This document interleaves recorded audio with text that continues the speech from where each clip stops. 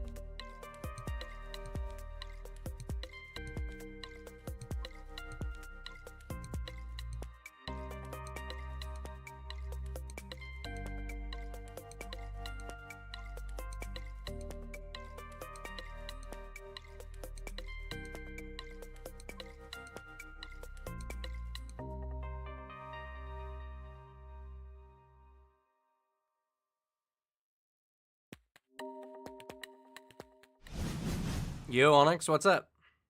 Oh, hi, greetings here we are. everyone, and welcome to PaizoCon Online 2024. We are back for another full weekend of panel discussions and Pathfinder and Starfinder games and show specials on Paizo.com. I gotta turn their volume partners up too. with big discounts, and wow, everything's coming up Paizo. So we are so glad to have you, Why especially can I if this is your not? very first PaizoCon.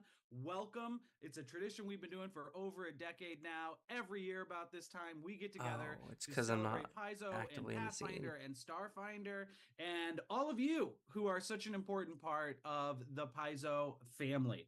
We have got a great weekend. Let me know how the volume is for you guys. We also have right now, you're watching it right now, the keynote address, the very kickoff event of PaizoCon Online 2024. And I am your host, Eric Mona. I am the publisher and chief creative officer at Paizo. And I will be welcoming you and saying sayonara at the end after we have gone through a presentation from many, many members of the Paizo staff coming in to talk about the stuff that they work on, the stuff that's about to come out, the stuff that just came out, and stuff no one outside Paizo has ever even heard of before. So strap in and get ready because we have got some exciting stuff to talk about today. But before we get into the keynote, I do want to give just a quick overview of some of the great stuff that's going on at PaizoCon. We have online panels and games and streams. You can check out the whole shebang at paizo.com/PaizoCon. That'll be where you go to check out how to get involved with the PaizoCon Discord, where we've got members of the staff doing AMAs right now and other Paizo fans from all over the world gathering to talk about their games, get mustered for actual games that are running on virtual tabletops all over the place. Speaking of all over the place, this year we have some live PaizoCons. You may be at one watching this right now. So thank you to all of our partner conventions in Meat Space all around the world. A special shout out to KublaCon, who has got a big PaizoCon activity going on right now. We're thrilled to be working with them. Great convention. Up until now, you've had to choose because it's always on the same weekend. Do you go to KublaCon? Do you go to PaizoCon? If you're in the San Francisco area, you can do both. You don't have to choose. You can have everything. Speaking of having everything, we have panels, we have live plays, we have all kinds of stuff going on twitch.tv/official Paizo. You probably know that because you're probably watching that right now. Or maybe you're watching an archive version of this on YouTube and it's too late. You missed it. Or maybe you saw it and you want to do it again. Great. Paizo is online. It's a little bit too energetic. Paizo.com/PaizoCon, on the Paizo official events Discord, at cons all over the world, on Twitch, and virtual tabletops. It's a cavalcade of Pathfinder and Starfinder excitement all weekend long. We also want to celebrate you guys in on some cool deals. Hopefully we're going to get some cool info in the opening now. All weekend long, and that code is PaizoCon24. Should be pretty easy to remember. PaizoCon 2024. Can I remember it? I don't know. PaizoCon 2024. Type that in, and it'll unlock some cool discounts on stuff like Seriously, who the spiked Eric sketch Mono's covers coffee? for Pathfinder Player Core and Pathfinder GM Core. 120-day retailer exclusive. We've got a few left over. 120 days have passed. We'll get them to you at a discount. We'll also get you some WizKids Pathfinder Battles miniatures. Those are on sale with the discount code. Paizo's board games like Goblin Firework Fight and Elemental Stones. Oh my gosh, a discount. We also have backlist Starfinder products, backlist Pathfinder accessories. There are hundreds and hundreds of products that are unlocked with a discount code of PaizoCon 2024. I guess, I don't know, I haven't seen him on live, Paizo.com. or I haven't seen him We stream also for a have bit. partner sales, so we've got sales going on. Last time I saw him was partners at PaizoCon, he WizKids. was a bit more chill. Drive-Through RPG's got a sale on, Roll20's got a sale on, and of course, everything on the Pathfinder and Starfinder Infinite websites over on Drive-Through, those are running discounts as well all weekend long. It almost seems like the whole planet is engaged in PaizoCon Online 2024, and I couldn't be more excited. We've had so many new fans and players come to check out Pathfinder, especially in the last year. We welcome you all. We hope that you are enjoying your time and you find a welcoming home here at Paizo, and especially this weekend at PaizoCon.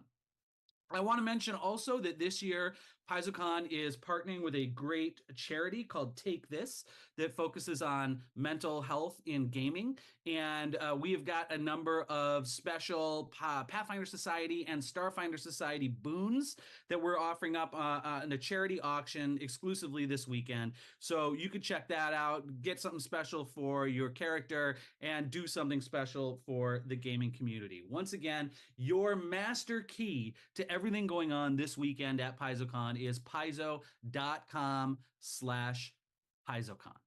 So with those preliminaries out of the way, let's talk a little bit about what's going to be happening over the next hour, hour and a half or so, and that is the annual PaizoCon keynote address. You're watching it right now. All you need to do is keep sitting there and listening, and oh my gosh, it's happening right in front of you. And what it is a parade of the folks who work on Pathfinder and Starfinder every day. And we are going to come on and in groups talk about the stuff that excites us, the stuff that we're working on, the stuff that's come out, the stuff that's about to come out. And there are even some pretty significant reveals coming your way in the next hour about stuff no one even knows about. There's probably people at Paizo who don't even know about some of this stuff.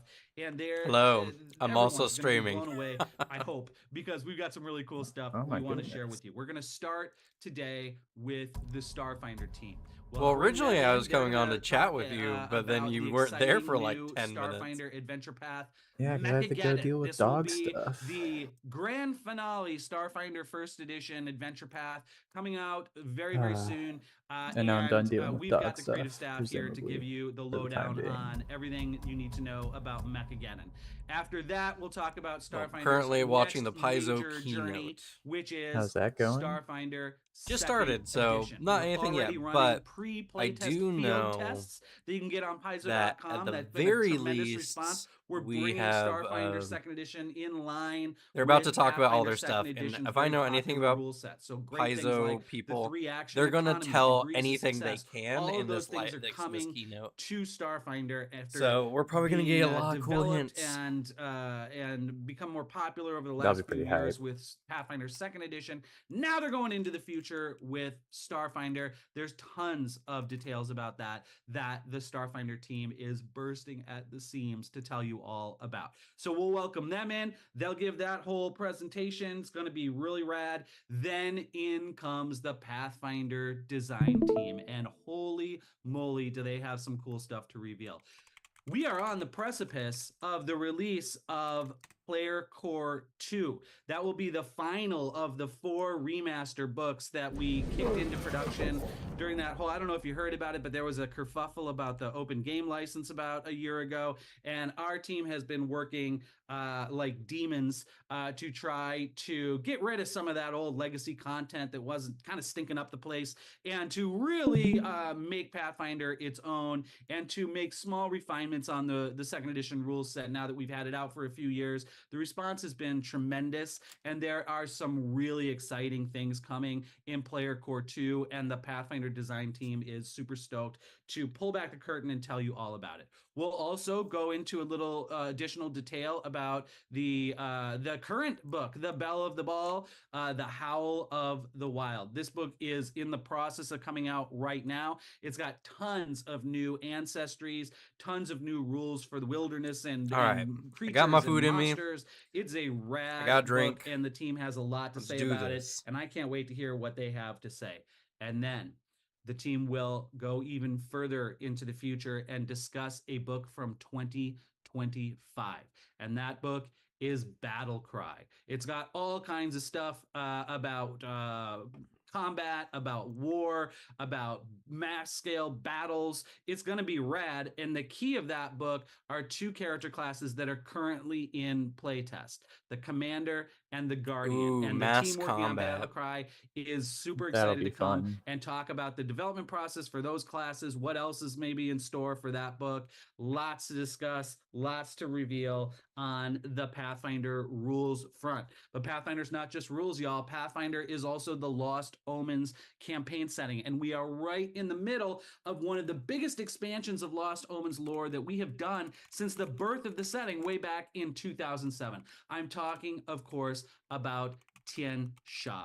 Our Tian Xia World Guide was released recently, and it is a fascinating look at the continent on the other side of the planet from Avestan and Garund, the bullseye of the Lost Omens campaign setting at the beginning. But the Lost Omens campaign setting is a whole planet, and it is high time that we bring the continent of Tian Xia to you all updated. It is Asian fantasy at its finest.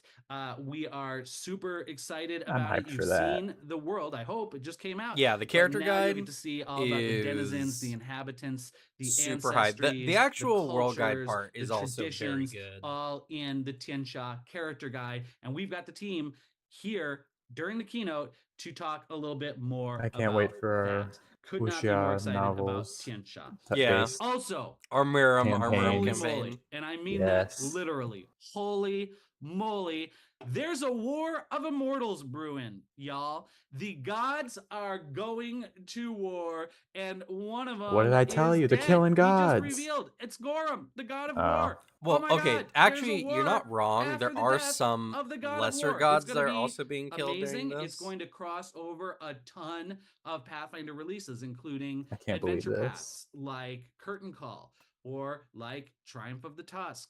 It's going to touch upon adventures like Pray for Death. It even is going to Pray for Death with looks like a very novel interesting adventure called path. God's It looks Reign really by cool. a very popular Pathfinder Tales novelist, Leanne Merciel, great friend of Paizo, former PaizoCon guest of honor. We're thrilled to be working with Leanne on a new Paizo novel, the first novel from Pathfinder in almost a decade, and it is going to give That you could be a pretty hype. ringside seat to all of the The tumult cover and art for the book excitement is of the War of insane. Immortals. And that War of Immortals is going to spill down the blood of the god of war across the entire planet, and it will unlock special mythic powers in key folks who interact with it.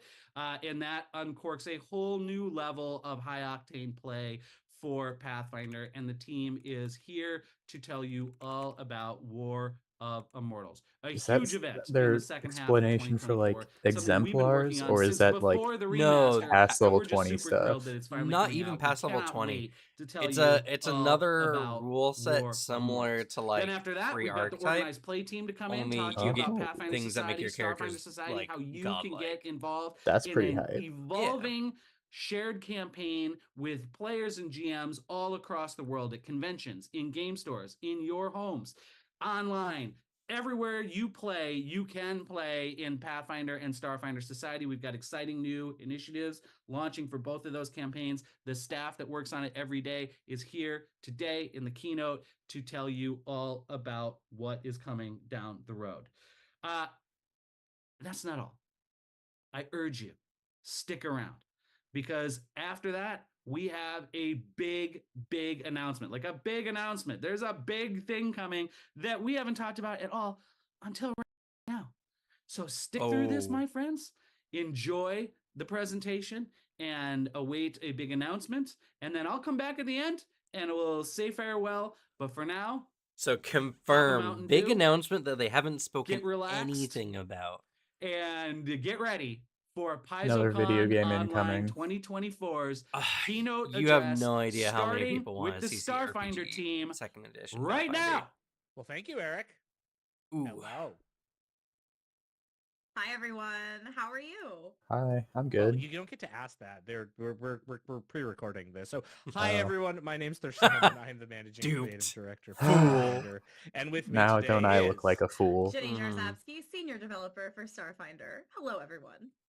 And we are here to talk about upcoming and actually just released products for the Starfinder brand. So, starting us off, Jenny, you maybe have a project you want to talk a little bit about, just a little. Just a little bit. I will end up talking to one of these two people at some point. So for a while now, you've all been hearing probably a Jenny lot of hype from about what I've been told, but we'll see. An upcoming and now fully out and available for sale on Paizo.com and at your friendly local gaming store. When you do talk to her, make sure to get her back for me for Starfinder tricking me. Yeah. And Mechagon is a 140. I'll give her a good one for you. You got to pre-record your intro and then come out after the intro and say you were fooled. Okay, I guess that's better than Assault. That's fair. When you play Mechagon, you'll be leveling up 2 characters, your hero and your own mech, which could be one of several examples provided in the mech catalog or your very own custom machine. We're going to talk a lot more about Mechageddon and do a deep dive along with the adventure. I really should look into Mechageddon, even though it's not going to be directly put into second edition yet. It looks really cool. You can also go on Paizo.com It's the and Pathfinder watch the trailer, Lancer. download the free player's guide to learn more about creating an adventurer or a hero suitable for Mechageddon and a mech too, of course. And also play through some free encounters on our blog. All of that is available on Paizo.com, as well as the book on sale. But yeah, we're super excited to start talking more about that because that is kind of us sending off Starfinder First Edition with a big bang and just something we've been working on for a long time. You can see this great art that we have here. This is not the covers. God. Cover's super awesome, and you can see that plastered all over Paizo.com, but that is pretty hype. I love the mech design from inside the book that I just really wanted to show off, and there's tons more of it as well. Yeah, it is a great read. It is a great adventure. Goes to the highest levels we've done before. Jenny, is it true that there are mechs that can transform into starships in this? It's true. Is it true that's kind of sick. That is pretty hype. Starships, it's true. Mechs. That's very Power Ranger. I really like that simulator in this. Oh, maybe not. Okay. Maybe not, but there are some interesting GM tools that you can use in this game. So if you thought that sounded cool, you might not be as far off the mark as you think. So you should really check out Mechageddon. Yeah, check it out. It's out. It's lovely hardback adventure path. All of our adventures going forward are going to be in this lovely hardback format. So look forward to more of these. Nice. Absolutely. But now I think we have to hand it off to ourselves. Hey! So over to ourselves. Hello again, everyone. We're here to talk more about weird our transition, but all right. The Starfinder I respect edition. it. As we've referenced before, our team's been working really hard on the second edition playtest rules. We're getting ready to ship those out to you and have those ready this coming August, which is so exciting. And we'll have a lot more announcements at Gen Con on that line. But we are going to be delving into the playtest and second edition a little bit more at PaizoCon Online this year. We're going to have a few panels. Right now, you should be able to see the playtest rulebook cover. Ooh, I really like the cover design. I love it's so good magenta. Oh my God, isn't it? Like, it's gorgeous. It's so great when we get to steal our concept artists. I do like the It's coloring like there. Dipping. I think that would stand out a lot on bookshelves, which I every so often. think is going to be its And strong this book is just full suit. of really cool spreads, like this one that you can see with our Skittermander. The Skittermander. Here. Playable Skittermanders, and this is really playable. This is a huge deal for us. We're changing up the layout of how some of these pages looks from, say, what you've maybe used to in like Pathfinder presentations of Ancestries. This is all by our own art director Kyle Hunter, who did a really good job with these. Here you can Yeah, see this Prisma. is very Maybe if you like second enhance, edition. you can find some stats. They even have the same all of that edicts and more is anathema and available stuff, so in that's cool. the playtest core rulebook, which 264 page softback book that we will be releasing at Gen Con this year, so this summer. And along with that, we will I wish I could go to Gen Con. I'd love to, some other products. man, but we'll life's also too be busy. releasing the PDF for the playtest rulebook for free online. I'll be And working that's on just Player because, Core 2 the still Starfinder at that playtest time, rulebook probably. is going to require the Pathfinder Player Core and Pathfinder GM Core, the recently remastered books. That's because we wanted to cram as much new stuff into the book as we could so that we could get as much testing without basically printing rules that you might then own 3 times. We're trying to get all of the new rules in here, test out the system so that for next year, 2025, we will be releasing all new Prime core rule books for a 2nd edition Starfinder. But really, we're looking forward to the playtest period that's coming up right now. Absolutely. And if you want to know more about that, maybe get some more spoilers and like sneak peeks into the playtest, you should stick around for the panel right after this keynote. We will be watching with the panel. Starfinder team, and we'll be talking a little bit more and showing off some more spreads and art, little goodies for you. Oh, 1 sec. Nostradamus is telling me something. Oh, Nostradamus. I think Nostradamus wants us to talk about adventures, something we haven't quite talked a lot about yet. Along with our playtest core rulebook, we will be releasing some playtest adventures. These are going to be 64-page softback adventures to go with the playtest. The first one, written by Paizo's own Jenny Jarzabski, who's right here with me. The first one is going to be a cosmic birthday, and that is meant for a first level party. You're going to see the cover right here for it. Sort of a comic book style. It looks gorgeous. I do like the comic book style. Very excited for the content of this. Do you want to tell people a bit more about this module, Jenny? Yeah, since you wrote it. Yeah, I just wrote it. And Mike Kimmel on the Starfinder team did an excellent job of developing it and making it the best it could be. Other than having this truly excellent art that is just, the gal and NB's day out on the battlefield, a Cosmic Birthday does something really cool, which is exploring a major setting event that starts out Starfinder 2nd edition with a bang. Specifically, that is us exploding planet Octurn and hatching something completely new and never seen before from the planet. And in this adventure, and yes, this is a slight spoiler, but it occurs at the very beginning, you experience this cataclysmic event as it happens on Absalom Station.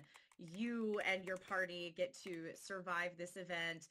You make a lot of friends and allies in unlikely places and weather the storm in a cozy but downtrodden little neighborhood called Little Akaton. Get a little time getting cozy with the locals. I think you'll have fun there. But in the end, of course, you have to save Absalom Station from further disaster. I won't spoil any more for you because it does get pretty weird. But yeah, if you're interested in being there when Starfinder as a setting changes forever, the playtest, the 2nd edition, get it? I see what you did there. Yeah, you see what we did there. If you want to be in on that and experience that for yourself as a character, please play this adventure. We had a lot of fun. I had fun writing it. Mike and I did a lot of work. I got to tell Alex about that and really just because if he wants to do lore stuff, I think that's gonna be huge. Hopefully will be good for you even after the playtest. Just a really good story to play through that will get you in and have that connection to Starfinder's lore. But also just, play it for cool cosmic horror and creepy monsters. Play it to go poke around in these extra cosmic horror Starfinder 2E. That would be pretty hype. It sounds really good. Place in the neighborhood. So yeah, please check it out. We'll have more about that in the panel too. Yeah, but that's not our only adventure, is it? God no, we have plenty more. What else? What else do we have coming up? Well, somebody else who's here wrote another adventure. It's called Empire's Devoured. It's a little bit of a higher level romp, and it was written by our own managing creative director, Thurston Hillman. Hello. Also, look at this cover. Let's look at this cover art together. It's I am so happy with this cover. Oh my Man, goodness. they're slapping with these Starfinder cover fans arts. may recognize They're Yeah, on Starfinder roll. art NPCs really on the hits cover hard. here. Holy These moly. are two NPCs who've had some prominence. Technomancer. Crisis event and Ports of Call in first edition. But now, Empire's Devoured, much like Cosmic Birthday before it. This is an adventure that's going to be a setting event. It's really going to put the players and their characters into the throes of a major setting event. This is a higher level adventure. This one's going to start at 10th level. This is intended for us to do some play testing of a bit of higher level content, get us a bit of a bird's eye view at some of that higher level elements of the game. And this is going to set the scene for something that's going to be very prominent in second edition, a war between the Aslanti Star Empire and the Veskarium, and we are going to see the first salvos of that being fired. Ooh, in this interesting. adventure. Really, there's too many spoilers to go into right now. We'll be talking a little bit about it in our subsequent panels, but this adventure is going to release in October, so 2 months after the sort of Gen Con release window with Cosmic Birthday in the core rule book. This will be the third of our physical products that we're releasing for the playtest period. And much like Cosmic Birthday, one thing we do want to say about the modules that we are doing here is we're trying to take a little bit of a back step from doing stress testing. You're not going to see like wave encounters or really like hardcore stress testing of certain types of mechanics like the fight until you die type things. We have a system with the Pathfinder 2nd Edition engine that we know works. What we're testing are the components in there. So really we want these adventures to feel like the types of adventures that you're used to from us here at Paizo. Really strong narrative, entirely new art, everything really just focusing on these setting events, but being evergreen. So we really hope that these are going to be modules you're going to want to come back to and play even as the new edition starts off. So those are all going to be released, in that window. But along with that, we have another little fun thing to talk about. Actually, I've got a copy of it here, but you're going to see it on your screens.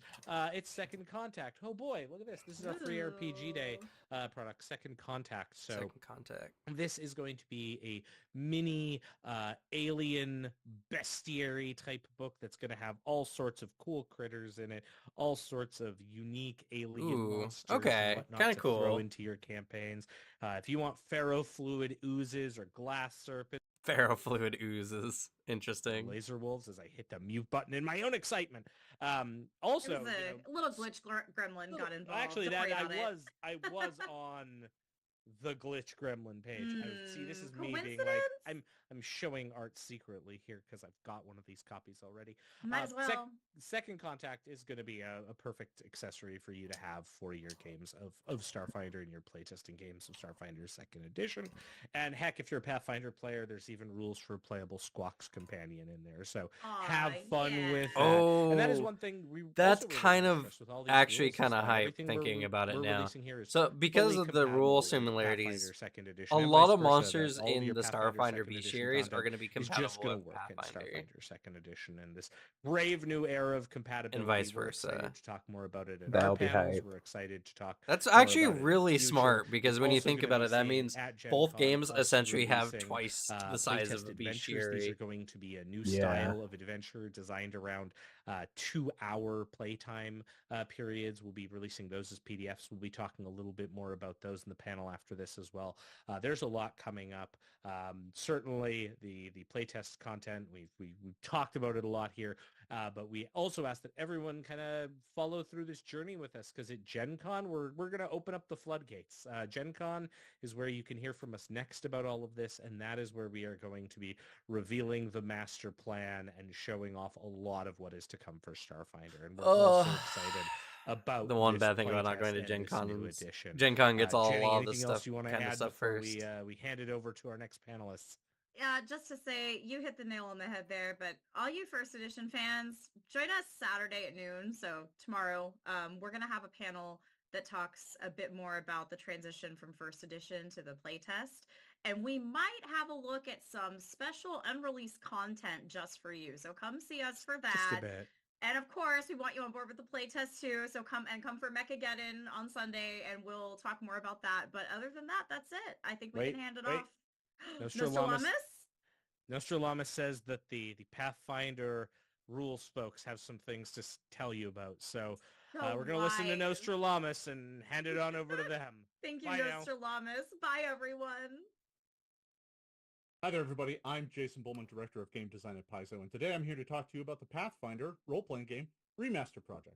You know, early last year we had a bit of a challenge with the open game license, as some of you may have heard.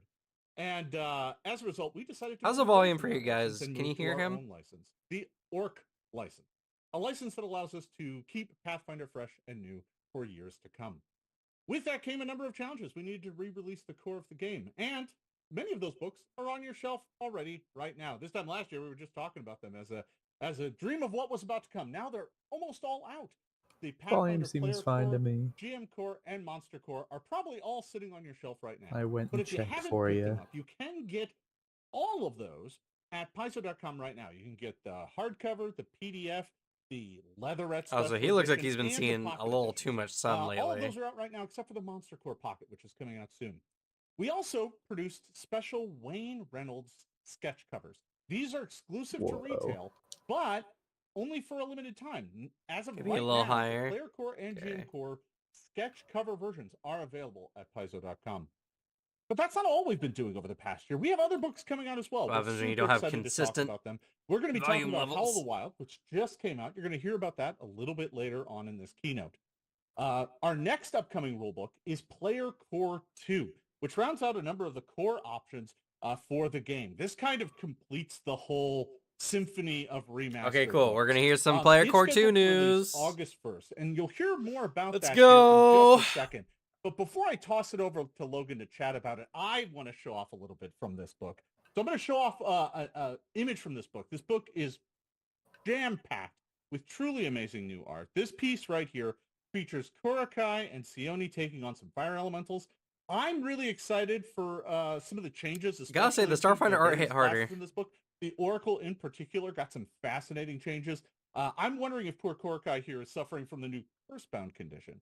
You'll hear more about that later. Ooh, okay, so curses have been reworked that a little really bit. might slow him down. So I guess you'll just have to wait to find out more about that. But next new up, curse-bound I'm going to toss it over to Logan to talk more about Player Core 2. And then he's going to toss it to Mike Sayer a little bit later to talk about War Immortals and the Battle Cry playtest. Logan, that'll be fun, having more curse stuff. All right, thank you, Jason. Yeah, I'm going to talk a little bit about Player Core 2 here. This is a very exciting book. Oh my god, I got to turn the volume up again. Work in putting all this remaster together, and we're really looking forward to people very soon getting to kind of see the complete picture, get all their player options. This is kind of the big player option book. If you played before the remaster, this is pretty similar to Advanced Player's Guide. You're going to get a little bit more of everything: ancestries, classes, archetypes, feats, spells, magic items. That's going to just like round out your options for your characters, remaster some stuff in some really cool and fun ways. And first off, I want to talk a little bit about the ancestries, which will appear on screen magically. These ancestries are the remaining ancestries that originally appeared in Core Rulebook, Advanced Player's Guide, and the Lost Omens Character Guide, and one little extra, which is the Trip Key, who originally appeared in the Longi Expanse book from the Lost Omens line under the name Ripley. And this is updated, more froggery. All these classes are I thought they were Yosoki, first of all, and also that's horribly misspelled. That the Player Core ancestries got, this is pretty similar. You're going to get all kinds of cool stuff kind of all compiled in one place. Well, do you know it's a new ancestry called Raftok?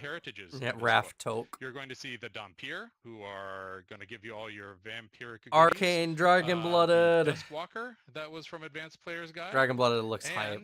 Check out this images of the Heritage. I'm also pretty happy about Duskwalker. Selection. You'll also see the Dragonblood, which is a brand new heritage. Luis Losa, who's kind of our resident dragon master for the remastered dragons, oversaw the creation of this versatile heritage.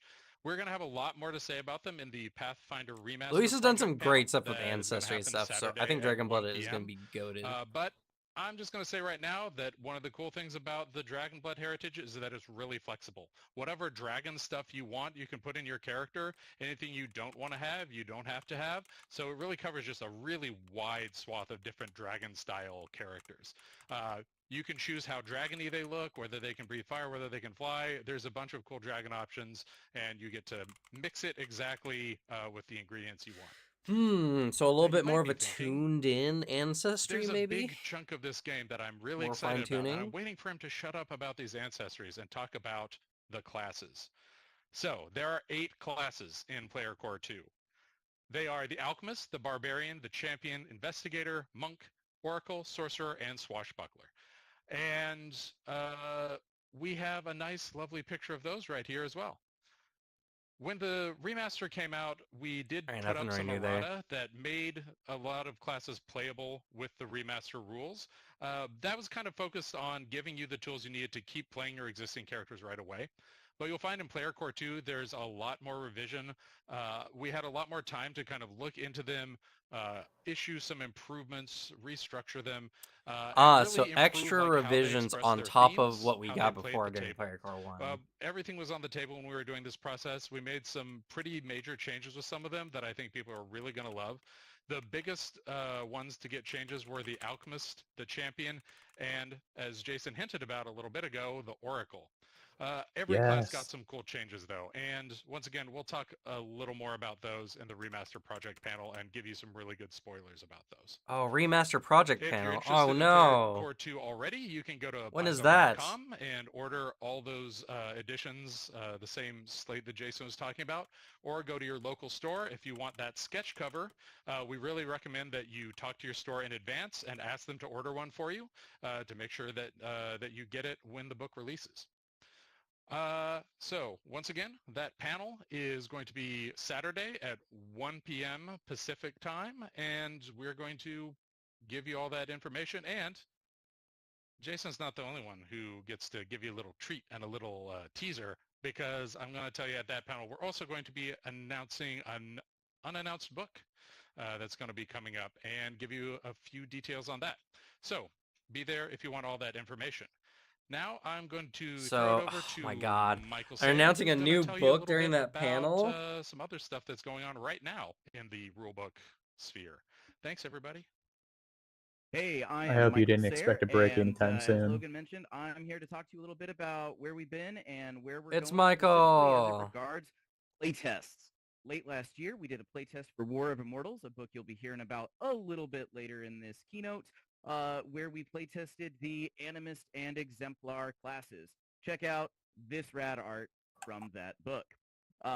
You should be seeing a picture of that's kind of cool. Animist Samo and her good buddy, the iconic Exemplar Nahoa, doing battle alongside some orcs against an undead horde, and that speaks to both the ongoing story that we have for War of Immortals and a whole bunch of other little things. That Pathfinder Project Remaster is tomorrow at 1. That playtest was awesome and amazing. We have I'll probably cover it too. And participation from you all, so we love you. Thank you so much to all of our playtesters and customers who participated. As a result, you're going to see some cool new expansions, a bunch of new icons for the Exemplar, as well as some new animistic practices for the Animist, where we completely revamped the subclasses that people weren't super big fans of in the playtest and replaced them with something a lot more flexible and interesting. The War of Immortals playtest, we thought was a big record-setting deal. We had some really cool numbers. I'm going to throw one at you. Over 17,000 characters were built in Pathfinder Nexus, the character building. Wow, 17,000. But it got even crazier because we have a playtest Not nearly going enough. right now for Pathfinder Battlecry, an upcoming book. And the one thing that you know about this book that we have shared with you so far is that it contains the Commander and Guardian classes. Those classes have been blowing it up. We have already set record numbers of downloads. Y'all busted through the ceiling that was set with the original Pathfinder beta over the entire course of that original playtest that kind of set the stage for everything this company would be. In 4 days, Battlecry surpassed those numbers by the tens of thousands.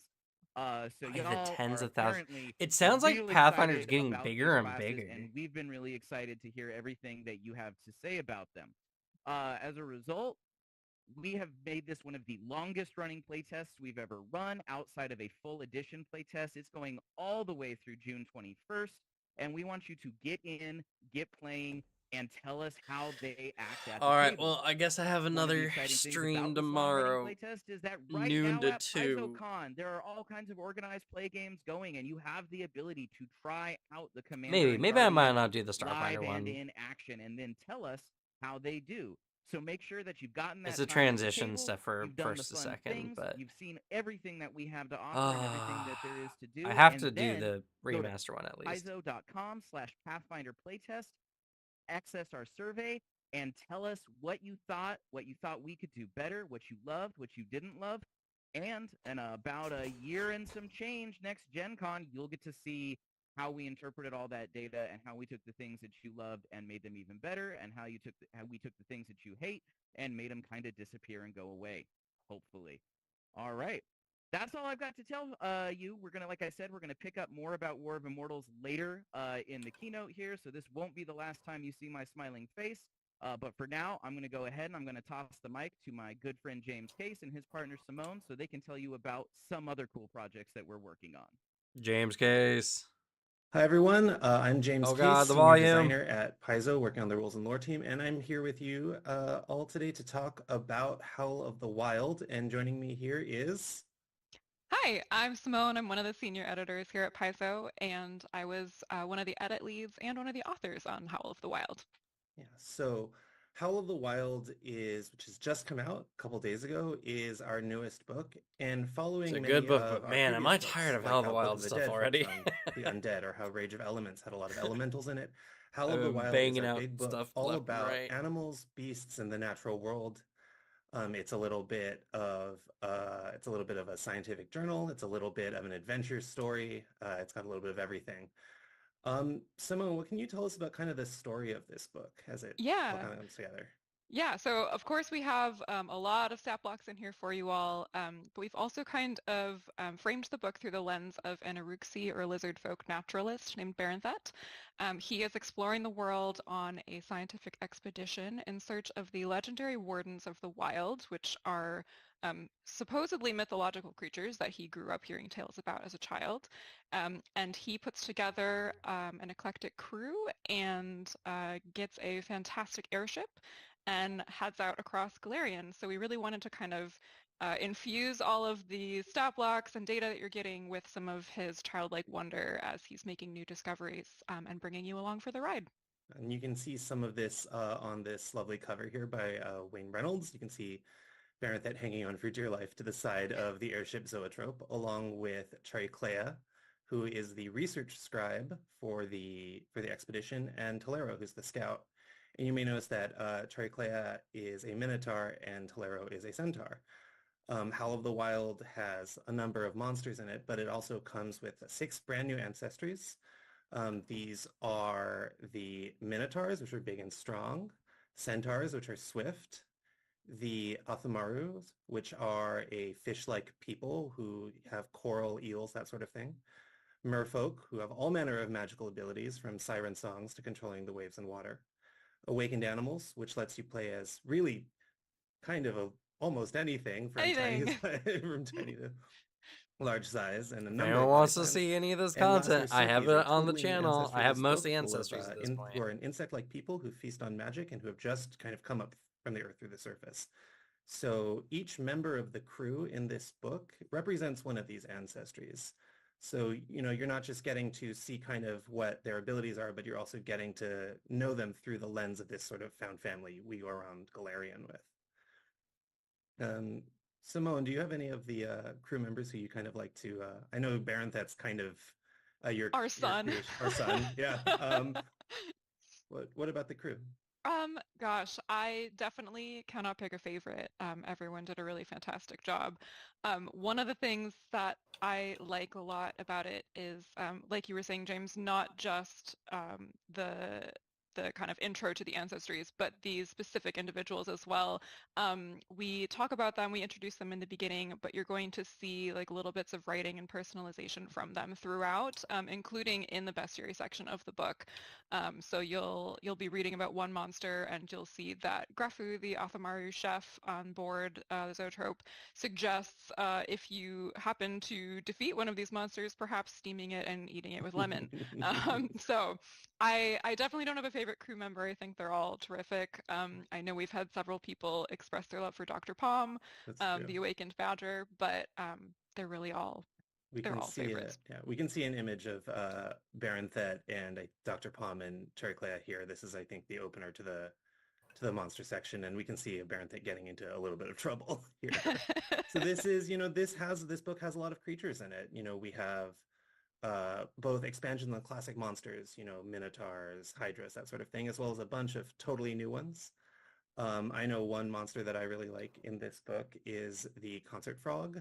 It's a kind of a big frog inspired by concert frog, such a weird frog. Mouth-brooding frogs, and it has just 3 little froglets that sit in its mouth and sing songs that can kind of buff its allies with various effects, as well as the hardhead mole, which is a small little mole that hangs around in gnome burrows, and its head lights up with fun lights when it's hit. It does have resistance to bludgeoning, so it's not getting hurt, but it's a fun little pet. I wanted to highlight a couple of creatures that we have in here very quickly. One that PCs will either love or hate is the gold-eating marp. We also have the gem-eating or carrying Talden cave squirrel, and then we have the PC-eating mammoth landstar, which is 8 to 12 feet in diameter and is a relentless land predator, but this is the one that Greffu suggests eating with lemon, so it might be worth encountering. And of course, imagine eating an actual starfish. There's all sorts of other options for your PCs inspired by them. It doesn't feel good to chew. Archetypes around using claws or I can't deal with shellfish normally, so some new witch patrons I know that Simone worked on that give you a bit of that power of the wild, or even new gear. You can make. So if you all witch players moaning because there's just feathers, you can make nothing but primal witch patrons, really. That sort of thing. So this is a really fun book. It's full of all this wonder into the natural world. Really, we hope that kind of the love that us and a bunch of the authors have for just all of the wacky things animals can do in our real world carry over when you add in that Pathfinder magic to it. The book is out now. You can go check it out and let us know what your favorite animal is. But for that, I'm going to pass the baton to my coworker, me, next to talk about Tian Xia. So have a good con, everybody. Thank you, me, for introducing me into this panel to talk about Tian Xia. I'm James Case, senior designer on the Pathfinder. She looks like she's about and to I was the design lead for the Tian Xia project crying alongside my almost. colleague Eleanor. Hello, I am Eleanor Farron. I am a senior developer, and I was the development lead for the Tian Xia World Guide and the Tian Xia Character Guide. Yeah. So, maybe we can get some character guide stuff. Eleanor and I have both been very excited about for many years now. I This can't is our wait. big look into Asian fantasy and folklore and mythology. And unlike a couple I'm of so the hyped regions for we've done this, so far, the whole we setting. have 2 books on the docket now. One is the Tian Xia World Guide. The only thing I'm which worried just about came is that out, when we play, in I'm going to be April, like, oh, we're and the playing a other is the Tian Tian Xia Xia Character setting Guide, which campaign. comes I'm out going this to August. go all in, and The then I'm going World to Guide show is up our to big the lore a and party setting of book, and the Character complete Guide noobs to the will be type our of player story. options book. So, Yeah. Eleanor, It's do you just going to want be to like, start oh, us off talking about the I'm World out Guide? of place. Sure, Cultivation the World Guide is a what? lot like the Enlightenment who? Pathfinder World Guide, or for those of you who are older fans, Why do we the have to University World read Guide, but it is for verses? the continent of Tian Xia, which is inspired by Asian culture. And if you want to get a good look at all the countries that appeared in the Dragon Empire's Gazetteer back in Pathfinder First Edition, I bet or if you're Paizo will just let me play a interested in minor Asian clan. fantasy in general, They you probably can would, check yeah. it out. And one of the biggest cities that we Never play Legend of have Five Rings showing up again. in this We book got is Pathfinder. Yoka, which a lot of you might No, remember from I have a cool character. Fist of the Ruby Phoenix adventure pack. And those of you who played through it may know that some things happened in Goka as a result of that. And this book is an update on how that all resolved and came out. And it's also a Thanks, good Gwei, for the sub. view of Tian Xia as a whole, because Whoa. much like I know that person. big cities in the real world, lots of people want to go there if you want to be anyone. So you can find horse riders from Hangul, or very attractive Korean men who sing in boy bands, or pottery makers from Hwangat. Yeah, we have really we had such a large author pool for the Tian Xia World Guide and for the character guide as well, and really kind of from all walks of life, from people with different specialties, whether that's something academic, or whether that's some cultural knowledge, or even people who speak a lot of languages. Does she look like she's always about to cry? Contributed to kind of naming everything in ways that are She's as someone who's been a part of a development team, I get it. But, we unfortunately can't go through every region here, just because it's such a large continent. But Goka is a really good snapshot into this kind of cosmopolitan view, of Tian Xia, and it's rebuilding, and it has stuff from all over. You have sparkle tea served in kopitiams next to arcades where students maybe spend their time playing alley bashers instead of maybe studying for their tests. It's a good. Maybe she's shy. She might be. And of course, this book also comes with a look into the various deities and monsters that you have in Tian Xia. It's crazy to think that I've spoken to about half the people we've seen so far. Some of them are here on from stream before. The NOC that maybe take on a slightly different form in Tian Xia. Like Pharasma is depicted. Just means you're in getting kind of Judge of the Dead large. Sense. Odessa may be depicted as a giant moth. But we also have some new deities. I personally. Oh really no, like they made Megara and Mothman. through the gods of lovers and rivals, who are always in competition. Do you have any deities you particularly like? Lady Jingxi is there, who I think a lot of people like and sympathize with because her husband sucks. But she's also got her own specific thing about the beauty of God, I hope she's not married after this one. But also her husband sucks. And a lot Goes of people, back into the other room and to see her husband going, all right, great stream. He's like, yeah, there's just one part I wanted to talk to you about. What about husband sucking? Why did you say this goddess was really relatable? The World Guide, it's out, and it has seems like she just had some problems, which is inspiration for characters. Maybe you'll want to have a character of your own that comes. I don't know what to say. Or might have lived there, or might I hope it's not that relatable, please. There's really any way to approach it. Probably not. And for that, we have the upcoming character guide, which we'll be talking about a lot this weekend, which comes out in August. Character guide. The character guide has a lot of new player options in it, from new backgrounds.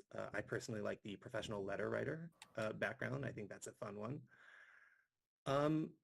But one of the big things coming is, again, 6 more ancestries. We're publishing a lot of ancestries this year at Paizo. 6 more ancestries. And we'll be talking a little bit about where you can see some information on them. On some of them later. But one I think we want to talk about right now is the Wayang. So, Eleanor, what are the Wayangs? Well, they're based on this type of real-life Javanese and Southeast Asian shadow puppetry. And unsurprisingly, the Wayang in our setting are from the plane of shadow, the Netherworld. They kind of hyped to get their Netherworld ancestry. Because the Velstrax came into the Netherworld, and the Velstrax aren't good neighbors. So they decided to check out this other place they saw that was full of shadows. But turns out that was just Galarian after Earthfall, when the meteor kicked up all the smog and ash and everything. Eventually the skies cleared up and the Wayang are like, oh, well, this sucks now. But they decided to stick around and help people because they believed that everyone should be free of really sucky things like Velstrax or anything like that. And Zon-Kuthon and the Velstrax also have a presence on Galarians, so they want to sort of prevent that in every plane of existence, not just their own. And they're very interesting. They sort of take on roles kind of in the same way that shadow puppets do. Like they can do specific dances or channel that kind of it was really cool to go back into, so the Wangs came from first edition. We have some ancestors that are totally new in this edition as well, but the Wangs are one of our returning first edition ancestries, and it was really cool to go in and give them a lot of very specific feats using that, more robust second edition architecture. They have something called Dance of the Jester. You'll see this recurring theme in their abilities where they use specific dances to affect the shadow of themselves or their enemies. The Dance of the Jester lets them control their enemy's shadow, which means that they can puppet their enemies around by dancing. Ooh. It's a fun one. They also have a number of abilities revolving around a pusaka, which is a sort of ancestral heirloom that has a spirit in it, and it has magical abilities of various kinds that the Wayangs can uniquely activate, leading up to one of their capstones called Sever the Dreaming Shadow, which cuts the opponent's shadow away and turns it into, a shadow spawn that tries to run away, and as long as it's doing that, the opponent is in a dreamless slumber. So good fun stuff there. We also have a number of expansions of existing ancestries, whether that's a new heritage for puppets that draws upon Skumogami, whether that is some of the new sprite heritages coming out. Ooh, new sprite heritages. We also, of course, have some That'll new be hype. player options, archetypes, and that sort of thing. So, Eleanor, there's one we're going to talk about today. Well, yeah, we've mentioned hybrid magus studies, but we also have an archetype known as the familiar master. It's the familiar sage, but you can connect it into the familiar master archetype as well. Familiar sage archetype. And this draws Now, on this could be hype. a lot of magical traditions in East Asia where these people would summon up powerful spirits and have them do their bidding, and that was sort of how they did their magic or something, assuming you didn't screw up and your familiar didn't eat you. Well, the archetype doesn't let your familiar eat you unless you talk to your GM about it, That's but it does lame. let you do cool stuff. Like, Cam, I will believe you have my can familiar eat merge me? with your familiar Sure. to turn into a phoenix, Yes. or something like that. Yeah, I think that this, I really like this art here. It seems very kind of Onmyodo kind of inspired. This really leans into the kind of the magical side. That looks so hype. Being a magical beast. You have abilities like, I think this one here is called That is Seal of the pretty Golden dope. Dragon. It lets the familiar wrap itself around you and share resistances to protect you. You also have things like lightning rings, where the familiar turns into lightning armillary, goes around you and adds electricity damage onto things. And as Eleanor says, you can also use blazing conflagration to turn into a giant phoenix with it. We also have some new specific familiars and animal companions kind of coming with this in this book. I know there is some papercraft familiars that I think go with this theme very well, and there's some other stuff like the, what was the crab, Eleanor? Oh, the durian crab? The durian it's crab? a crab that rolls up into a Durian ball, crab. and you can kick it at people, and it will bounce off them like a great big volleyball, but with spikes. It's good fun. amazing, and I love him. We will have a panel talking about all things Tian Xia later this weekend, during which we will focus a little bit more on the archetypes instead of the ancestries. And you might ask, well, why aren't we going to talk about the ancestries? And that is because you can see them in action for yourself. Our partner Stella Luna will be having a special stream of the Mountain of Sea and Sky Pathfinder Society scenario, a Tian Xia scenario, this Saturday, May 25th at 6 p.m. Pacific, Twitch TV/Stella Luna for Asian American Pacific Islander Heritage Month. The World Guide is out now, and you can pre-order the character guide. So this is a great time of year to be looking into. Or you could be, an awesome Asian YouTuber heritage and culture. So if you're interested, we highly recommend you check them out. All Come right. back, check out that. Flex on me, why don't you? You will definitely see some fun Tian Xia character guide options. Get dunked on. Other than that, I think next we're going to talk about the War of Immortals. So I'll pass things to my colleagues to talk about what it's like to kill a god. Hey, I am Mike Sayre, and I've I'm always here to wanted talk to know you what it's all like to kill a about god. War of Immortals. This is a key book that is part of a massive interlocking event that we've worked with a number of partners, both within and without the company on. Here today with me are my I'm gonna try to go to the bathroom real quick. Tell me if anything companions comes in up. this endeavor: Mark Moreland, Luis Loza, James Jacobs, and John Compton. I'll be getting us rolling here, though, and assuming that my artomancy has worked correctly, right about now you should be seeing the cover of War of Immortals. What you are seeing here is the two new iconics, Samo and Nahoa, the Animist and Exemplar, respectively, in a pitched battle against Cezuriel, the Apocalypse Rider of War. This is an event that actually takes place during the hardcover rulebook, War of Immortals, at about the midpoint of the book. So let me back it up a little bit by telling you what this book is. War of Immortals is an expansive rulebook introducing 2 new classes, several new class archetypes, a slate of mythic rules, which I will talk about in just a moment, as well as some awesome new mythic monsters. This book is set in the background of the War of Immortals, an actual in-world era that starts with an event called the God's Reign. Trigger Artomancy, you should see Gorham dying, blood raining down from his severed armor, and a bunch of people down below screaming in terror. If you're not seeing that, picture it in your minds. This event is actually precipitating, both literally and figuratively, for our iconics, as Nahoa, the Exemplar, is battling a demon bird in the sky. He is struck by some of this raining blood, which infuses him with both his deific powers as an Exemplar and also a calling. What's a calling, you say?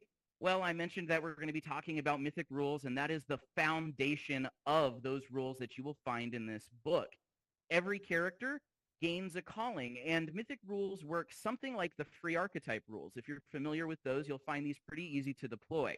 At some point, early on in your story, typically, the characters will come in contact with an event that imbues them with mythic power and a calling. Some of these callings are going to actually speak really well to all different kinds of characters. 2 that I thought were particularly mythic monsters. That's not technically also have new. the battle cry playtest And it's going too on cool right art now with the Guardian and Commander classes are the Guardian's calling and the Sage's calling. Somewhat coincidentally, but not that coincidentally, these 2 callings will work really well with characters who either want to guard their allies or leverage their knowledge to increase their own power, and go forward and affect the gameplay world directly. Mythic rules use these mythic callings to lead into mythic feats that sit on the free archetype framework. And one of the identifying things that they give you is the ability to use abilities at mythic proficiency. This is a proficiency beyond legendary that allows you to add a spectacularly huge number to certain thematic roles, and tell the GM, well, I'm going to do that. I'm going to do it really, really well. As you gain in power, you'll get to higher levels, and Looks you will like unlock Akachek is the killer. destiny. These mythic destinies give you a cool, new, deeply flavorful set of abilities. Yeah, we got We've the talked a art little bit for about a couple of them before. the God the Boy one that I decided dying. I was going to tease today was the Prophesied Monarch. This is for a character who wants to be something like King Arthur or some other legendary ruler who is going to gather their knights around them and take off into the world and build a legend for themselves, changing everything they touch along the way. A prophesied monarch might not necessarily be just a guy with some knights, though. We talk a little bit about how this could also be a pirate captain with their loyal crew or other various configurations thereof. So you will get to experience these rules and learn a little bit more about them as we go forward, but that's kind of the basic foundation that War of Immortals presents for you to work from as you learn a little bit more about this game and this new subsystem we've introduced. What are mythic rules without mythic threats, though? That's an excellent question. I'm so glad I asked it. Let me tell you a little bit more about that. We introduce mythic monsters in the latter portion of this book. These are monsters that are exceptionally unusual and powerful threats with abilities that go entirely outside of what you might expect in big and flashy ways that will require mythic heroes to refute them. We did not change the level scaling of the game with these mythic rules, but an 11th level mythic monster will end up winning a fight against an 11th level non-mythic monster pretty much every time, because the abilities and the options they have just go outside of the math framework into the game, and it is some cool and wild things. For example, one of my favorite mythic monsters is the Immortal Trickster. He is an ancient entity who associates with ravens, coyotes, and foxes and things. One of his abilities is that when he would die, he actually just swaps places with any other fox, raven, or coyote in like 100-mile radius around him, so he's really hard to pin down and actually finish off if you get into a fight with him. And that's the kind of wild and crazy stuff that you will have to learn how to overcome, leveraging your mythic abilities as you go through the game. So this is an awesome new set of tools. It was created by a wonderful set of people. In particular, I want to call out my fellow cover authors on this project, James Case and Leanne Merciel. James Case wrote the Exemplar class and some other cool tools that you'll find in here. Leanne Merciel also made some cool contributions like the mythic kaiju Agira, who you can actually fight, something we have not let you do against a kaiju before in the game up to this point. And she wrote we get to fight kaiju now. That frames this entire book. But that's not the only thing she wrote. So I'm going to go ahead and toss the mic over to my companion, Mark Moreland, so he can tell you what else Leanne has been up to as we've worked on this project. Hi, I'm Mark Moreland. I am director of Hi, brand Mark. strategy Right through at that Paizo. cut. And for the last, He was excited to get into it. Well, Yeah. call it 5, That's the 6 God's years, Reign cover I've behind really him, been by a the way. It's kind of champion hard to see for because of fiction, pixelation, but on the Pathfinder side and Starfinder as well. But we don't have anything to announce about Starfinder fiction today. Anyway, we haven't done any novels for about 6 years.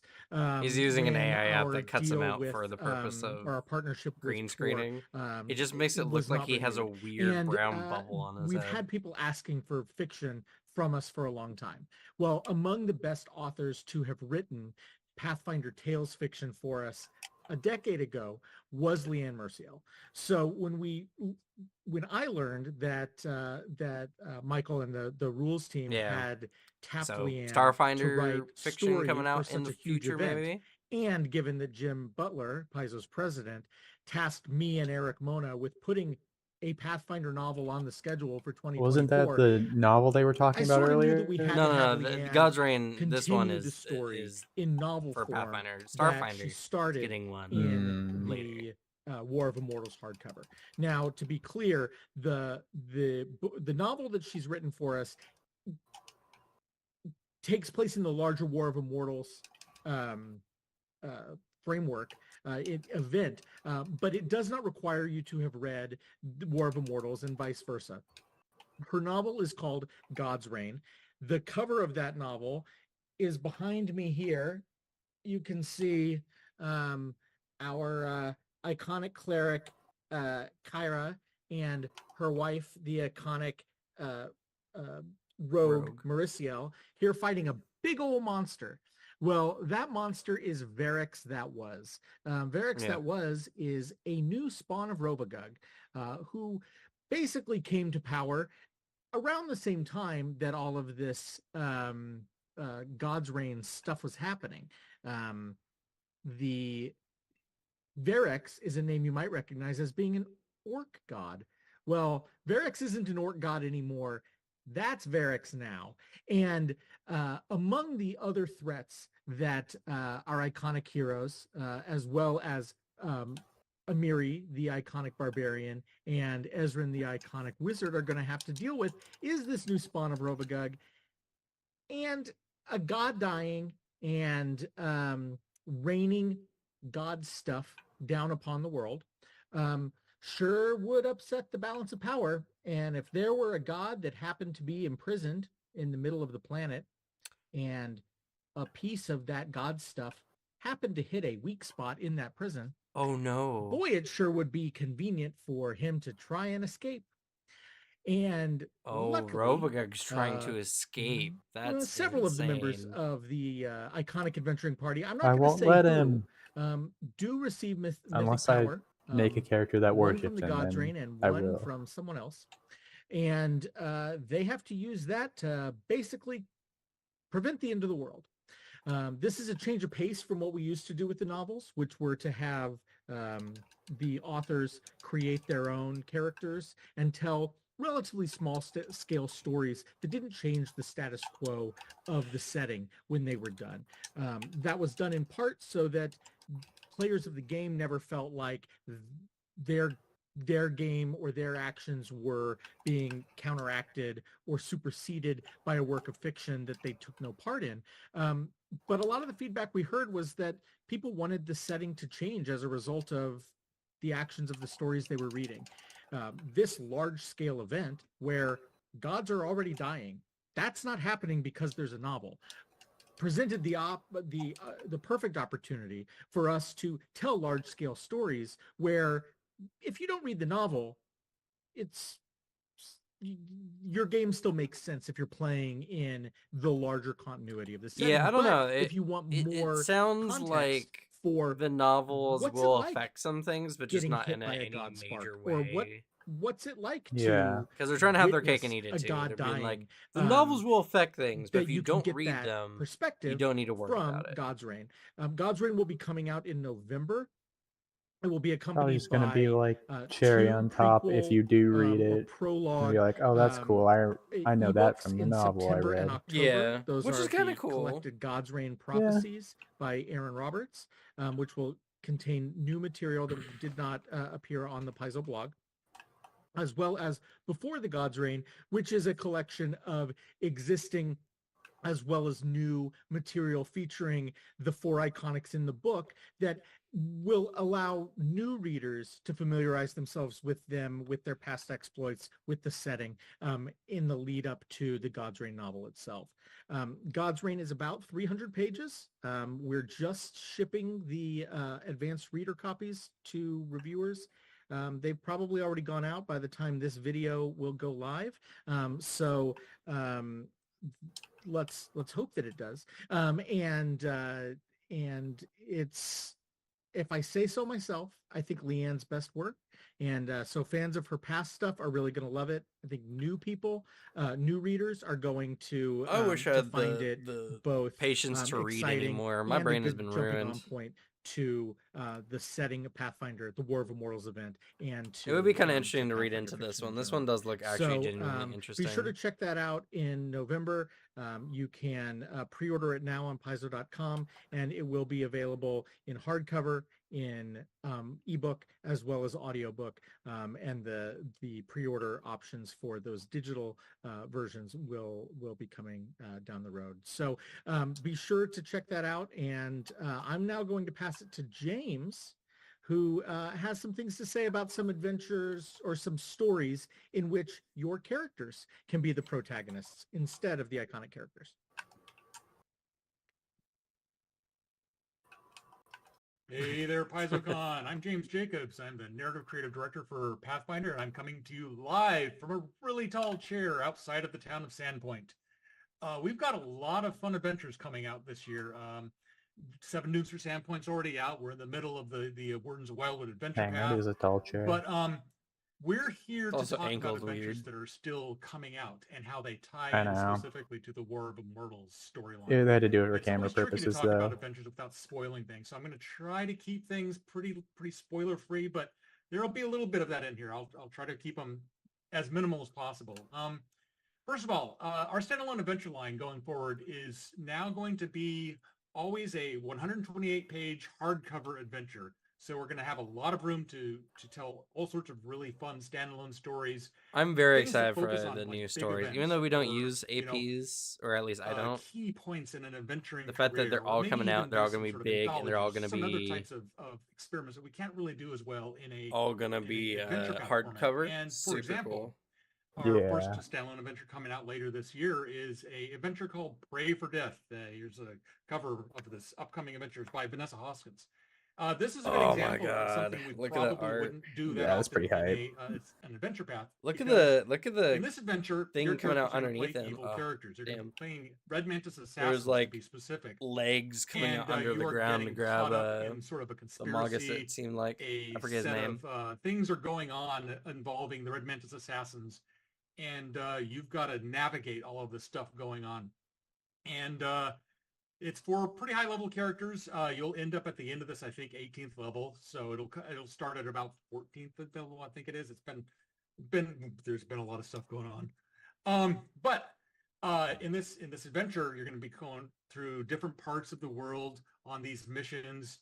While it is for evil characters, it's not one that you're going to be reveling in being mustache twirling vile people, but you're assassins being hired to go kill someone.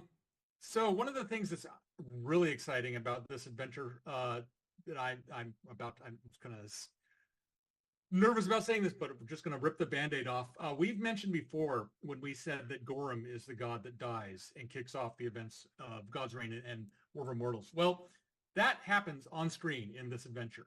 I'm not going to say where, I'm not going to say how or what happens, but if you play through this adventure, your player characters are going to witness this event that kicks off the entire storyline to follow. That's pretty high. So Pray for Death has the death of Gorham in it. Than just that. So that's Pray for Death. We'll have more to talk about our standalone adventure lines as the year goes on. We'll maybe talk a little bit about it later on in PaizoCon in different panels as well. But in the meantime, now that we know Gorham dies on screen in Pray for Death, we can move on to the adventure path line. The next adventure path we're starting in the middle of the year, around Gen Con, I believe, is Curtain Call. Curtain Call, yeah. The first cover of that here for you to check out. Curtain Call is a high-level adventure path, starts at 11th level, goes all the way up to 20th level. And the idea of Curtain Call is sort of different than what we've done for a lot of our adventure paths. I've kind of joked around that this is the closest we come to an adventure path where you can almost finish the entire thing without ever rolling for initiative. There are honestly a lot of fights in here, but the idea of Curtain Call is that you are a group of adventurers who play through something from 1st to 10th level. Maybe it's Abomination Vaults, maybe it's some other campaign that you built on your own, but whatever it was, you have established your characters as being heroes of the region. And I'm kind of hyped to hear about that. So an adventure path where combat is not necessary. You know, it'd be pretty fun if we made an opera based on your adventures with you helping to write it, to produce it. Maybe start, maybe not, but just like I would like to see that be done. So this is I say we play through it with a pacifist party. Yeah. Put on, produce, and make it a challenge to actually do it. See if it's true. And again, this is a 3-part adventure path. It starts at 11th level. The first volume is Stage Fright, written by a fan favorite, Richard Pett, who has been writing adventures for us since the very second volume back in Rise of the Rune Lords. Second adventure written is Singer, Stalker, Skinsaw Man. That's written by Kendra Leigh Speedling. That's an adventure that is probably the longest of the 4 because it covers 4 levels. And then it wraps up in Bring the House Down, written by Sen HHS. Now, while you're putting on this opera, there's going to be a lot of whimsy and fun times and stuff like that because, you know, going off to do theatrical productions, there's all sorts of shenanigans you get into. So that'll happen for sure. There's also going to be some serious times going on here. And some of that is, of course, this God's Reign, War of Immortals thing we've been talking about. When Curtain Call starts, none of that has happened yet. So you're going along in your adventure, and at some point during this 10-part adventure path, God's Reign happens. Gorham dies. Okay. Things go crazy. Things get wild. And how that impacts your ongoing quest to just put on a fun little opera is a big part of what this story is exploring. And so the whole Gorham element isn't going to be front and center in this adventure. It's more about how those events impact the world, how those events impact other gods out who maybe aren't killed, but some other weird things start happening. And it's going to be something that we're going to keep doing as we go forward. War of Immortals is a bigger event than one adventure or one novel or one rulebook can contain.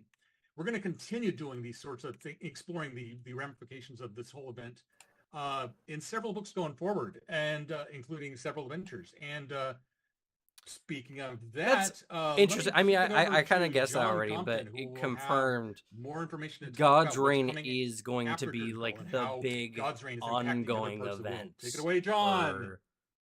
Hi, folks. A good portion I'm John of Thompson, second edition. Senior developer at Paizo. I work on the AP line, and specifically, I want to talk to you a bit about one of the adventure paths that's coming up, specifically right after Curtain Call.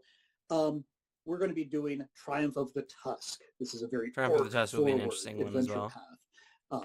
Takes place entirely in Belgium. You know what's so weird though, that all this is happening and yet the Whispering Tyrant, who is kind of like set up as the BBEG, unlike the adventures that James just talked about, has not been mentioned rather once. than this being something where you're going along, you're doing not that important. No, not at all. Apparently, God's Reign.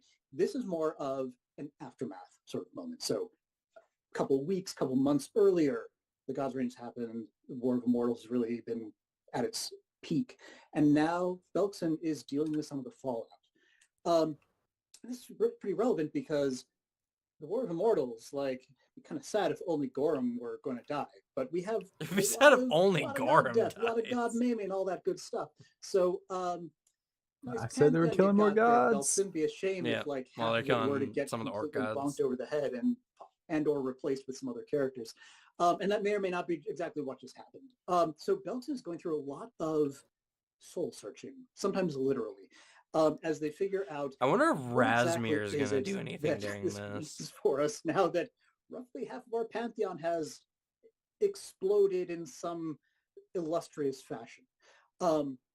But also we have a couple of other things happening. Like you may know that Grask Uldeth was this orc visionary who was in control of Belkzen about 5 years ago or so, and was kind of starting to open it up. He died horribly. Fun trend in Belkzen, apparently.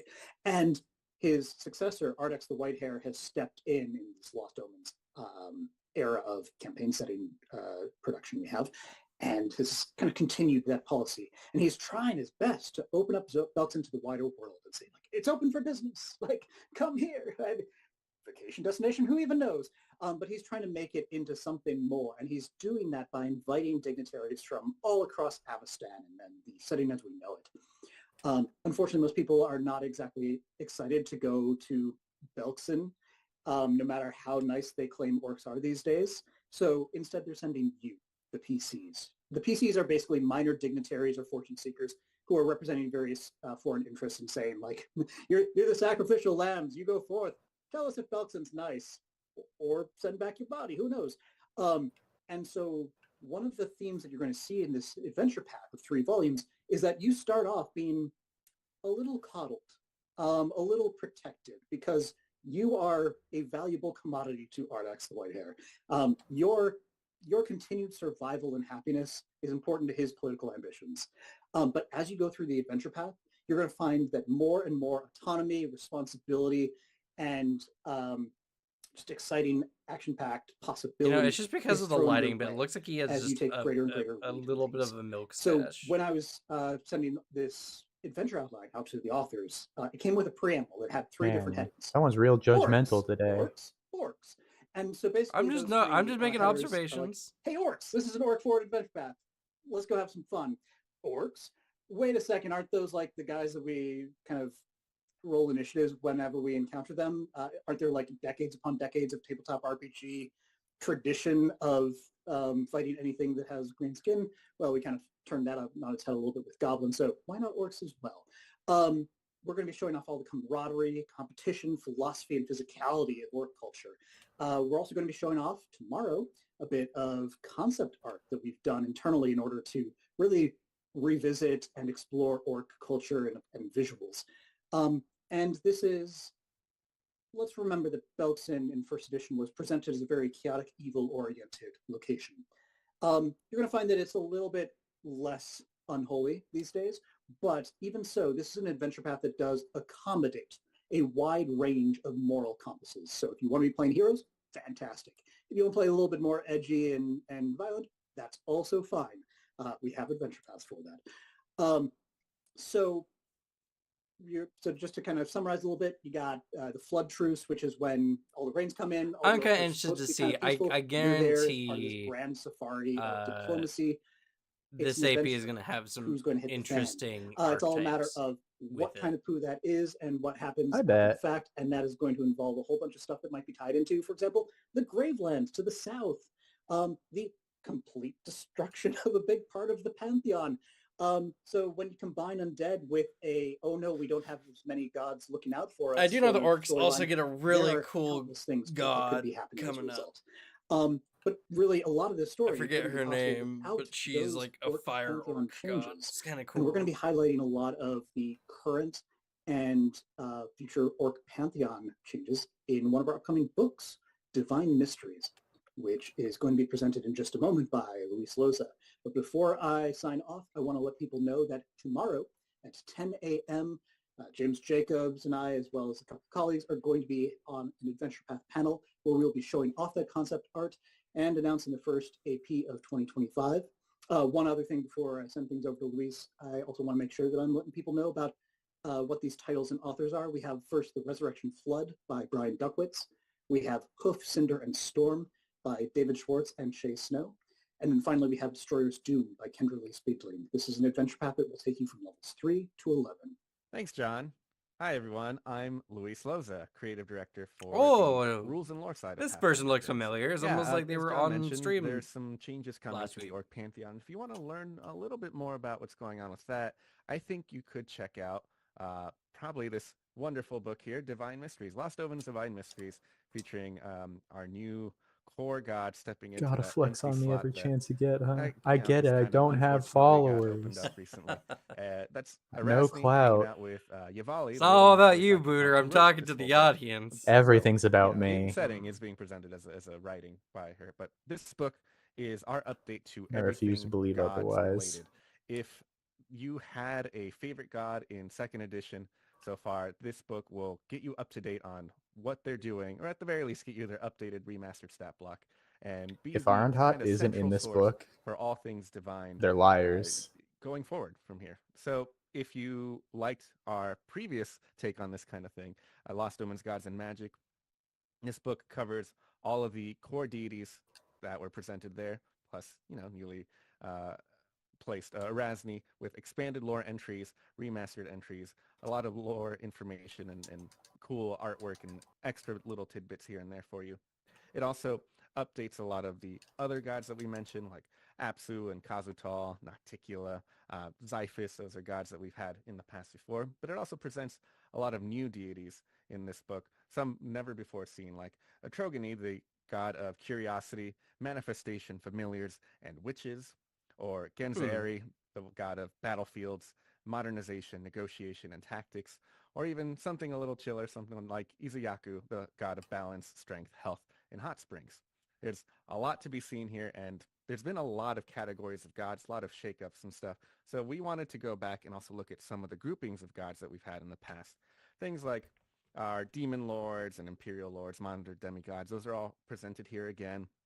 A lot of these ranks are expanded to include more gods than we presented originally in Gods and Magic. But there's also new categories of gods that we haven't discussed in second edition quite Maybe yet. Arnhot's gonna get more stuff. Gods, or the Sakiel Tormentors. I'd Those be guys hyped. are always fun. And, you If know, not, I'll just have to do the hot spring one. Quaddle Tribunal, who are actually working against the workings of Sakiels. If you know that story, good on you. Fun little lore tidbit. But there's a lot more to explore here. There's lots of interesting things like pantheons. There are new pantheons in here. There is a new grouping of gods similar to a pantheon that we call a covenant, that allows for new sources of power that you'll learn more about in the future. But a covenant of gods. Like that's interesting. Order of the interesting. Palatine Eye to receive divine power in some way. Pretty interesting stuff. There's a lot of new mechanics as well in this book. If you're someone who loves playing your cleric or champion, there's going to be options for you here. There's also options for anyone who doesn't have divine power innately. If you are a rogue or a fighter, you have new abilities that you can look forward to here. And of course, there's always new spells. We've updated our domains. Any domain that showed up in second edition so far has been updated to remastered rules, and it's all collected under this tome. There's new archetypes, like the Razmiran priest archetype. You know, if you want divine power from Razmir, the living god, who you know, grant all new Razmir glory archetype, and sacrifices to him. Yeah, there's lots to be seen in this book. It's 328 pages at this point, and it's just jam-packed with lots of material. It'll be your resource for just a lot of great gods, great mechanics, and just a lot of new insights into what makes things divine. It is Divine Mysteries after all, and there's lots to be seen here and yet to be explored. I know there's a couple of mysteries that you might want to check out, like figuring out what's up with Abadar's brother, or what Torag has to do with this whole orc pantheon thing. There's just a lot of secrets to be found here. I know Torag stuff's coming up. We talked about it with Luis later this year in November. If you want to learn more about the details in this book, you can check out the panel in just a few hours, the God's Reign, Death, and Renewal panel, where I'll be sharing a little bit more. Torak, the ASMR best and orc we have god. a few more details and a few more teasers. That's at 1 p.m. Pacific later today. But I think that's all the God's Brain stuff we had for you today. For now, we're going to hand it off to Organized Play and see what's coming in the future. Programs and what's coming up here in 2024. Jason Pullman, For those of you who aren't familiar with Organized just Play, disappears Pathfinder into the nothing. and Society are our two Organized That Play was pretty programs. funny. Each month we release new single session adventures that tie into a larger year-long storyline. Organized Play is really great if you're looking for a campaign with a flexible schedule, you're looking to meet other gamers in your community or at conventions. Rahadam has not come up yet, but I think that they're definitely going to be a couple of our lead developers who are talking about it in Divine Mysteries this year. First of all, because they're looking at other kinds of divinity that's not directly tied to gods. Hello, everyone. Like. I'm Jessica Catalan, senior developer at Paizo and head of the Starfinder Society. Fantastic. So, Jessica, the big story for Organized Play, I think, at PaizoCon is that we are launching year 7 of Starfinder Society in just a few hours. People are going to get their first chance to play the brand new introductory adventures for the year. So, can you tell us a little bit about what's coming up this year and what the storyline's about? Yeah, so join us at PaizoCon as we launch the brand new season of the Starfinder Society. That is the Year of Era's End. This is a big, exciting season for us, as it's the last season of the Starfinder Society that'll be using Starfinder First Edition rules. Next year, we'll be launching right into Starfinder Second Edition. That means that we are aiming for the stars. We are wrapping up a lot of ongoing storylines. We're visiting fan-favorite locations and characters, and we're showcasing big, galaxy-changing events that'll give you a bit of a sneak peek into the future of Starfinder. Our meta plot is launching also right now at PaizoCon as our new First Seeker Sarmak leads an expedition to an ancient city of the first ones on Abalon. You can get in on those games right now. You know, I hear also that Zoe is in a bit of legal trouble, so you can lend a hand with that one too. It's great fun. And finally, you can play the brand new interactive special that is number 699, The End Awakens, this weekend. Join the Starfinders on a routine planetary survey when the swarm suddenly awakens from hibernation. I wish all of you the best of luck in escaping the planet alive when the end awakens. That all sounds fantastic. I'm so excited for the storylines that are coming this season. But of course, also, we have the Starfinder playtest releasing in just a couple of months. And I hear that there are a couple of playtest scenarios coming as well. Can you tell us anything about those? Well, I can tell you that they sure do exist. But if you want to hear more, I invite you to tune into the PaizoCon Organized Play panel to learn more about them. We'll talk all about it. All right. Well, I guess the people will just have to come back later to learn about those. Thank you so much, Jessica. I'm also joined today by Shay Snow. Shay, would you like to introduce yourself to the people who might not know you? Yeah, hi, I'm Shay. I am a developer at Paizo, and I am part of the developers that do Pathfinder Society. Yes. Probably the clearest So mics we have we've heard a so couple of new far. scenarios releasing this year at PaizoCon. Besides maybe James. Also announced recently our upcoming Year 6, which is going to launch at Gen Con in just a couple of months at the beginning of August. Can you tell us a little bit about what's coming here in Year 6? What's the big banner this year? Yeah, Year 6 is the year of Immortal Influence. This year we have this new up-and-coming socialite in Absalom. Her name is Hesla Embersplitter. And she seems to be up to something that the Pathfinder Society is not playing with, but she has some very powerful allies, and it's kind of up to the Pathfinders in order to see what she's up to and put a big stop to her seems plans. like as for more information they on kind that, of confirmed that Starfinder 2 is going to come out next summer. That all so sounds we have a very good. year I'm very pretty excited. much And I think this is also until our first Starfinder season 2. that we're releasing fully under the Remaster rules. Is that correct?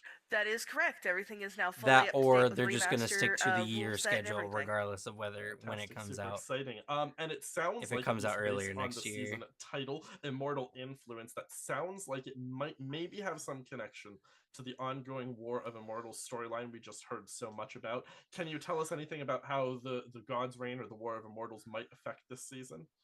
Oh, I'm getting a little bit of selective amnesia, so I don't think I'll remember in time, but I will probably remember just about for the upcoming Organized Play panel. All right, then. Keep your secrets.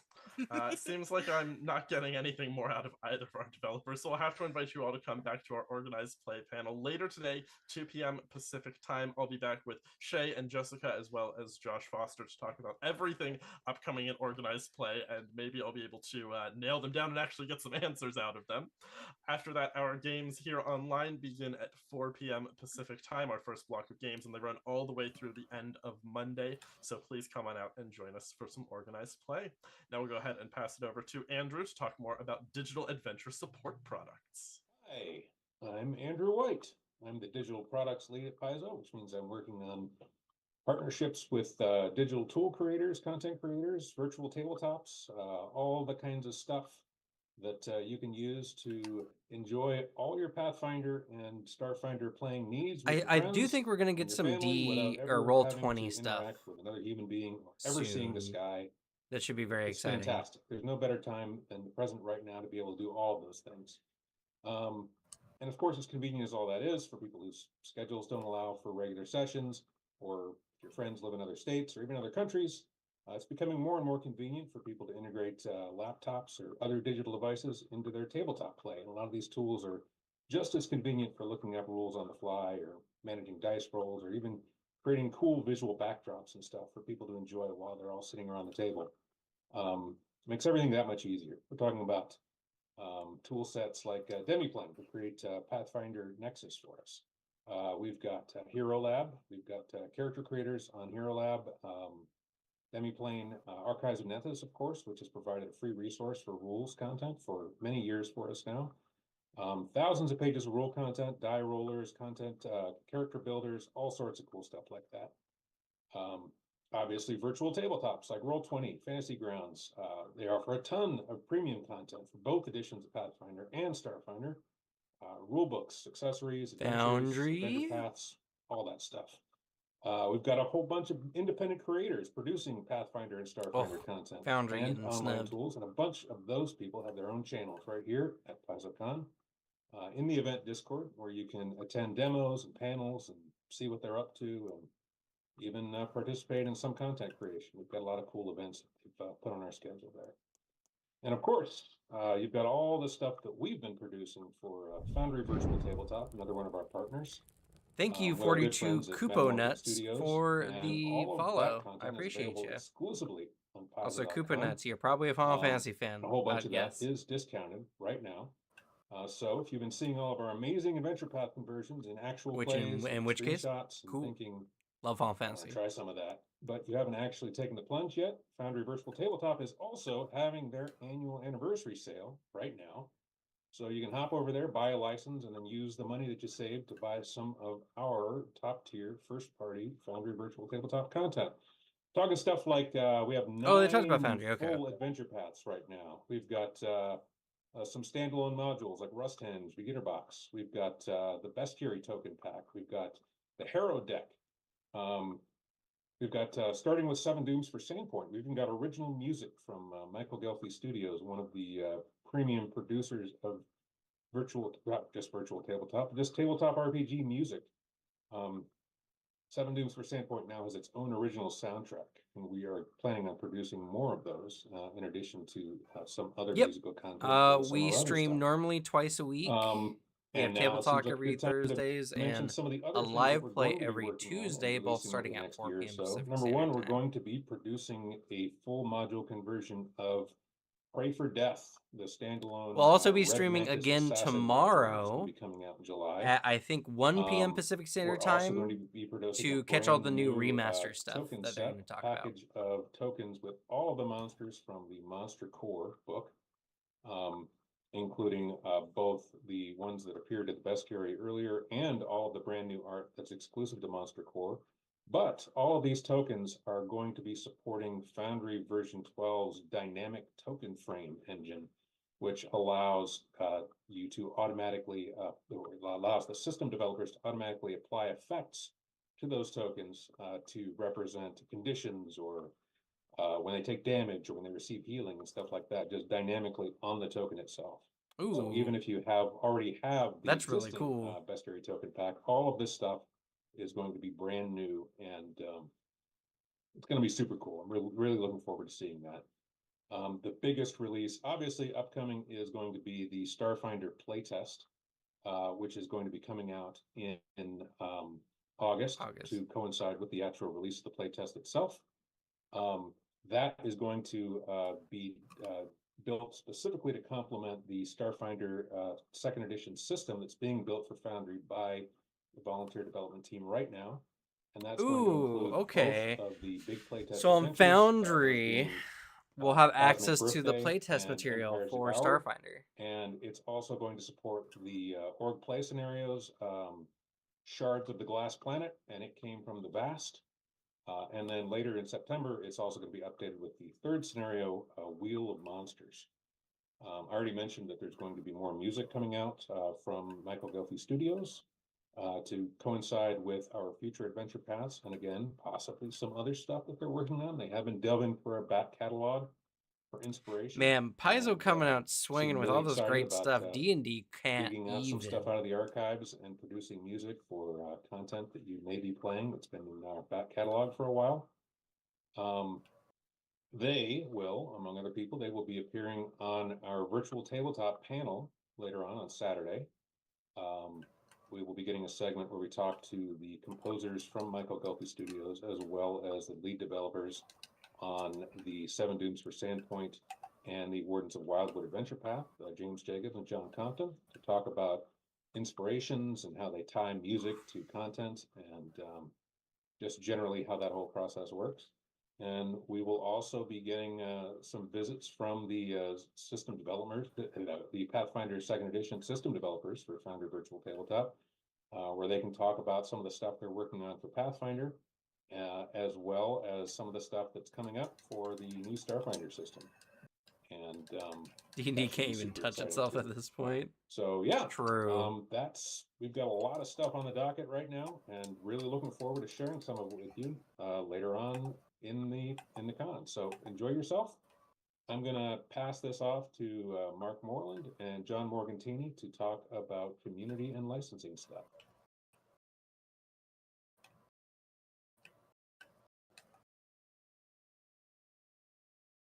Oh no, the microphone. Wait. So sad. This is supposed to be pre recorded.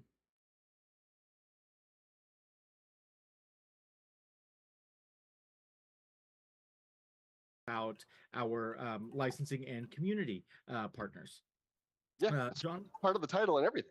Yeah, why don't you go ahead and talk a little bit about our community members and those communities that we want to highlight. Absolutely.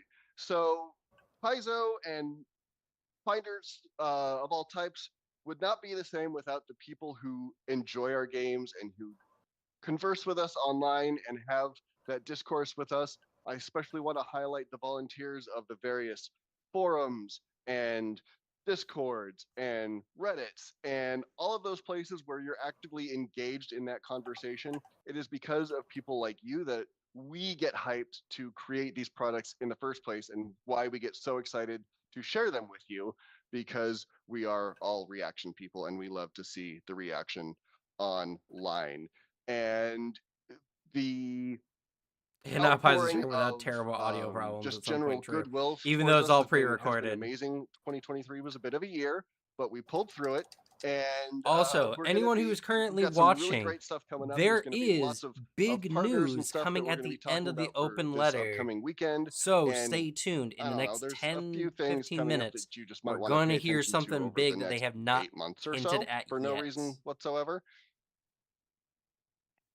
Yeah, I specifically want to call out those volunteers who are working on officially partnered communities that we have. The volunteers working on Archives of Nethys, keeping that up to date. Those working on the Foundry content team. Those are those are volunteer groups. Those are passionate members of the community, just like yourselves, who have decided to put their time into making the community better and working on tools, which are No, it won't be licensed the by game they Paizo, already announced. It's and something they couldn't have be not announced more yet grateful so far. for your work. So to you volunteers, keep up the great work. We really appreciate it.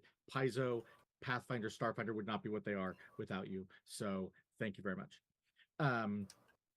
Yeah, that's what I've got. There is one other community that I think we should definitely mention, and that is the Pathfinder Infinite and Starfinder Infinite content creation community, which is run by our partners at Drive-Thru RPG. Those marketplaces allow for fans, GMs, content creators, basically anyone who is playing Pathfinder or Starfinder to create their own Pathfinder and Starfinder content using Paizo's IP, not just the rules, which anyone can use under the ORC or the OGL, but to use our settings, to use our characters, to expand on those stories and narratives that are otherwise inaccessible to third-party publishers. This allows you to create those things. We give you tools and other things to use for those creations, and then to sell them on that marketplace, so that you can get some compensation for the hard work you're putting into it. It's a thriving community. It's been around for about 3.5 years now. I think. What's math? Who knows? I'm a words person. Anyway, and it continues to grow. The Infinite Masters are a group of the most active and best-selling content creators on the platform, and they continue to really act as cheerleaders and leaders in general of that community, and really setting a great example. So you can find those on PathfinderInfinite.com or StarfinderInfinite.com, and I believe they've got a special PaizoCon bundle running during the show. Be sure to check that out. That's a great way for you to get a lot of content for a very low price, and that money will go back to those actual creators. The Paizo Twitter did mention the game. More character options and adventures and rules stuff to the Pathfinder and Starfinder settings. So I can say it's pretty been like officially partners and the announced. communities that we're going to see here at PaizoCon specifically this weekend. I want to call out a couple of them. So BCOM is going to be having a panel on Sunday to talk about their new game that's coming out. You might see a familiar beard on that particular panel if you pay close attention. I'm very excited to chat with them about what's going to be going on with Abomination Vaults, which I'm super thrilled with. And WizKids is going to be having a paint along, and they are going. I am very curious to see how Abomination Vaults is going to do. Of any mini, really, and I'm very excited to watch that as well, because I do not have the patience to paint minis. I applaud all of you who do, because that's definitely not my thing. But so there's just a ton of partners that are going to be featured and have their own things. So make sure you come and hang out with us in the Discords and check out the panels. And there's going to be all kinds of places for you to reach out, interact, ask questions, and engage with them this weekend. We hope you have a lot of fun. Okay, I think we're coming up on it. That's about all that we have at this point. We don't have any large announcements to make on behalf of our licensees or communities. A lot of them are potentially going to use the platform they'll have this weekend when they are running their own panels or on their own Discords to make those announcements. And we, as John said, encourage you to go and participate in those. Paizo or Pathfinder and Starfinder are more than just Paizo, and we really value our partners and want you to check out their stuff as well, because you just might like it. Yeah, so with that, thank you for listening to this portion. I'm going to pass it now to close things off back to our publisher and Chief Creative Officer, Eric Mona. Eric Mona. Hold on. Just wait a minute. Oh, hey, it's the return of Jason Bowman. A few months back, we launched a project over at BackerKit that invited you to follow us on that page to learn more about a new, exciting board game from us at Paizo. Today, I am happy to announce that this fall, we will be launching Pathfinder Quest, a cooperative adventure is this the board game announcement? for 1 to 4 players. This game is something that Paizo Games lead designer Joe Pasini I mean, it could be real good. For quite a while now. So It could be real turn it over good. to him to give you an I've idea been of pleasantly what this surprised game with is all about. TTRPG-based board games. Thanks, Jason. In Pathfinder Quest, you and up to 3 friends are going to embark on an epic campaign through a series of fast-paced adventures where the choices you make will ultimately determine the fate of Darkmoon Vale. Like in Pathfinder, you're going to choose an ancestry and a class to create your own unique character, and you'll grow in power after each adventure. Throughout the game, you'll be presented with choices and rolling a few 6-sided dice, both in combat and during exploration. And your choices will have immediate and long-term impact, making every campaign of Pathfinder Quest unique. We cannot wait to bring this game to you later this year through BackerKit. Pathfinder Quest includes miniatures, dice, hundreds of cards, dozens of map tiles, an adventure book, a challenge book, and a few other surprises as well. If you follow us at this QR code and sign up to receive news and alerts about the campaign before it launches, we will even include a special Pathfinder Quest metal coin with your pledge, so sign up today. We'll be talking a lot more about this game in the coming months as we get closer to the launch of the crowdfunding campaign. I'm curious what it's like, because if it's like Gloomhaven, that'd be kind of sick. And with that, That I'll would be now pretty turn it back hype. to Eric to give his closing remark. Whoa, Pathfinder Quest. Wow, Jason, thank you. That is going to be amazing. Be sure that you go to paizo.me/Pathfinder Quest, case sensitive, capital P, capital Q, and you will be alerted the moment that campaign goes live. It's gonna be a live one. It is very exciting. I have seen some of the design for this game, and it is going to be a real cracker. I hope you like it as much as we do, and I trust that you will think it's cool, because it is cool. So anyway, paizo.me/Pathfinder Quest will get you on the list to be alerted to jump onto that opportunity as soon as possible. On behalf of everyone here in the keynote and everyone working behind the scenes tirelessly, like Paizo's event staff, Paizo's website staff, Paizo's customer service, and eventually the folks will be sending out all of that that discounted stuff in the warehouse. We all thank you for your interest and your support of Paizo. We love that you're discovering Pathfinder and Starfinder, or if you've been here all along, it's Old Home Week here at PaizoCon Online, and we're thrilled to see you once again. Once again, check out the entire schedule of events on paizo.com/PaizoCon.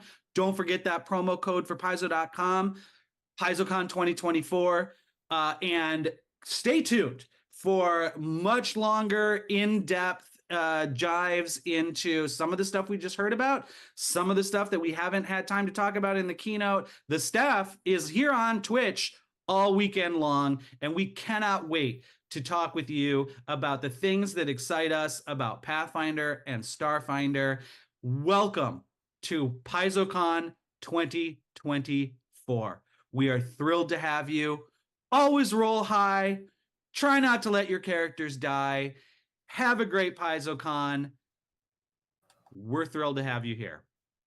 Bye, everybody.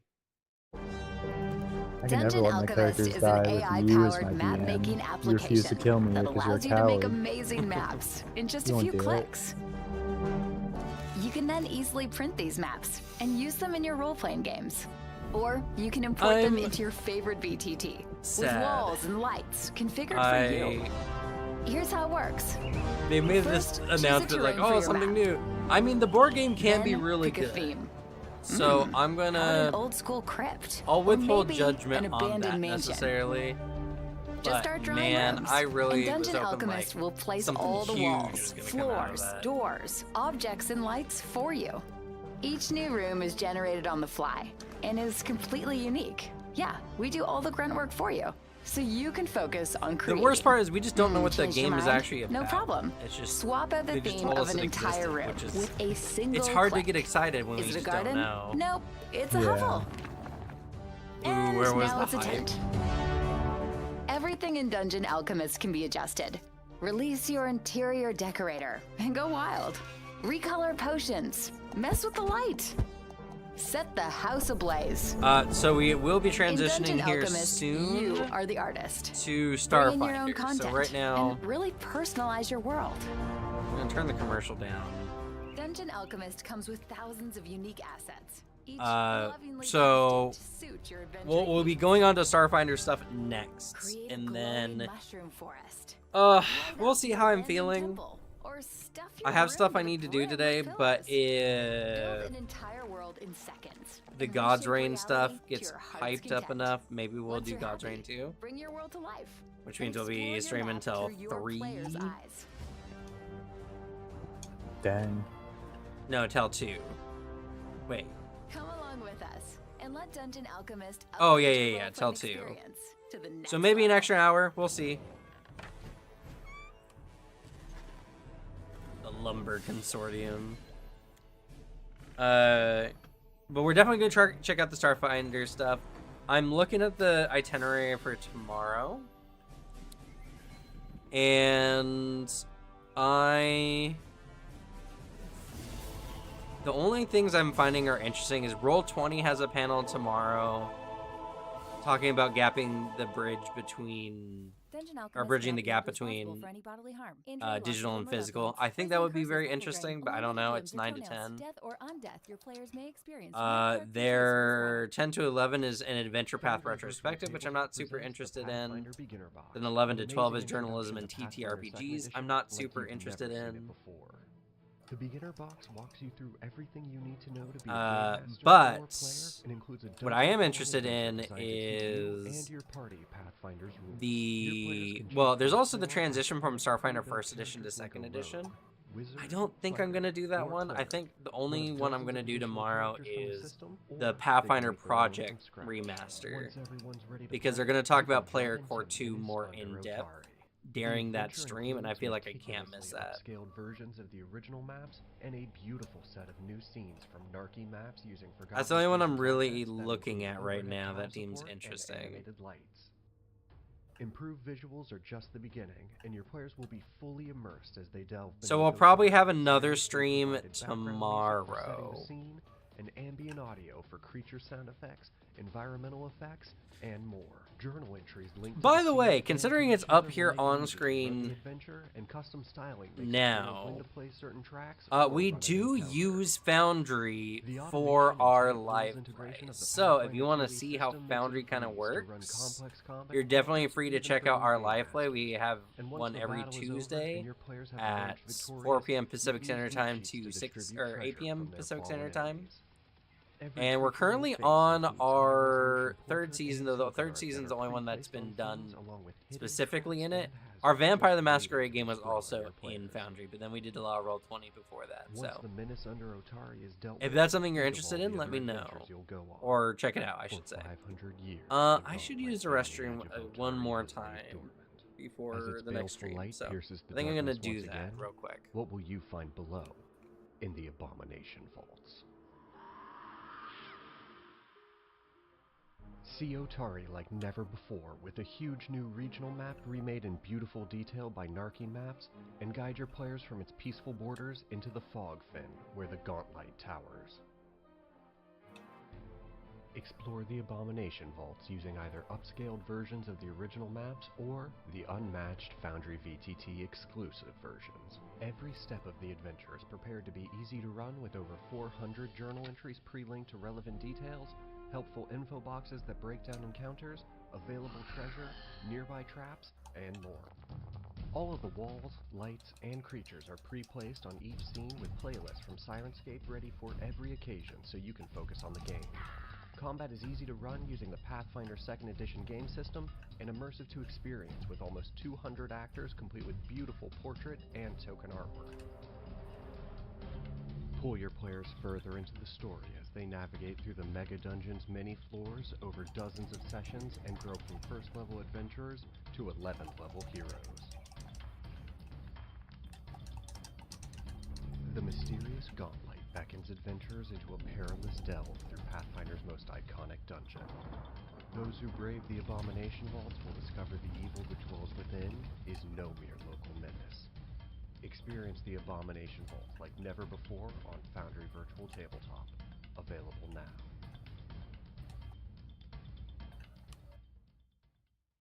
Pathfinder's most popular campaign ever, Kingmaker, is available on Foundry VTT starting today. In the epic Kingmaker Adventure Path, your players will explore and seek to rule the Stolen Lands like never before with a brand new, Foundry-exclusive map from the award-winning Damian Mamalidi. The Stolen Lands are rife with danger and rewards.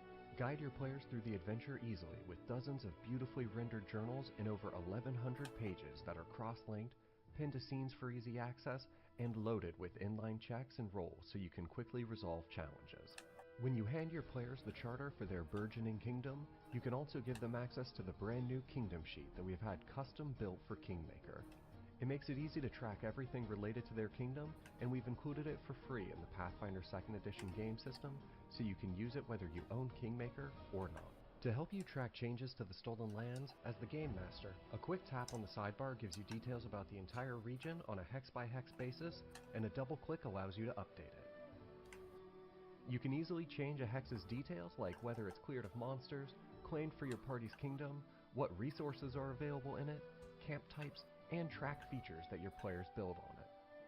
All of that data will then appear when you hover over the hex, and if you've claimed it, it will be marked on the map. The real adventure begins when your players start exploring. Alright, I'm back. We've built a custom War reveal system that shows you only the relevant hexes, and it's quick to get from the Hexploration map to the relevant quest. The complete Foundry VTT module includes... I was going to mention this earlier, but I was surprised to see you streaming by yourself, Booter, earlier. That never happens. Yeah, I know. Scenes are completely prepared. Must be really excited for Ghost of Tsushima. Yeah, I did find out you can just play the multiplayer from the start. Ah. It also includes well, I will check the actual game out too. Characters, nearly 10 hours of music, it's pretty hype. Heard audio, a custom kingdom sheet for managing your player's new land, and an awesome exploration tool. The Kingmaker Adventure Path presents a full-length campaign that chronicles the rise of a new nation, a kingdom built and ruled by your player characters. Will you rule with justice and mercy, or will you become the very monsters you fought to oppose? In the Kingmaker Adventure Path, the destiny of the world's newest nation is yours to decide. We can't wait to see what adventures you'll have in the Stolen Lands. Alright, the Starfinder stuff should be starting up here in a moment.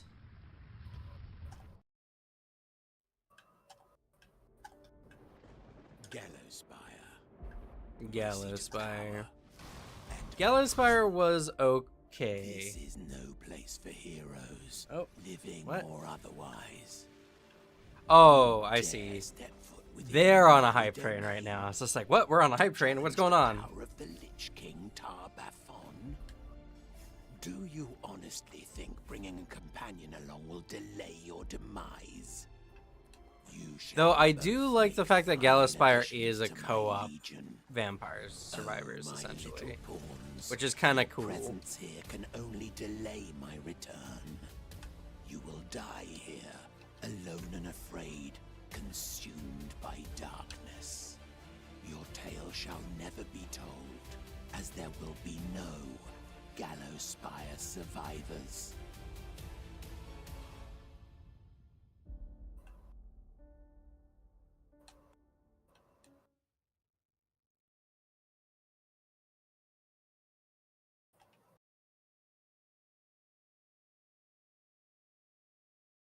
Oh no, not again. Yep. Woo, no audio. Oh, no camera. Come on, Paizo. You've been doing this for years now at this point. We had PaizoCon last year.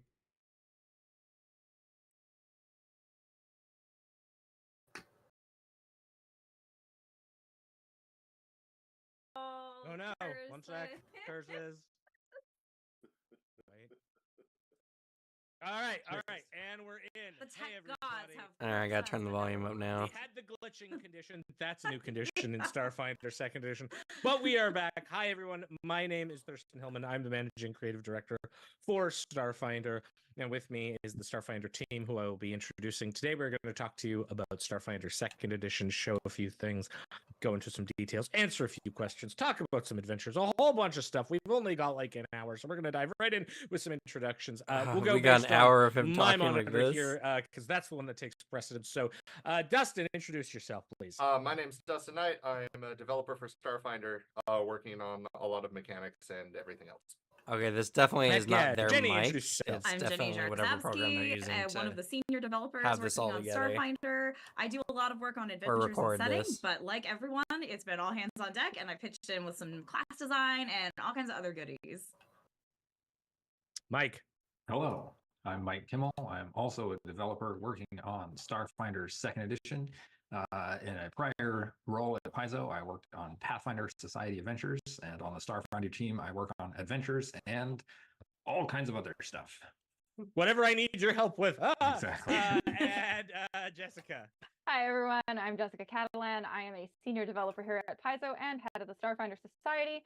I am, of course, as part of the Starfinder team, also helping out with Starfinder 2nd Edition for adventures and for design work. So my pronouns are she, her, and I am thrilled to be here today.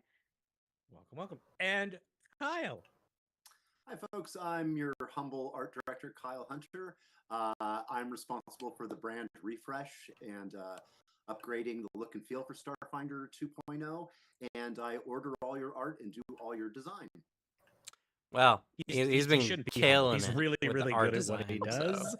That is true. But yeah, this is the Starfinder team. So we're going to dive right into it today. We have a lot to go over today. So the first thing we're going to start with, and we want to leave some room for questions. Like, let's be honest. I know there's some questions out there. Captain Concierge on Dustin. Sure, look, we got a whole lot going on here. So we're going to start off by talking about the Starfinder 2nd Edition playtest rulebook. You should be seeing a picture of that for the launch, the playtest. We've shown it off a few times before. For if you the see this follow. Lovely piece of art Appreciate by you. our own concept artist Ken Hamilton. I love this art design. I like the fuchsia, magenta, that we are releasing, and then the going green into kind of all offset. the rules for running Starfinder games in conjunction with the Pathfinder 2nd Edition rules set to kind of set the stage so we can get as much data as we need to really dive into a new edition of the game. So as we talked about before, there's a lot of new mechanics and rules in here, a lot of new tools that we want to you play missed around the with, opening see what they like, keynotes, see but what they don't like. not a Give lot us got announced feedback besides a few little tasters here and there. But I nothing think, too crazy. I think, you know, we've talked about this a lot before. Think, you know, maybe people want to see a bit more meat and potatoes on what's going on. I think so. Yeah. So how about we show I would like something both else? some How meat about and potatoes. we show a class spread? Me too. Specifically for a class we haven't talked a ton about before, but this is the opening class spread for the Operative that we're gonna pop up on screen. Secret preview. I know, just secret for you. preview. You can see this here. We can leave it up for a little bit because I'm sure people will be eagle-eyed, hyper-analyzing Taking everything. pictures. Enhance. Yeah, this is Enhance. exactly Look at that- Pathfinder look at 2E that pretty light much. blast ability. People who've played Pathfinder 2nd Edition before, like, I know all those opening abilities. They're just filler that tell me all the stuff I normally get anyways. But then right at the bottom, you can see there's an aim action. Haha, that's new. But we don't describe it till the next page, so you're going to have to wait for that. And again, this layout is really brought to us by Kyle's work. Kyle, again, kind of ran with this. But you want to talk a little bit about sort of the initial layout and concepting for this No, I book, can't Kyle? see where you're sharing this, but I know what the spread looks like. Yeah. Well, there were a couple in the redesign as a whole. I think there was a couple things I was trying to accomplish. The Starfinder look and feel had been around for a while, and I feel like it was kind of rooted in the time it was developed, where everything was kind of stamped out of metal and had a very constructed kind of starship feel to it. And that was ignoring, I think, a strong, huge portion of Starfinder, which is kind of the whimsy, the fantasy, the kind of uncertainty of space. So what I tried to do in at least this border in the new, what we call trade dressing, was to lighten it up and make it feel like something less locked down and something a bit more fantastic, something that was a little bit more about playing with light and playing with distortion in space, and freeing it up a little bit and kind of playing up the whimsy a bit more. Another big focus was I've been in the tabletop industry for a while, but I've also spent quite a bit of time in video games, and I think how character sheets work in video games is very intuitive and very easy. And I try to integrate some like wayfinding mechanics where if information was essential, you didn't have to dig down into the page, that it was just kind of there. Hello, we've been joined. Hello. Seemed apparent. We're currently watching PaizoCon. It had kind of an inherent call to action to it, that people recognize, and streaming it. What amounts to like futuristic character building, and I wanted to bring some of that fun into Starfinder. Yeah, well, some of the most fun meetings I think I've had were getting some of the layout and designs, whether it was, some of the new logos we were looking at or some of just the page treatments. Our team has a blast anytime we get anything art related. It will be like, stop anything we're doing. We could be in the middle of a meeting and we'll get like a new thing from Kyle or Kent, and it'll be like, stop the meeting, look at this piece of art, let's talk about it, which is, a really fun part of our job. So we saw the operative there, real briefly. We've had a bunch of people who've done different work on this, but I think the original starting point for the operative, Jessica, that was you, wasn't it? You did. It sure was. Yeah, you wanna tell us just a thing or two about the operative as a class and sort of what sings to you about it? So in first edition, operatives are really like the skill monkey, but also the heavy damage dealer to single targets. And in second edition, we really wanted to reevaluate what each of these classes is kind of at their core and at their heart and what we want them to be. So to us, the operative wasn't skilled at everything, right? They're highly skilled in a specific specialization, and they are master marksmen. So this is very much like the gunner class. You aim at your target, you take them down, and you keep moving. Maybe you're a sniper, maybe you're close quarters with a pistol. We do have a melee build for them, but at their heart, this is very much a mobile, hard-hitting, tactical precision gunner. And it was a lot of fun trying to bring that into the game system in like a dynamic way. Yeah. One thing again, eagle-eyed enhanced viewers who've already noticed proficiency in guns. Well, what's a gun? What is a gun? I am curious. And what is a gun in our system, mechanically speaking?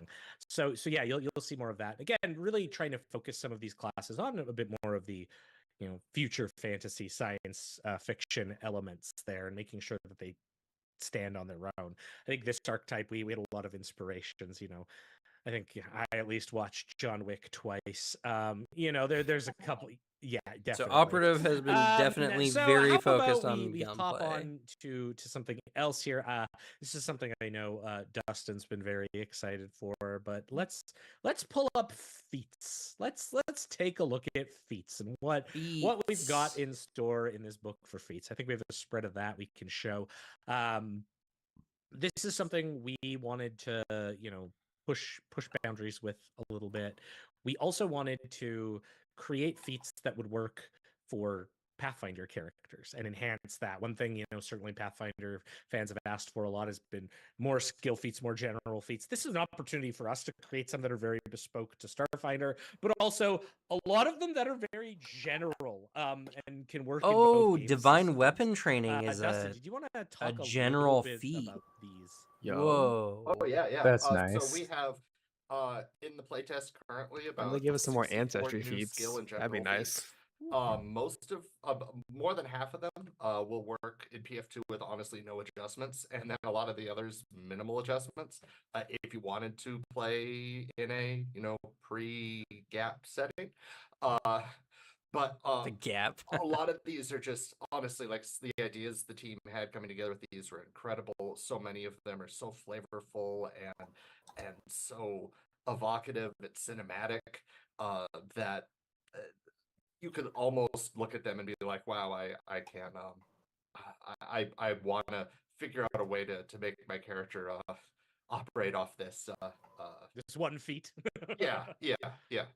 I mean, not so much as a class feat per se, but it's getting there. And I'm really excited to see how which class feats people choose and how people respond to these, or the skill feats people choose and how they respond to these. Yeah, there's some interesting ones in there. One I enjoyed. We've had a lot of people who've been like, "What about shooting while you're prone?" Well, there's some feats for that, and we've got some very interesting options available, and things you'll even see on this thing preview we just showed, like diving for cover, or one of my favorite, feigning death. There's some fun stuff. There's some fun stuff in here, as well as things just like that we can only do in like a future fantasy kind of setting. Yeah, something I was kind of noticing that a lot of these feats that we were seeing were skills relating to not related to a class. You want to dive into cover, like we anyone actually can do that. Had a discussion.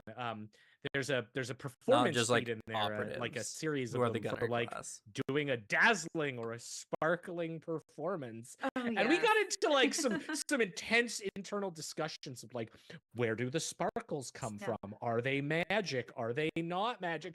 These were actual discussions we got to have as part of designing this book. And in some cases we're like, the sparkles can be whatever you need them to be, because that's part of the fun of the game, right? Like, I don't know, maybe yours are tech, maybe they are magical, whatever's gonna work.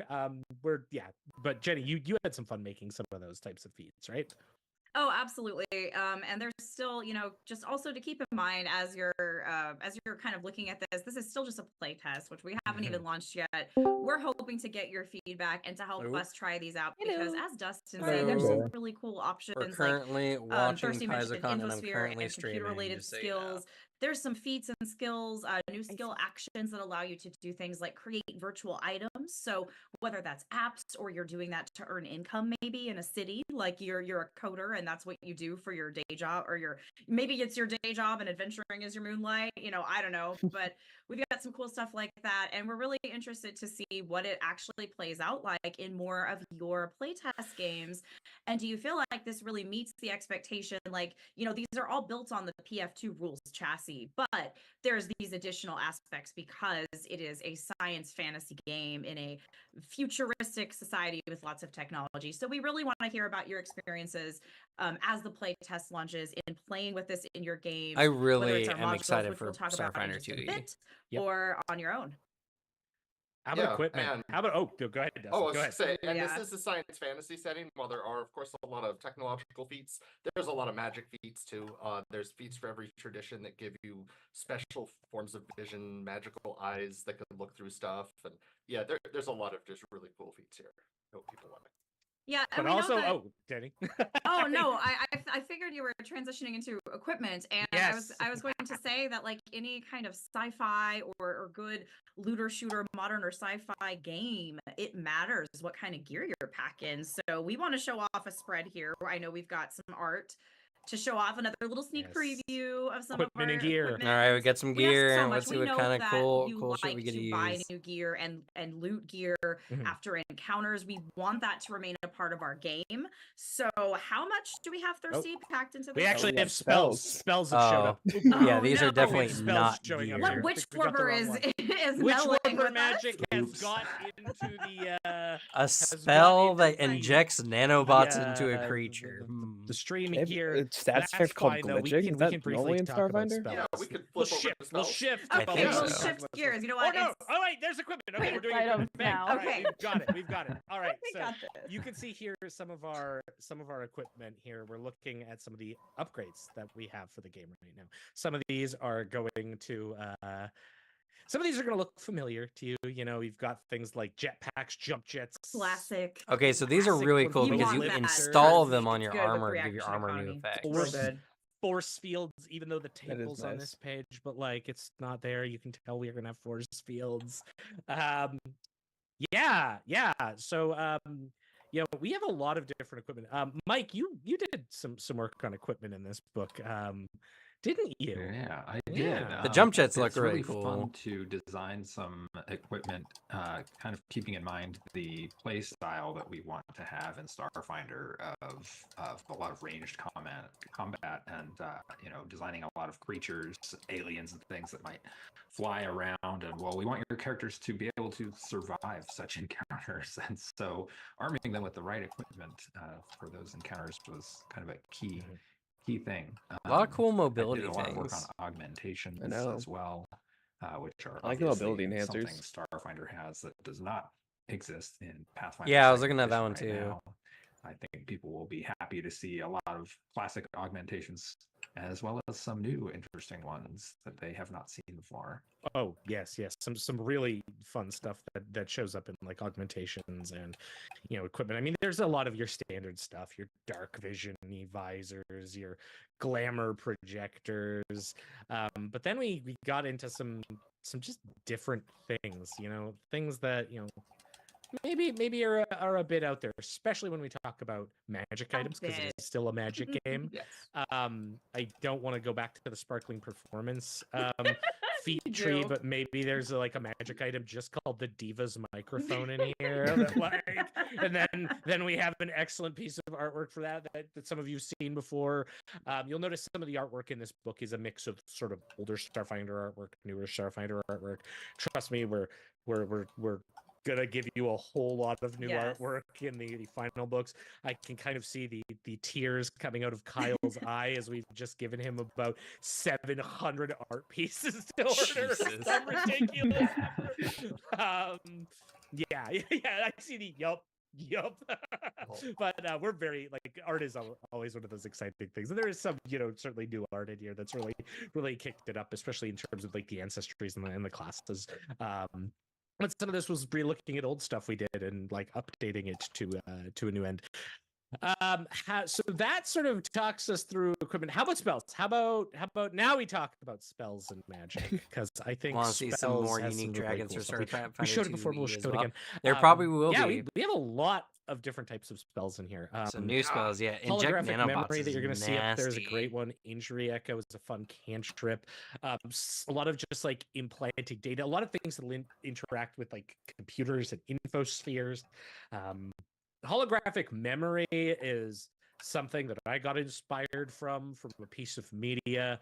I really like the Horizon Zero Dawn games. I love seeing like background things like rendered in holograms, and I'm like, that should be a magic spell, obviously. And that would be some of how we came across and just did magic in this, was thinking of neat things. Dustin, I know you're now banned from doing anything void or eldritch related in future content. I know we have a lot of fans of the eldritch out there.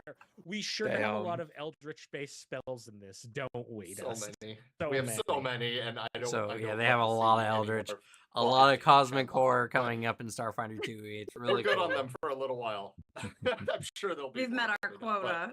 but- Our eldritch Yeah, quota There'll be is more in the met. future, but like when I was cropping out spells, I was like, okay, we need a good variety of damage types and themes, and we can't just but yeah, there are 126 spells in this book. Quite a few of them are tech inspired, but plenty of them. So work 126 for your Luddite spells in mystics the as well. playtest. Absolutely. And some of them, like one of the fun things we got to do with the game was kind of add some maybe one or two pop culture references snuck into this book. Maybe spells like vibe check are just like, oh, great. But then like Dustin was saying, we have some fairly things you would expect to see, right? Like your mind skewer, or your speak with computers, like some common ones Speak you would with expect, but computers. then That's there's maybe interesting. a couple like new game is a fun one, which is a 10th level spell. That's all I'm gonna say on that one. New and yeah, game is a we- 10th we level just got to have a lot of fun. You'll be seeing a lot more of these as we get closer. I'm gonna. Does anyone else have a favorite spell they want? I'm gonna save one spell that I'm gonna say right at the end before we move on, though. We almost had a spell that does infinite damage, but I didn't quite That's true. We didn't quite get there. We had Ooh, that almost was had us actually pull a that to discussion. infinite damage. 999 damage, isn't that what it No. actually is now, or did that survive? No, not quite. Not quite. You might be Well, missing one number on that. We're missing a digit missing a digit there. Oh, okay.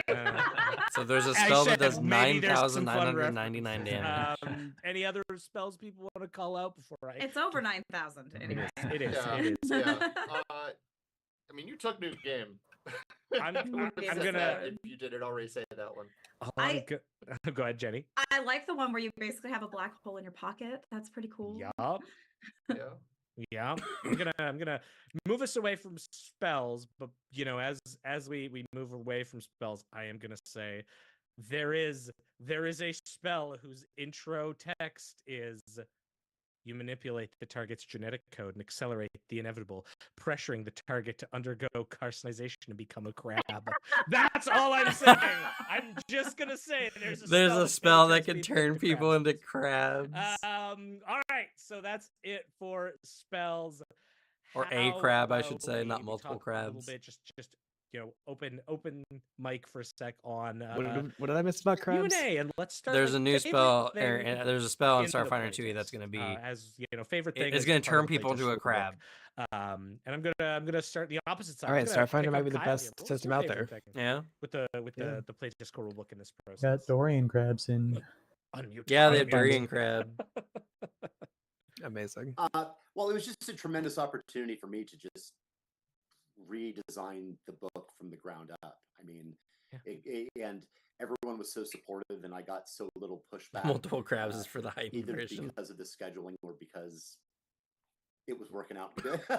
But it was working out good. It was working out good. No, I feel it's for a company like Paizo that now has become kind of non-centralized, and we don't have like big rooms to kind of brainstorm anymore in person and everything.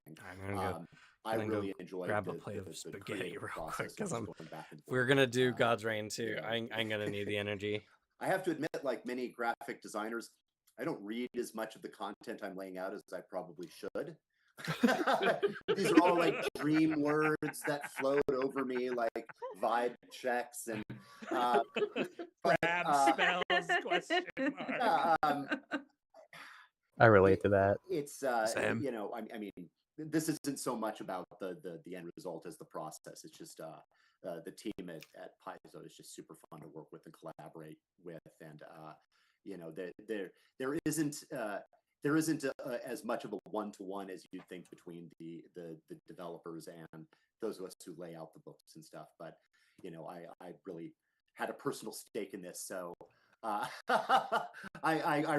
just really appreciate the team and everything, and the opportunity to get to do this, and the trust you guys placed in me to kind of, like I said, kind of get it out from being everything stamped in aluminum to being a little dreamier and freakier. So he nailed it. He like this book is gorgeous, and the other stuff we've got coming up is also similarly gorgeous. So you nailed it, Kyle. Secret. I like the other logo that I did better. Okay. Here's a little story. This is Kyle putting myself and Eric Mona, our publisher, on blast a little bit here. We had to approve several logos. There were a bunch, and there is one that Kyle did, which was very different, and it was cool. And maybe one day we'll show it so Kyle can live this moment. But Eric and I were like, nerds. We're like a bit too extra. My only regret, but yeah, was not I fighting really, us more on it. Like, no, but it was yeah. I just it was just great. It was probably the most fun project I've ever worked on, just from like I said, the trust and the back and forth that we had. It's I felt very valued and part of the team. Because you are, and I'm not just saying that because we've got rule books that we're going to be doing next, and you've got about another 1,000 pages. We need you, Kyle. Jessica, leave me alone and let me do it. Jessica, how about you? I am kind of go along the same route here. Like, getting to work on Starfinder Second Edition all together as a team is not something that we usually have a chance to do, right? I mean, I'm usually in organized play that's pretty isolated as far as, you know, the projects you're working on and things like that, and even the rest of the team, right? People who are normally on mechanics or normally adventures, everybody got to get in and do so many concepting meetings and planning meetings, and, you know, what do we personally want to bring forward into second edition? What matters to us? What stories do we want to tell? Everybody got a chance to try designing like everything, right? Everybody's written some playtest adventures for us. Like, everybody really got to get in there, and it was really nice to get to do that too. You know, as far as literal content in the book, I'm a sucker for ancestries, and I got to get my greedy little hands I now have on a stream whole lot of them, spaghetti. either to develop them Let's or to write go. them. So the ancestries are my favorite. I mean, Barathu was great. It feels a really interesting niche. It's really adaptable. It gets a flying ancestry right out of the gate, and it's just a really great example of like how weird you can get, and that's totally normal. It's not weird at all, but it is weird, you know? I see a hand. Are you saying something, Kyle?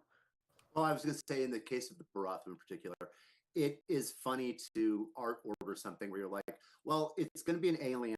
It doesn't look human at all, but we're going to need like a few very specific, characterful things. So I always get a chuckle when you have to like give someone's like, well, they're amorphous. And so I very much appreciate, yeah, the Barathu are kind of a favorite of mine. Great fun. It was also really good to get to do Skittermanders. You know, you either love them or you hate them, maybe. I love them. I'm firmly on the love side. So it was great to get to bring them to life in second edition. And also Prismenes. I got to do both Versatile Heritages, Brian and Prismeni, but Prismeni I got to pitch and concept and write in first edition. So it was really nice to get to do that all over again in second edition as one of our launch Versatile Heritages, and it was just a really fun, rewarding experience. And so since we showcased a little Skittermander stuff, I'm going to toss a few more Skittermander tidbits here, since, you know, people are curious on what's going to make good. I'm just going to say Versatile that Heritage is something in lets you first keep edition? your stomach mouth and get a natural wanna know? attack. If you want to be like a horrific Skittermander. Probably. Or one that's like, oh, maybe you only use how 4 of your arms instead like of 6, but get a gritty climb speed, stuff you could 'cause do your with extra arms are good for character creation, locomotion. No, not in And for those of you Starfinder who are 1. worried Okay. about patient So moving yeah. faster, So now we're gonna there have is a first level Versatile feat, Heritage ancestry stuff feat called in Hyper that lets second you move edition. faster. It's really fun. That's sick. Mike, That's how about interesting. you? What are you taking away from this project here? It's so hard to choose. One of the cool things I worked on a lot was classes, of course, which I've done some work for various class feats and things for various games in the past, but this is the first time I've like really dived into core classes. The Witch Warper is one I worked a lot on that we haven't announced much about them yet. So I'll talk about Solarian instead, which is fun because it was the very first thing Solarian I got to news. Let's work on go. when I joined the Starfinder team. Was Thirsty said, hey, make a Solarian character for a playtest game. And so I got to make a character which was like work, and it felt like work too, because instead of like opening a book that exists with everything laid out neatly and making a character, it was like, okay, I need to look at these 17 different documents that are all in process of spreadsheets and all these things and think about it. But working on Solarian was a real thrill, and I loved kind of designing abilities that let their various solar manifestations kind of work together, because we've said in various AMAs and stuff that Solarians get their solar weapon, their solar armor, and their solar shot all right away at level 1. And so instead of like in first edition where you kind of have to pick and choose, so designing abilities that kind of let those things flow together with the 3-action economy and give the Solarian lots of ways to interact in combat was pretty fun. I think in that first session too that you showed up, you're also like, I'm gonna take the first level feat that lets me have a solar shield too. So you had all the Solarian tech there. Oh yes. Which is pretty fun. How about you, Jenny?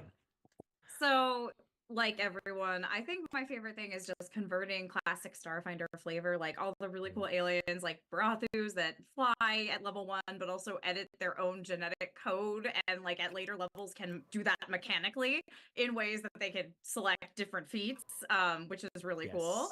Ancestry feats. Also, and just converting that into PF2 rules, which is distilling it down to its essence and figuring out how to make that work in this other system in some ways that can be more dynamic because of the 3-action economy it has. So that's been really cool.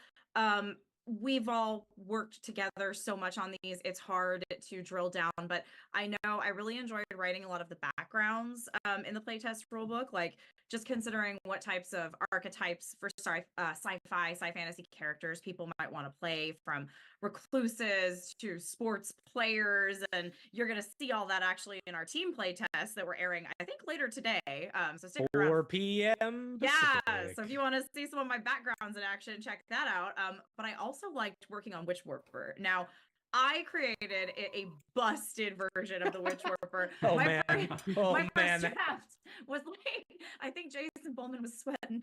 Like, I think he had like the most polite, like, we will have to talk about this after this session.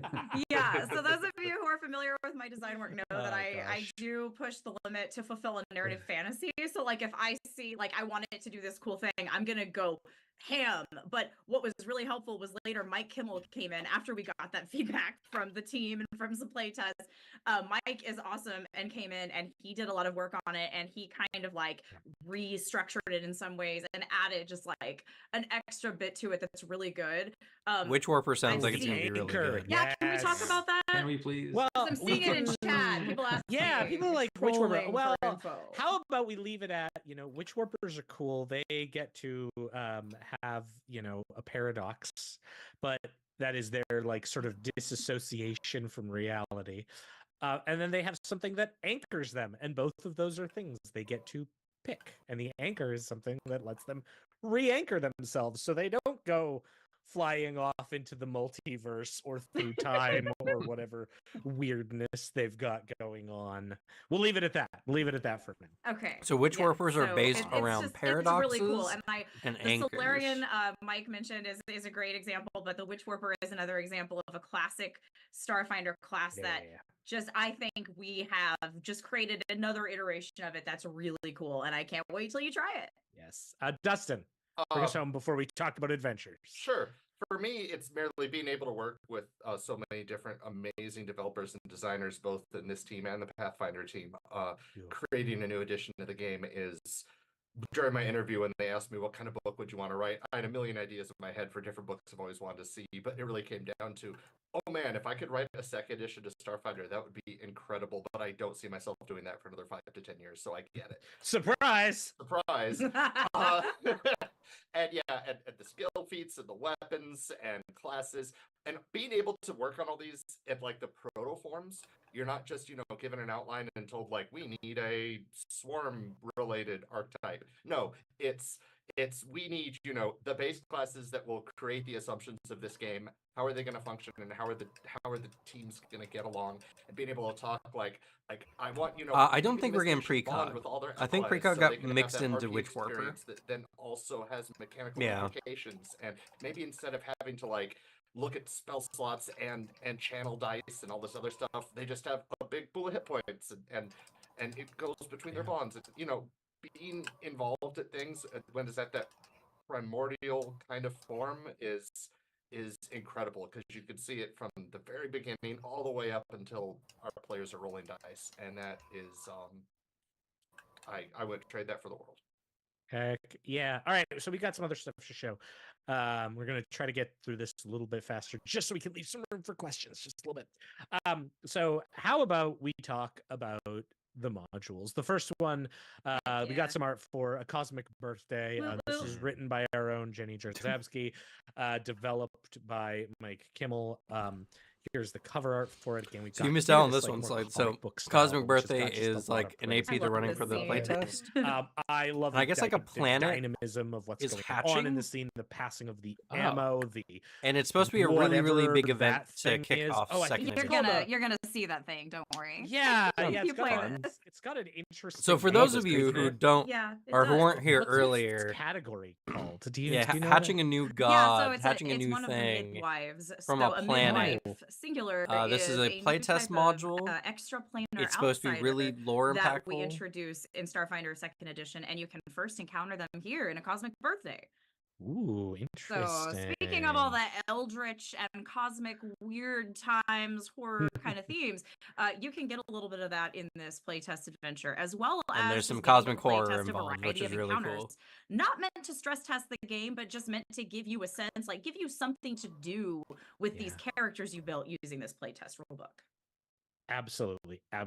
And this is going to be a first level adventure. It's 64 pages.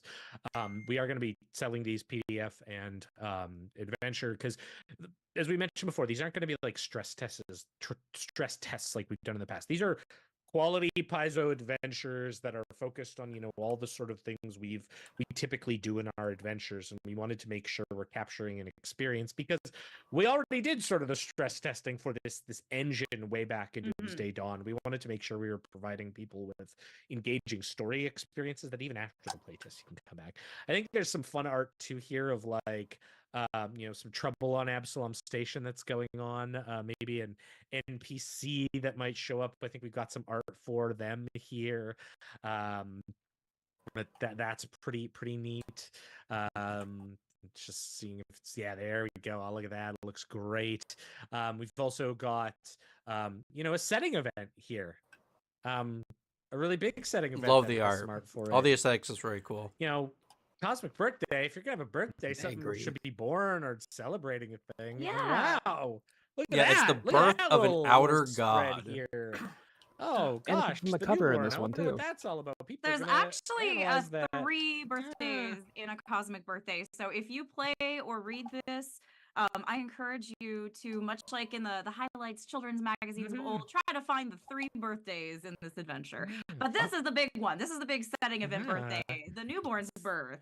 Big spoilers there, by the way. Long Big spoilers. look at this on the screen, by the way. Yeah. If you're not watching, take a look for the screen grab, or just wait till it comes out. It's coming. Yeah. And then also we got Little Akaton, which is the place where this adventure takes place, right?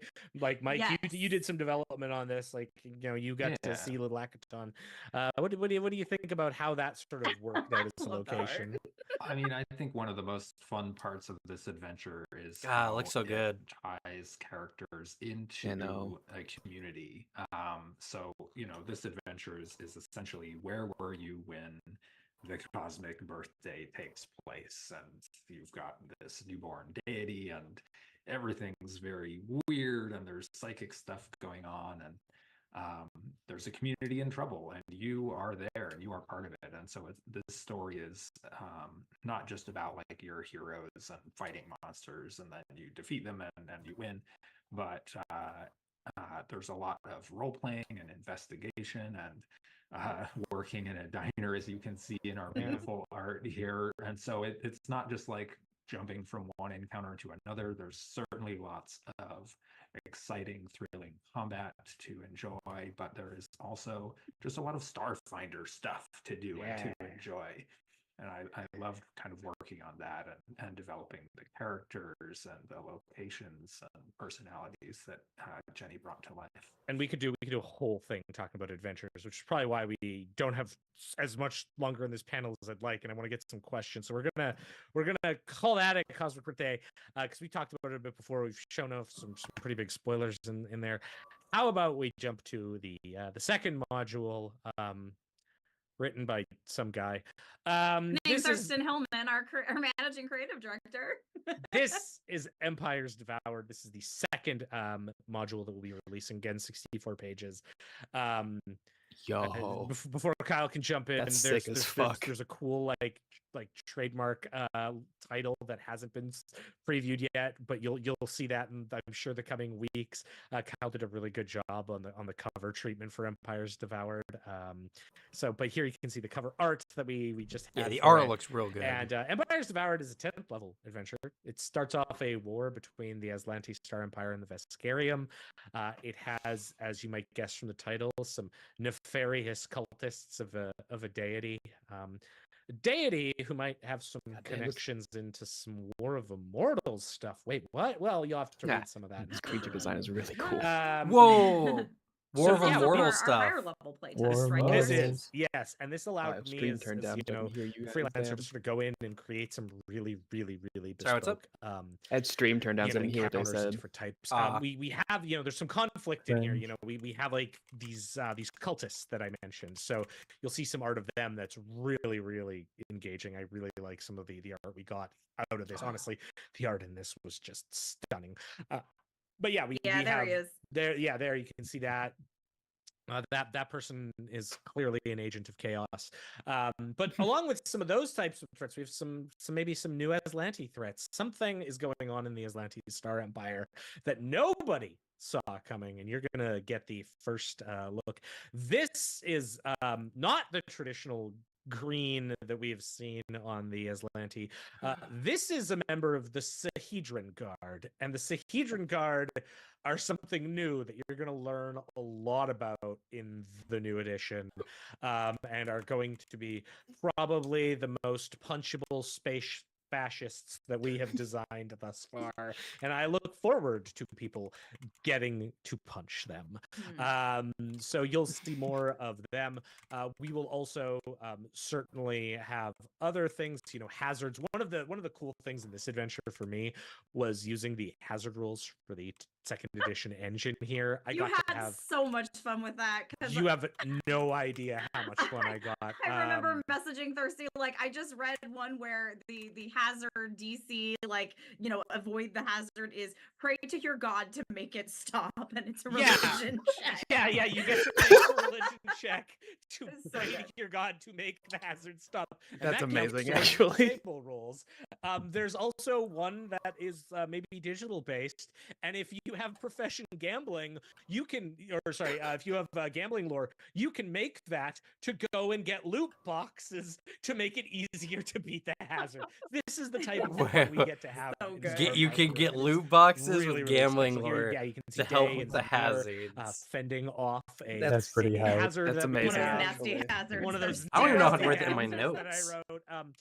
Yeah, so that's Empire's Non-traditional Devoured. ways to do Really, trap stuff. we are, They also mentioned religion checks. We're just so excited for these Pay to win, adventures. I know gambling. Empire's Devoured That's is true. Gonna really change the It made face of Starfinder Starfinder in a lot of ways. And it just got worse. A lot of big things, much like And it just got Empire worse. Adventure. Cosmic Birthday sets up the newborn. This sets up a conflict. We're going to be All right, I exploring. put gambling the lore Vex OP Aslanti War question is mark not a one and gotcha done to beat thing. It is hazards something question that will be mark. permeating perhaps the Did you write down the entirety of religion this thing? edition of the game. What? We have Did you plans write down for the it, religion and thing? We're not just going to have one. No, I edition didn't write down. called, What was up? Let's leave it at that. They had how to and beat then, a Oh, yeah, that pray brings to us make it to, stop.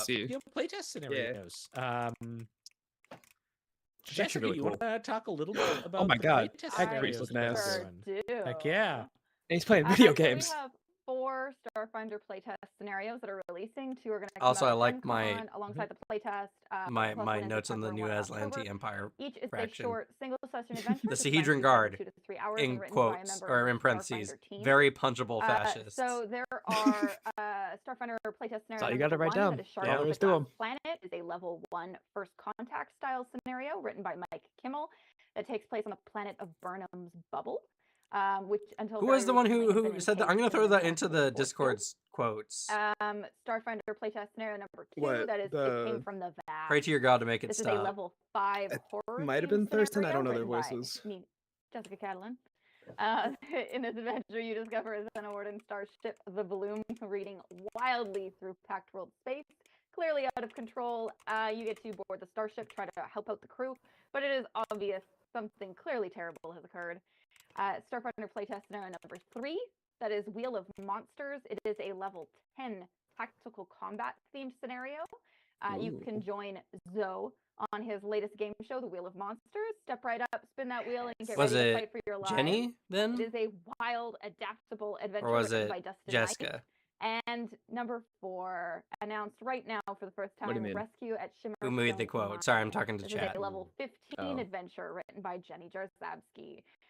We are keeping details on that one sparse because I'm still developing it, but it is a Magitech-themed dungeon delve and rescue mission that occurs It was at Jenny, Shimmer Stone Mine okay. in the Vescarium. That's why we have you around, One thing about Dead those Phoenix. that is very interesting is that Sorry, we're Chad, I doing have awful different short-term level memory. levels. So, we have a 1st, a 5th, a 10th, a 15th. That's really to give you some content to playtest. If you don't want to make your own content or just don't have the time we're trying to give, we'll have, by Gen Con in the release, we're going to have pre-generated characters for 1st and 5th levels.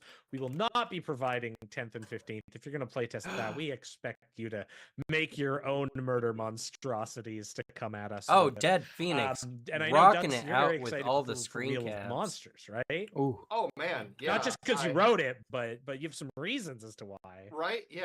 So I included I'm not sure. I think there's going to be in a sidebar, but there's some information in there and the elements within the adventure itself that make it especially fun to run at conventions, game shops if you want to get as many people as possible to try the game, or even online streaming if you want some audience interaction.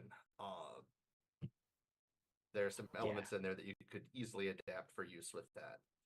Super, super cool. Well, that is, I think, it for everything. I do want to say before we get to the QA, one thing just to know: we are going to have a whole bunch of news at Gen Con. Like, we're kind of in like the pre-party here, but once those rule books, once the core rule book, the playtest core rule book, and our module get released at Gen Con, expect us to have a whole slew of new announcements, and we're going to be talking about a lot of things come Gen Con. So please, well, then stolen glory. Now we've got some Q&A Demerit items. for you, Dead Phoenix. I've been seeing a couple questions come in. I see a couple here. That let's just dive in on some of these. Dabber Raccoon had asked, been out of the loop a while. What about multi-armed rules and where we're at with those? Which I think is a question people want to ask, especially because we showed a 6-armed Skittermander. Anyone have anything they want to discuss about multi-arms? I know for me, we're gonna obviously have multi-armed rules in the playtest rulebook. One of the things is we want people to playtest it and see how it feels. Like that's one thing where we're trying to do it in a way that's going to be balanced, but also is going to be fun to play. So we're really curious to see how that works out. Does anyone have any thoughts on that as it goes? I've seen a lot of questions about like the switch hands having the interact or manipulate traits or anything like that. It has none of those traits. None of those traits. It is an action with no traits. Yeah, I just want to say we just want your feedback. So check that out when the playtest is out. Please playtest it. Let us know. There'll probably be a survey about it because that is something we're interested in. We have Skittermanders, Kasathas. We have a lot of you can augment yourself by adding some prosthetic limbs. So we care about multi-arm rules and what you think of them. Yeah. Kyle. Oh, you're muted, Kyle. Oh no. I'd seen some people in the feed ask, who possibly dislike. I don't like Skittermanders, so I'm gonna go down on record. Whoa! Damn. People like Terms. Yeah. Yeah, I'm yeah. Little lick spittles. Kyle coming out swinging. All right, if anyone here in chat has any questions, let me know and I'll type it out for you. Yeah, I don't like them. Just going on record. I saw a. Will we be getting sentient food in What does Starfinder? upgrade plus mean? Well, upgrade plus Turns means out we've already had them this whole time. Cam's been gatekeeping them from us. What the fuck, Cam? Yeah, that's what I said. Commercial, tactical, advanced. I thought you were just memeing yesterday when you said that. Etc. A lot of upgrades have that too. That's a way for us to real scale the whole equipment time. as No, the yeah, we have campaign goes sentient on, food not and just it's do vegan specific friendly. things. Very, very exciting. Gross. There. So, Is there an easy way to remember the scale system? Yeah, we call it the C-Tase up. If I'm you not if you allowed to spell it out, be it's a hot not dog easy to remember. person, But but trust I me, it's am become allowed easy to for us be to a remember. soy dog person. But it's actually like just helps us internally. It's something we refer to as the C-Tase up scaling.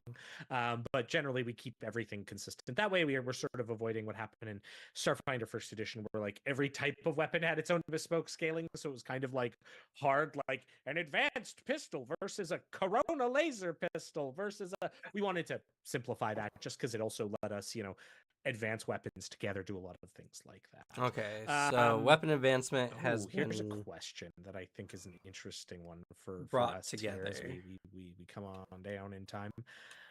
Starship combat and commenting on Starship combat. That's an interesting one. Lots of folks asking about that. So we're not going to talk exactly, about Starship combat in a specific sense, but I do want to address this a bit as far as where the team is at, what we've been working on. Starship combat's been something we've been talking about pretty heavily in our current design work right now.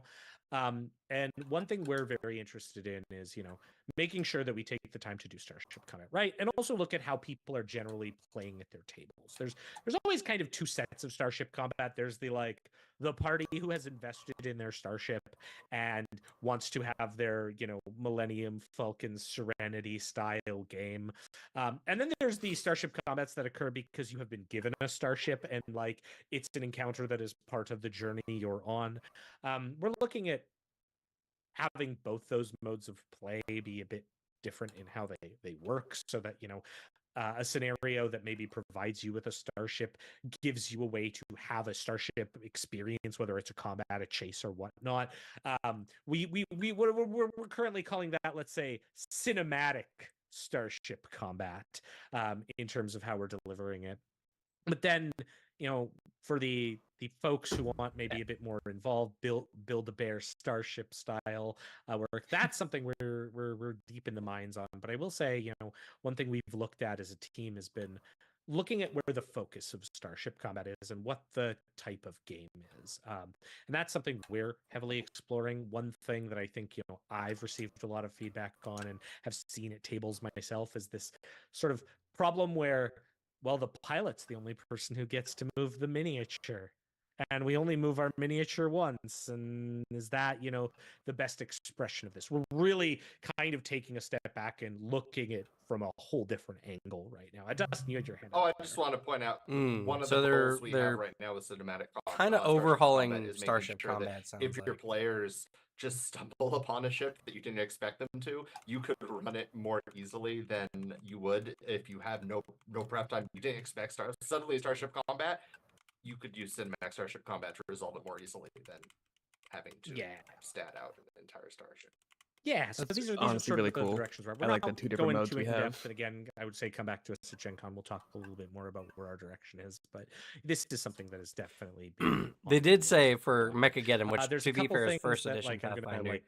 They have bring up mechs that here, can turn into just starships. Quick questions that we can answer That's really fast. Will there really be a cool. special edition Yeah, for that's Playtest super cool. No, there will not. But also, Playtest you said Pathfinder? will be a Starfinder, first edition. softback. Okay, I thought I heard first 264-page edition book. Pathfinder. We That don't was- want to have a whole bunch of versions of this book floating Because around. you did say that. Really, it's a playtest. Oh. In Oh, fact, did I? I it's meant probably, Starfinder. we're probably going to be doing updates to it throughout the playtest period, so that Thank you, Booter. there could be changes to it. We don't want I people got to you. buy a special edition book or You can't let have this big stores have streamer to stock gaslight 3 us different like versions that all of the the thing. We time. want to make sure that really we're focusing on the playtest more than trying to wring some money out of you. That's not what we're here for. We're gonna get all your money when you see the amazing cool rule books that we're gonna be having in 2025. Trust me, no pressure, Kyle. And then any tips to adjust mech combat? We'll be talking about mech combat in the future. We got nothing to say Don't about mech worry. combat in 2E. Yeah, don't worry. Jenny's there in I'll every never meeting. shut up about it. Yeah, it's Every gonna happen. Every That's okay. We'll just use Lancer until they get it out. So, just that. Any questions any of you have seen that you wanted to sort of jump in on and bring up here? Someone asked what the level 1 chainsaw options are. And it has been a long time since high school. I've wanted to design a glaive or naginata with a chainsaw on the end of it. So we've finally got it, and it makes me so happy. Amazing. All right, we have chainsaw halberds Yeah. confirmed. I also saw a question about lightsabers, which, that's not a thing in our game, but Solarians do have solar armaments. So they have solar weapons, which can be anything and literally have traits like normal weapons. And they can, have cool times where it turns into like fire and does all kinds of cool fire and light based effects, and times that it's like Solarian gravity-based sounds effects. so cool. That's not lightsabers, does. but I think It that's does. pretty freaking cool. There's that. It's very cool. It's very cool. Someone asked if I want to talk more about the Witch Warper, and the answer is yes. Yes. Wow. Gosh. All right. How the Witch Warper is a very cool class. We got to leave some spoilers for the books or some things that maybe we've not gone into. So we'll hold it there. We've already spoiled a bit with anchors. Mike, you're pushing on your Witch Warper. He's pushing reality. One of the paradoxes you can get is like a gap touch thing, which is pretty cool. Kyle. I just really wanted to give a shout out to someone who's not here. Kent Hamilton, our concept artist, has done a lot of fantastic work. Kind of building out some alien species that really we've only seen one or two pictures of, and kind of creating an in-house Bible as far as where these characters go, what their ships look like, and there's a lot of behind-the-scenes work he's doing, and you'll see a lot of that expressed in our iconics have grown between editions. So there's a lot of little Easter eggs and details that went into glowing up and growing up the various Starfinder iconics, and that's been something else that's been really fun to look at. Yeah, one thing for future projects, Kent has been doing some concept art. We recently got some in, and on the topic of Barathu, one of the things with Barathu we've often felt is every Barathu art piece we've ordered has kind of looked the same because you provide them this one art reference, and they're like, "Well, I have no idea how to deviate from whatever that is." We had Kent go ahead and do up some new renditions and some like, this is what it could look, and oh my gosh. Also as Kent is messaging me right now on our work chat, the art for Chick in the playtest is not going to be the final art for Chick. One of the revisions that we're most excited about is Chick currently has a bit of an Asmodean, like reds and blacks. We weren't sure the direction we were going was on Shalin at the time. We have firm direction now, and Kent is bringing that to life. So it will not be there in the playtest and the final rules, and some of the art we'll be previewing, I'm sure, over the next year. Oh boy, the revised Chick art. Mint. I'll leave you with that, though, because I think that's going to be it for us here from the Starfinder team. We are back for a panel tomorrow. The Starfinder team, just the creative righty side. Kyle won't be with us for that one because we're going to be talking more about Starfinder First Edition and into Second Edition and what that transition kind of looked like. The new Mystic Iconic. That panel is tomorrow, so please come check us out. I think that's at noon to 1 Pacific. Otherwise, since I'm probably having someone come at me with a cane to pull us off screen, I'm just going to go really quick. Everyone give your sign off, starting with Dustin. My name's All right, Dustin, chat. Developer for Starfinder. Please ask me questions and participate in the AMA. Do we stick around for God's Reign, or do we think we're good? Jenny. What's God's Reign? Yeah, I'm Jenny. God's Reign is the War of Immortal stuff. Senior developer, Yes. same as Dustin. Come talk to us in the Discord. Let's see what chat says. Same thing. Mike Kimmel, I'm on Discord. I have an AMA. I will talk to you about everything that I'm allowed to. Not the Witch Warper, Not though. Witch Warper. Jessica. Hey, I'm Jessica Catalan. I will see you in 2 hours from now. I'm on another panel. Ask me about organized play. And then I'll also see you on the Ask Me Anything thread I have on Discord. Come ask me questions. Yeah, Kyle. Kyle Hunter, art director for Starfinder, and if I can help it, you'll never find me. Okay, salesman. And I've been your questions and comments will reach me. I have been your moderator, Thurston Hillman, the managing creative director for Starfinder. You can find me at all the things at On Call GM and at the AMA, where I can answer whatever I want because I make the rules. So if you want your Witchwarper questions, come to my AM. No, but thank you all for coming. We're really excited to showcase more about Starfinder. I mean, if it's talk just more lore about stuff, Starfinder. I don't know. And you no one can else is come hopping back up in, yet. I believe, Well, 3 hours, and you will I see see the some people are first leaving.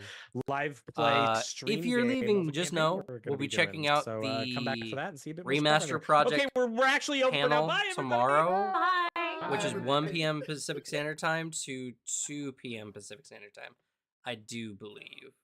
And that'll be going over some of the new stuff coming out in Player Core 2, as well as a lot of stuff going on with it. So that being the case, if you're not hanging around now, we'll see you tomorrow.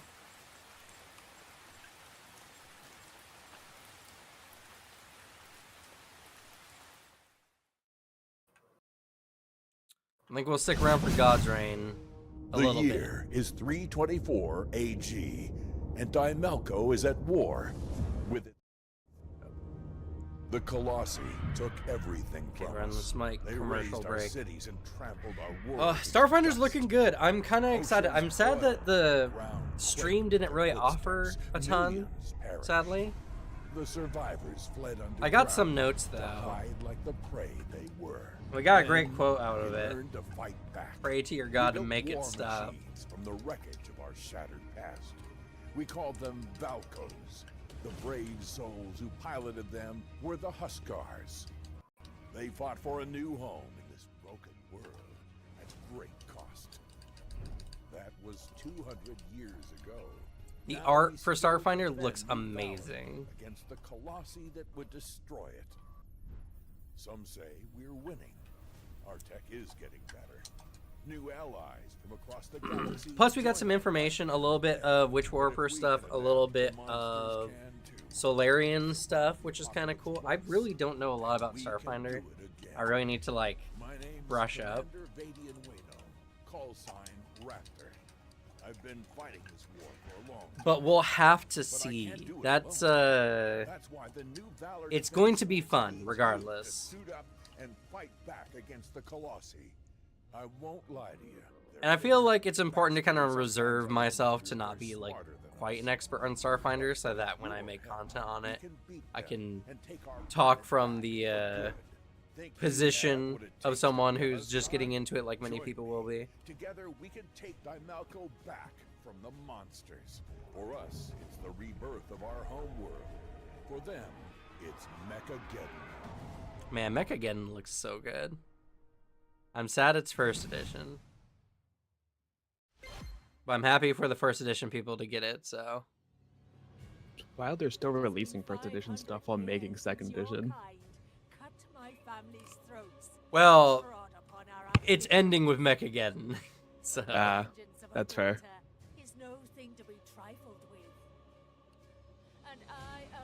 They have a big stream tomorrow about transitioning from first edition to second edition, so. But technically they got still like another year, I think, before second edition officially comes out. Will not repeat itself again. My horde of monsters. Oh, this is Abomination Vaults. I'm kind of interested in this one. A ARPG style with Pathfinder stuff in it. Plus there's new character combo abilities. Very reminiscent of the X-Men Legends games.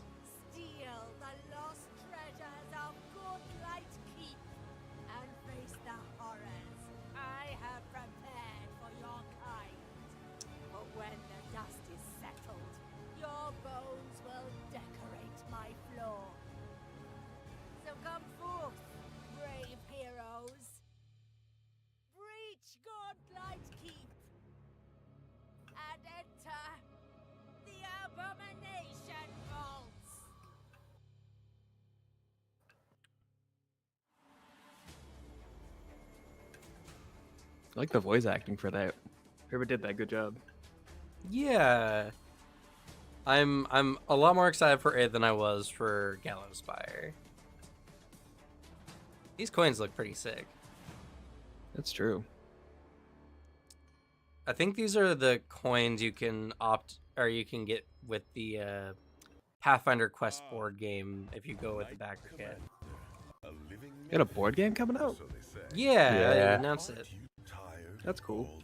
They didn't say anything about what it was, or roughly were like, it's like you're going on an adventure. There's minis and maps and anything, but not about more specifically what it's about. Did they mention a release date? Yeah, later this year. I think the backers this November.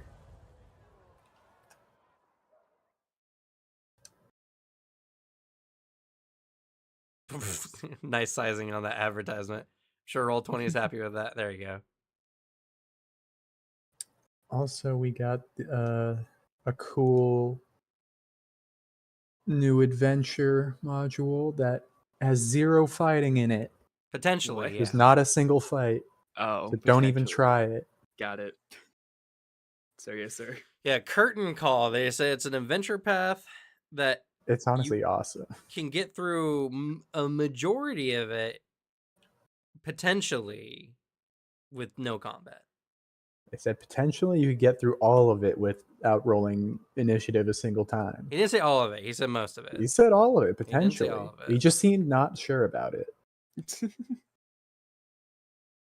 Yeah, here's the new character sheets on Roll20. Ooh.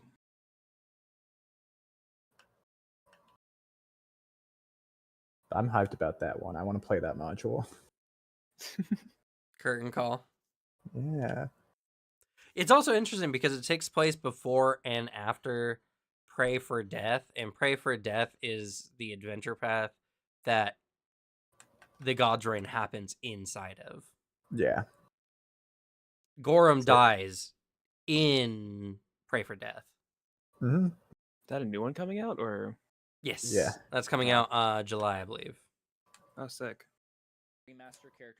But in this one, you're just a normal theater troupe trying to put on an opera, but a war of gods is going on and gods are dying, and so makes it hard to put on your opera, which is sad.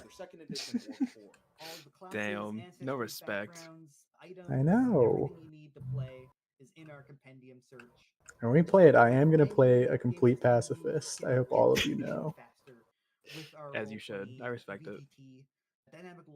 They said I'm allowed to do it without fighting once, and I'm going to test them on it.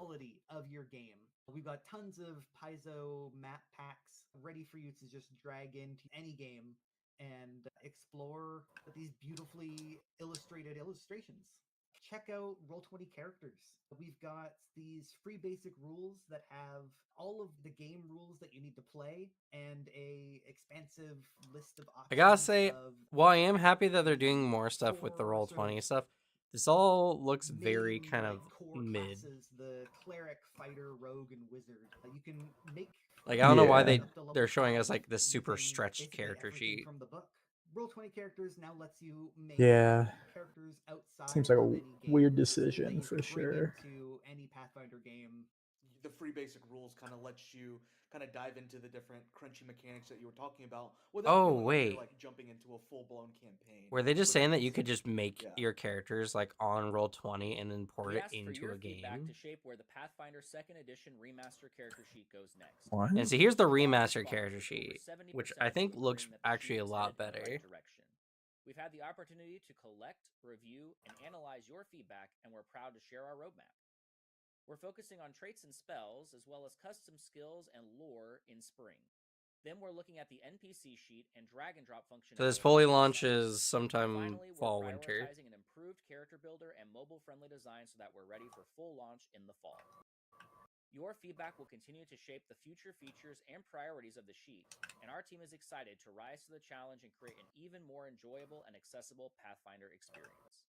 The Player Core and GM Core have taken all of the errata, filled out the entire Player Core handbook with remastered rules. You can still run using either system. The remaster just has softer edges, if that makes sense. One of the things they've done is they've remastered the Witch class. The Witch class used to be in the Advanced Player's Guide, and now it is in the Player Core book. What they've done is they've made the familiars a lot more integral to the class. The class has always been that you have a familiar that is a representative of your patron that talks to you and essentially is your spell book. So you have this raven on your shoulder that whispers spells into your ears. Now they have more familiar abilities that are sort of unique to your patron's theme. Man, they generate a passive effect. the panel was supposed to be at 1, so what are they doing? Hex cantrips. An example they give is that a familiar granted by the Silence in Snow patron is forever cold to the touch. And every time you sustain one of your hex spells, frost will form next to your familiar, creating difficult terrain. The ancestries are Just extending my stream. as one of the core ancestries. I'm sorry, Gam, it's all my fault. Plant spirits. You can It's okay. It is. a pumpkin, a gourd, or a leaf. Yeah, 1 p.m. to 2 p.m. Cactus. God's Reign, Death and Renewal. In D&D and in previous editions of Pathfinder, there's been half orcs and half elves, which are half human, half orc, or half human, half elf. Half elves are now called Ayuvaran, and they're not limited to humans. You can be any ancestry that is the child of an elf. Oh, and then I have a stream tomorrow. A dwarf elf. Y'all are lucky I love you all, and we'll give you information. Called Dromar, the orcish word for drummer. It's something to do with. Also, I have pins, Easy Does It's Google Doc in the Pathfinder 2E build channel on our Discord. So all the stuff that Easy catches will show up there, and they're going to be working on it for the whole weekend. So but it opens up a lot of character concepts. I'm sure if there's any kind of secrets or anything kind of special, it will show up there. I will be looking over it to double check my notes and to see. Oh, my name is Mike Sayre, and I'm here to introduce the God's Reign. Another super scuffed stream. Paizo always misses. How do you know this wasn't planned? This isn't exactly what they were aiming for. Oh, I should turn the volume up. Because I'm going to use this time to talk a little bit more about what is in the War of Immortals hardcover rulebook. Okay, yeah, we gotta watch this War of Immortals stuff. And how that'll kind of Let's go. Things the other panelists are going to be talking about. It's gonna be hype. So, the War of Immortals is both an in-world extended event and the name of the book. This opens with the death of Gora. And you should be looking. Oh at yeah, it's cool Akachek right there. that That was the right art you guys about were seeing now. earlier. Yep. This event is Yeah, actually Akachek what is creates killing one of the Gorham two and iconic raining blood on characters, everyone. who we have these classes for in this book: the Exemplar and the Animist. The And one of these guys they said was getting not only exemplar abilities, but also the mixture of other godly essence god-based and war divine blood. abilities that And they it added. transforms Yeah. into a powerful new entity. Some of you got to see this in the playtest that we did late last year. And you'll get to see the final version of both of these classes in October when the book releases. But there's also a story that frames this entire event, right? Gorham has died. This rain has fallen. The god's rain has fallen and changed the earth. And in the wake of this, Nahoa feels a calling that pulls him and the iconic animist Samo south. So right about now, you should be seeing Nahoa being healed by Samo. And so this is a pivotal event. And this story is going to run throughout the entire book, introducing you both to each chapter and the concepts within that chapter and the next step of each journey taken by these iconics. Eventually, they'll head on to the next chapter of the book, Servants of Power. This chapter both opens with more of the story of Samo and Nahoa's journey, and it introduces 5 new class archetypes.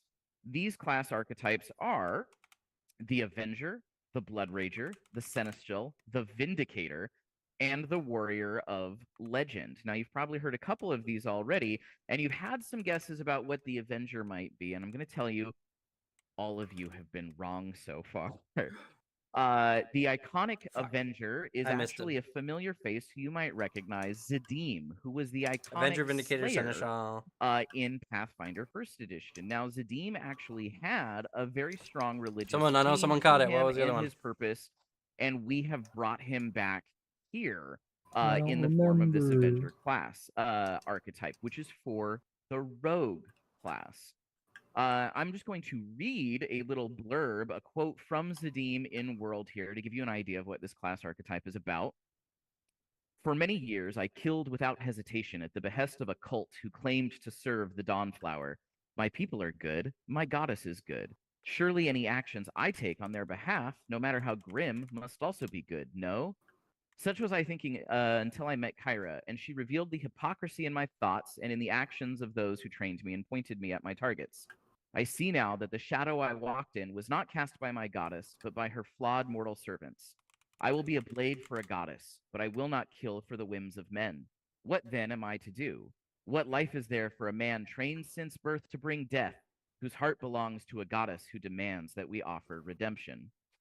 So Zadim is also part of this theme of renewal that we see through here. We brought an archetype that I think many of you probably figured there was no room for in the game, reimagined it through the lens of the character, and are giving you all an opportunity both to meet this character again in a new light and play his themes through these new class mechanics. If you have seen this art of Zadim here at this point, you'll also notice we updated and he now has a scimitar, bringing him a little closer to his goddess Sarenrae.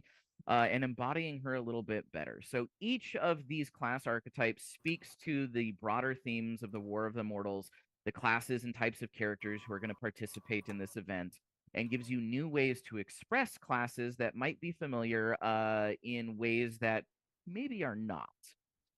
After this, we move along to Chapter 3, and Chapter 3 is something that I know a lot of you are really excited about, the Mythic Rules. At this point in the story of Samo and Nahoa, they are in Belkson, the hold of the orcs. And in this place, the orcs themselves are dealing with some pretty significant changes. Several orc deities have died, several new orc deities have arisen, and this is making Belkson a very interesting place, both to travel through and from a religious perspective. You're going to get to hear a lot more about what's going on there from John Compton later in the panel when he talks about the upcoming adventure path, Triumph of the Tusk. So I'm not going to spend a whole lot more time talking about it. I will reiterate a little bit of what I said in the keynote about how the mythic rules are going to work. When your character comes into contact with mythic power, they gain a calling. There's a variety of callings, I think at least a dozen that you can choose from. Each of them speak to certain ways that you might want to use your mythic power. They give you a way to regain mythic power and a way to utilize it. And they speak to your ongoing story. Now, these are not hard locked like you might think of an archetype normally being. They give you access to a full suite of mythic feats that run all the way up to level 10. And these give you all kinds of different abilities.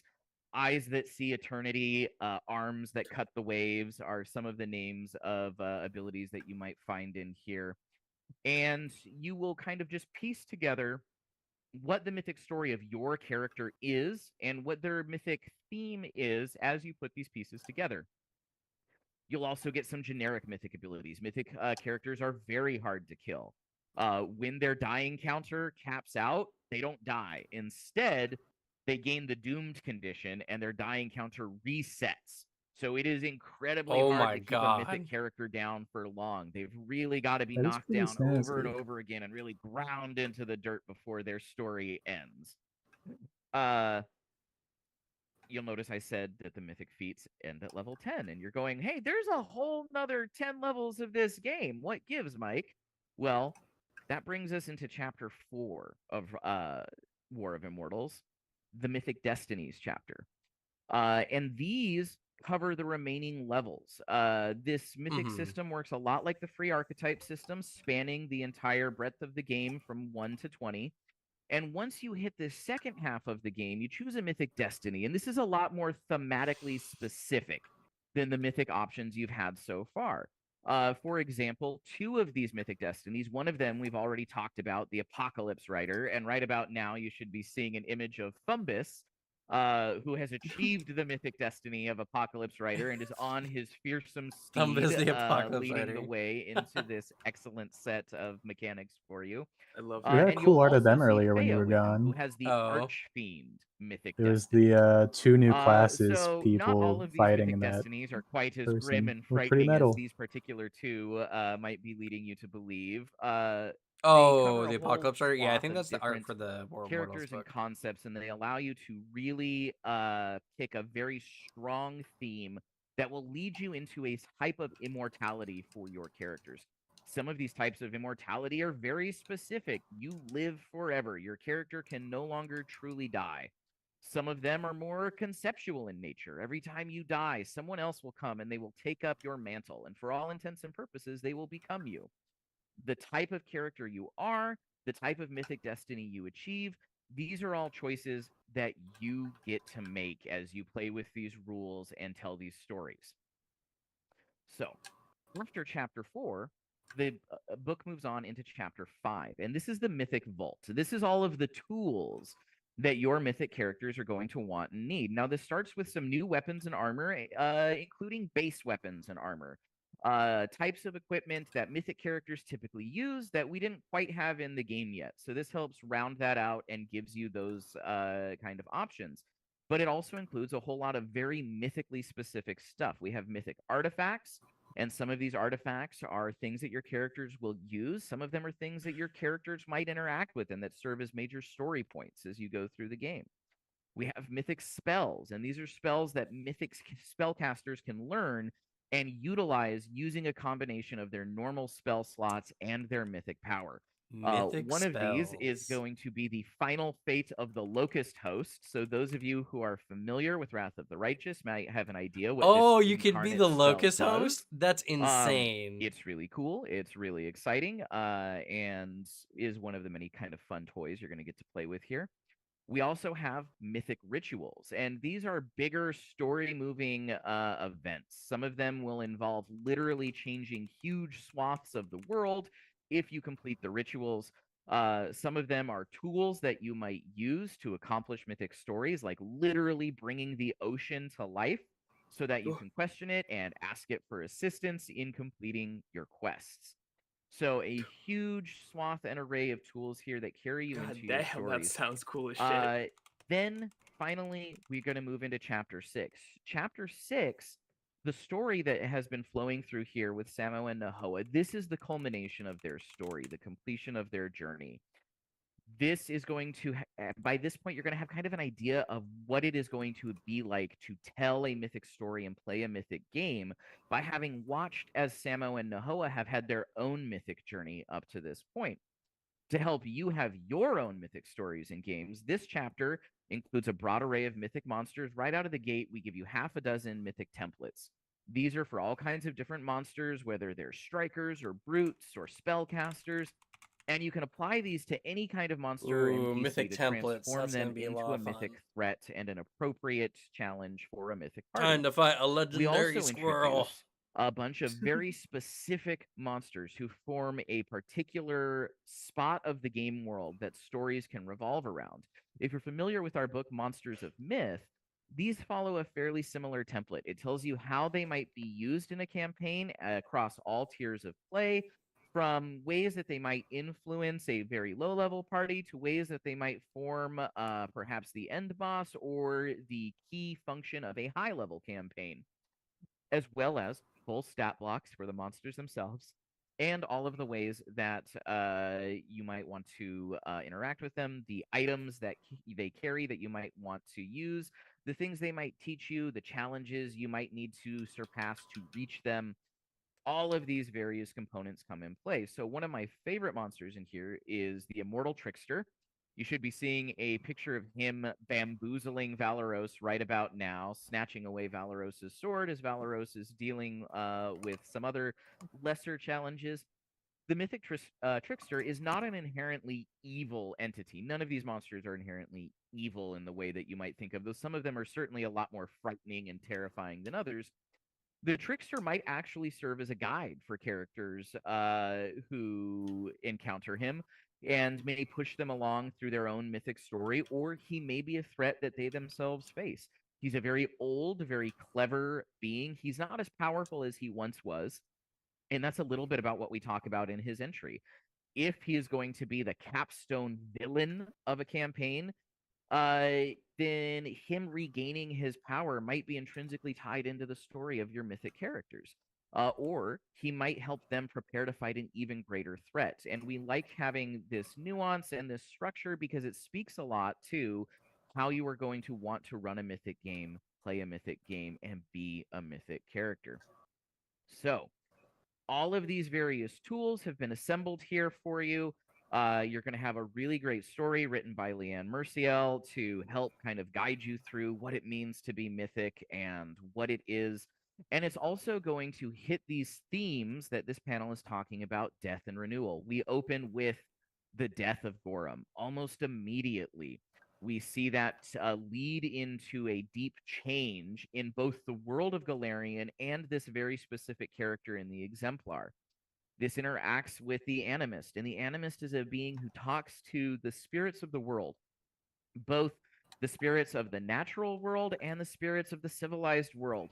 Our Animist might talk to a being that has kind of formed from all the amalgamated memories of a dungeon where all kinds of deep events have happened, or perhaps a being that is itself the embodiment of just a volcano, right?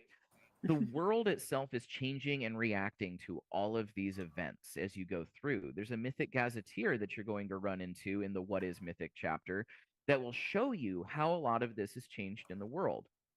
And then from all of these flowing events, all of these changes, you're going to end with a new kind of static state of the world, a new platform to build off of and tell new stories from. And that is what my compatriots, James Jacobs, John Compton, and Luis Loza are going to do as they talk to you about their products, the adventures that surround the God's Reign, that surround these mythic events, that will build towards new mythic events for you to interact with, and that have fundamentally changed the deities of Galarian, both literally in the names and numbers that are out there, and in the way that they interact with each other.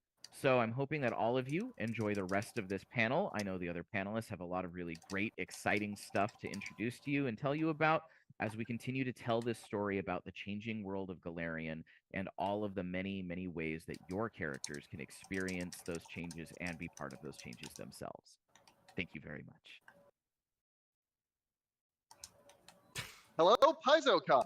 I am Okay, there John, you go. your community Hi. and social media manager, and I am here for the War of Immortals God's Reign panel. I'm sure you're all wondering what the heck is Damn, going so I need on. to go back Why and is there find out stuff what the falling from the last sky? archetype Why is was. there a I'm so sad giant I missed it. mantis? We are here to answer maybe some of these questions. But you're not here to listen to me.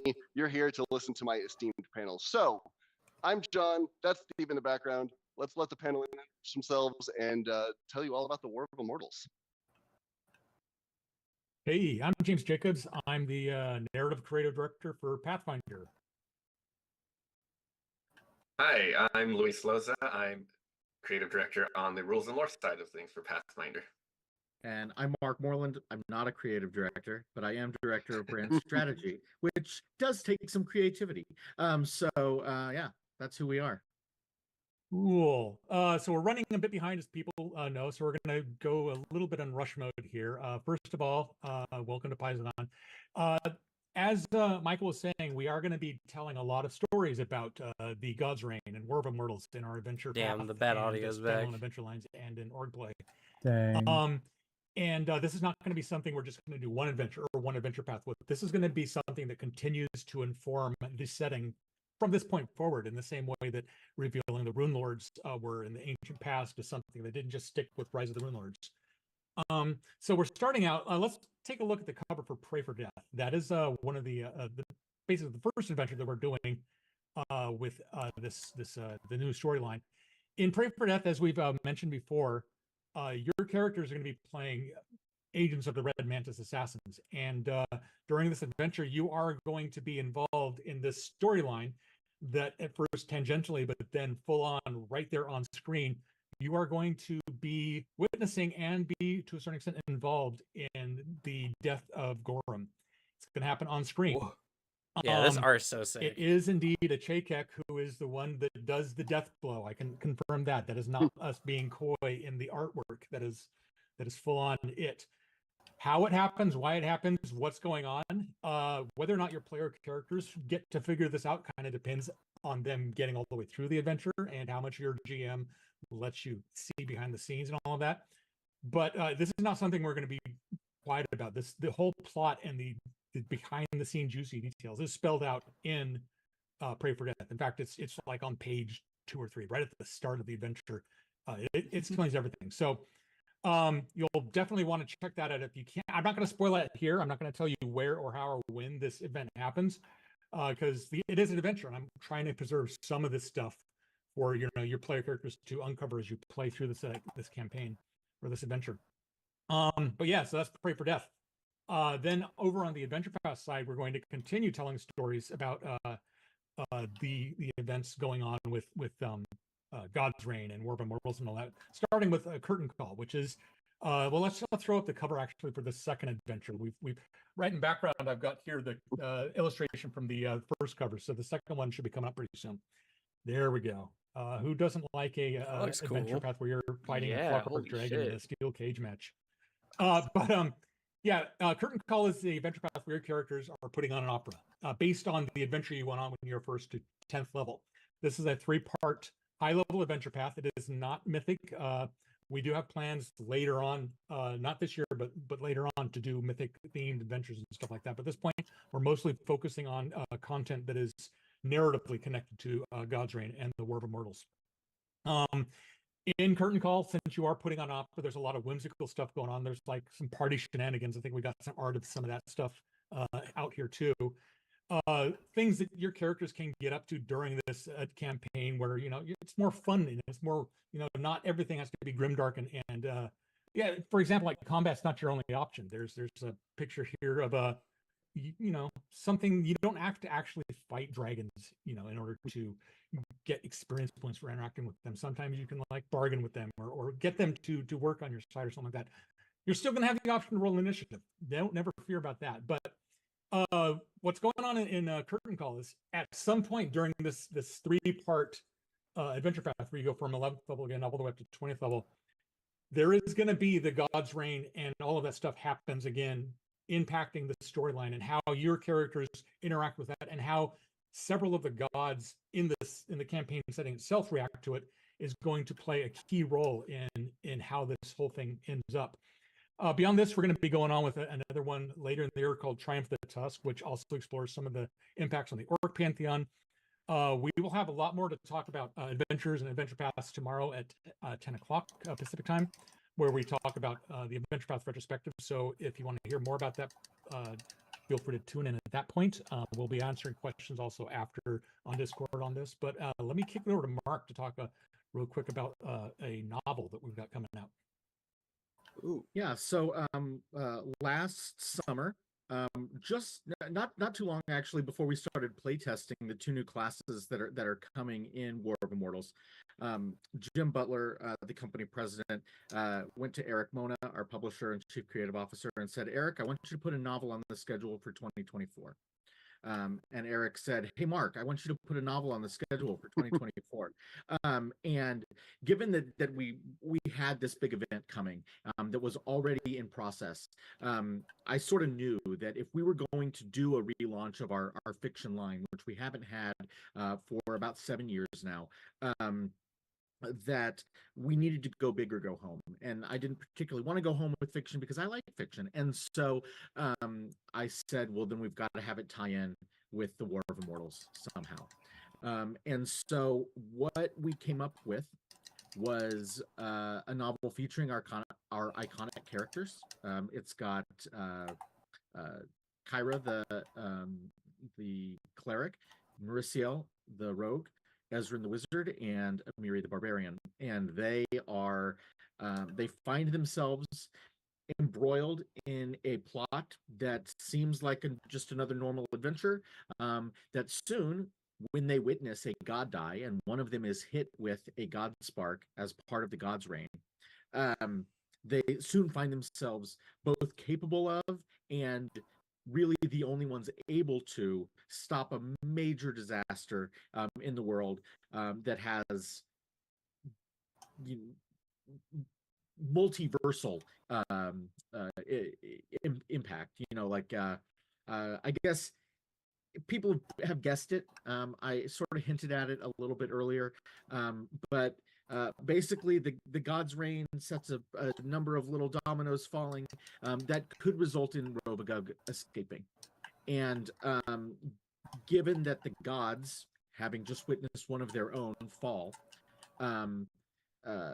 are a little hesitant to get involved, and due to some other factors based on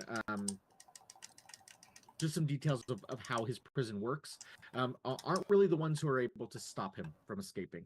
And that falls to our heroes to use their newfound mythic power to do so.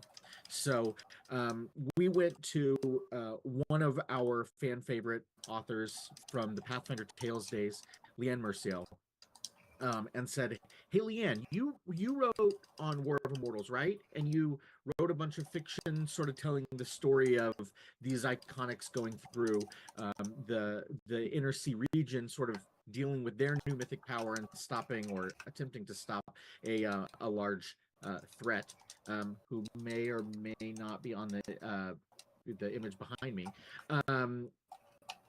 Do you want to write a whole novel about this?" And she said, "Heck yeah." So she put together a banger of a book that I really, really, really hope a lot of people read, both because we want this line to launch as big as it can, and success out of the gate is going to get us a higher likelihood of future Pathfinder novels as well. But also because I think it's perhaps Leanne's best book, and I'm a huge fan of her previous books, so that should say something.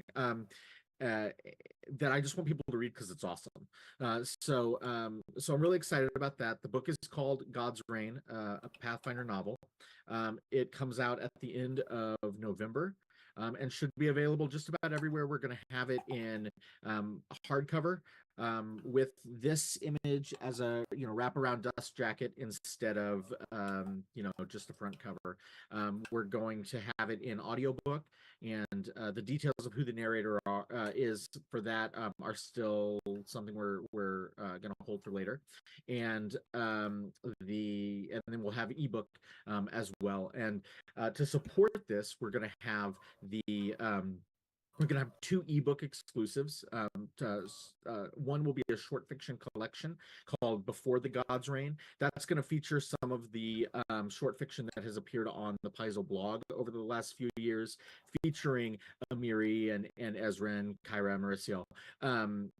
It'll introduce a new audience to those characters who may not already be familiar with them, but it should also provide some context for people who may have been so heads down in their own campaigns that they don't necessarily know, our iconic characters or their backstories, or some of the lore that God's Reign builds on. But reading that or knowing all that stuff is not required to understand God's Reign. One of our goals was that this book should not need an appendix at the end that detail, or a glossary that details what all the words mean. Make sure that the book explains everything to the reader, so that new folks who pick it up off the bookshelves, which is our goal, will have all the context they need and not be completely lost. We also have the God's Reign Prophecies, which comes out in September.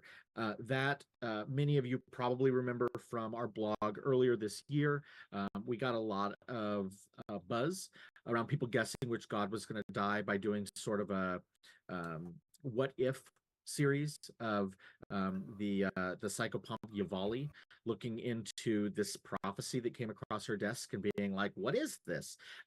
And each of those prophecies detailed the death of one of our core 20 gods. And so we're going to be compiling those as an ebook to make them a little bit easier to read and to get them out to an audience who isn't coming to the Paizo blog. And we'll be adding some additional material to that, which will explore a little bit of who wrote these and what's the deal behind the prophecies themselves, now that the mystery of which god is going to die is no longer something we can hold over all of your heads and taunt you with.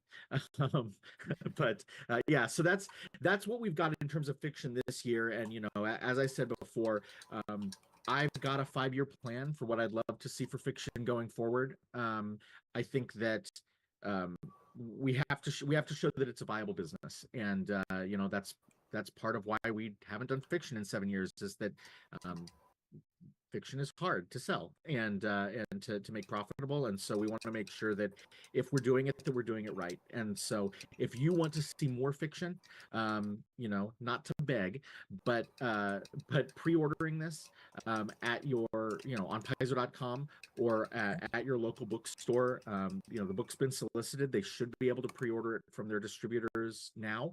That will go a long way to helping the book.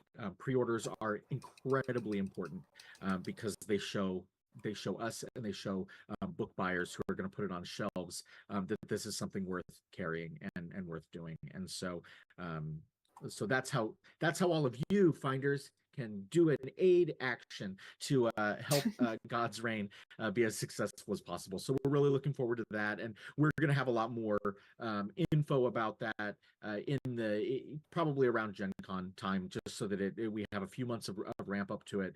But we'll have preview chapters and some stuff like that in the late summer and fall. All right, and I think the only one we haven't let speak yet is Luis, so we should probably let him have a turn. Sure. All right, Divine if you Mysteries, weren't let's here earlier, go. you probably caught the keynote and saw me talking about a little book called Divine Mysteries, which you've all seen the cover enough times, you know what's going on with that. So instead, let's look at some of the other art that's featured in this book. We're going to start off with our good friend Yavali, who Mark mentioned just a bit ago. This book follows Yavali as she's exploring the nature of divinity throughout the setting. She is, as I've explained in other times, basically doing a big grad school project to learn about divinity and how it works, and kind of understand, why do mortals worship gods? Why do gods decide to give them power? Does she fully understand? Does she have it all correct?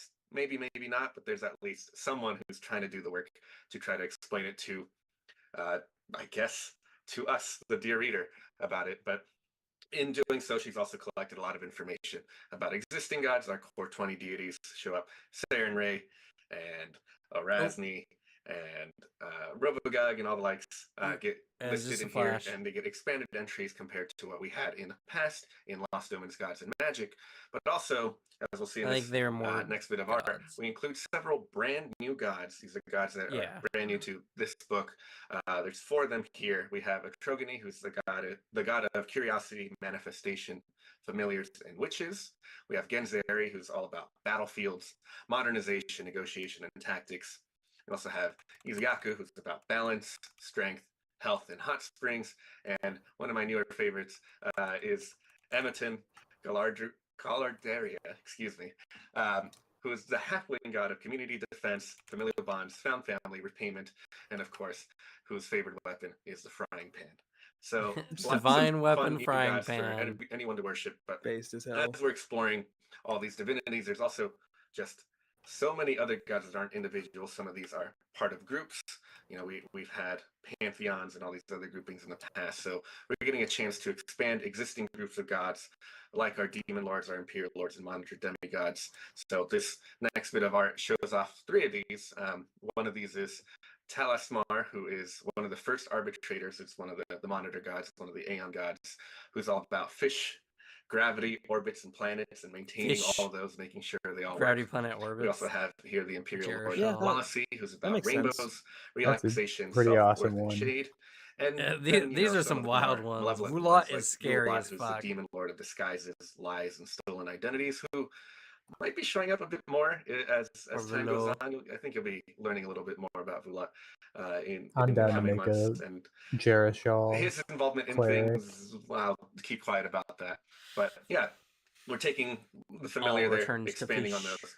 And then, of course, we're adding even more gods to the whole thing. We've had other groups that existed in 1st edition that didn't get a chance to get transitioned over to 2nd edition. We are creating new groupings of gods here as well. So with this next bit of art, we get to see these brand new groups of gods. Oh my god, There's Charg 4 is groups here that are crazy. being represented. Oh my We have god. the Sakyo Tormentors, represented by Charg, who is the tormentor of catastrophic decline, detrimental complacency, and monsters. What a cool guy. I like him.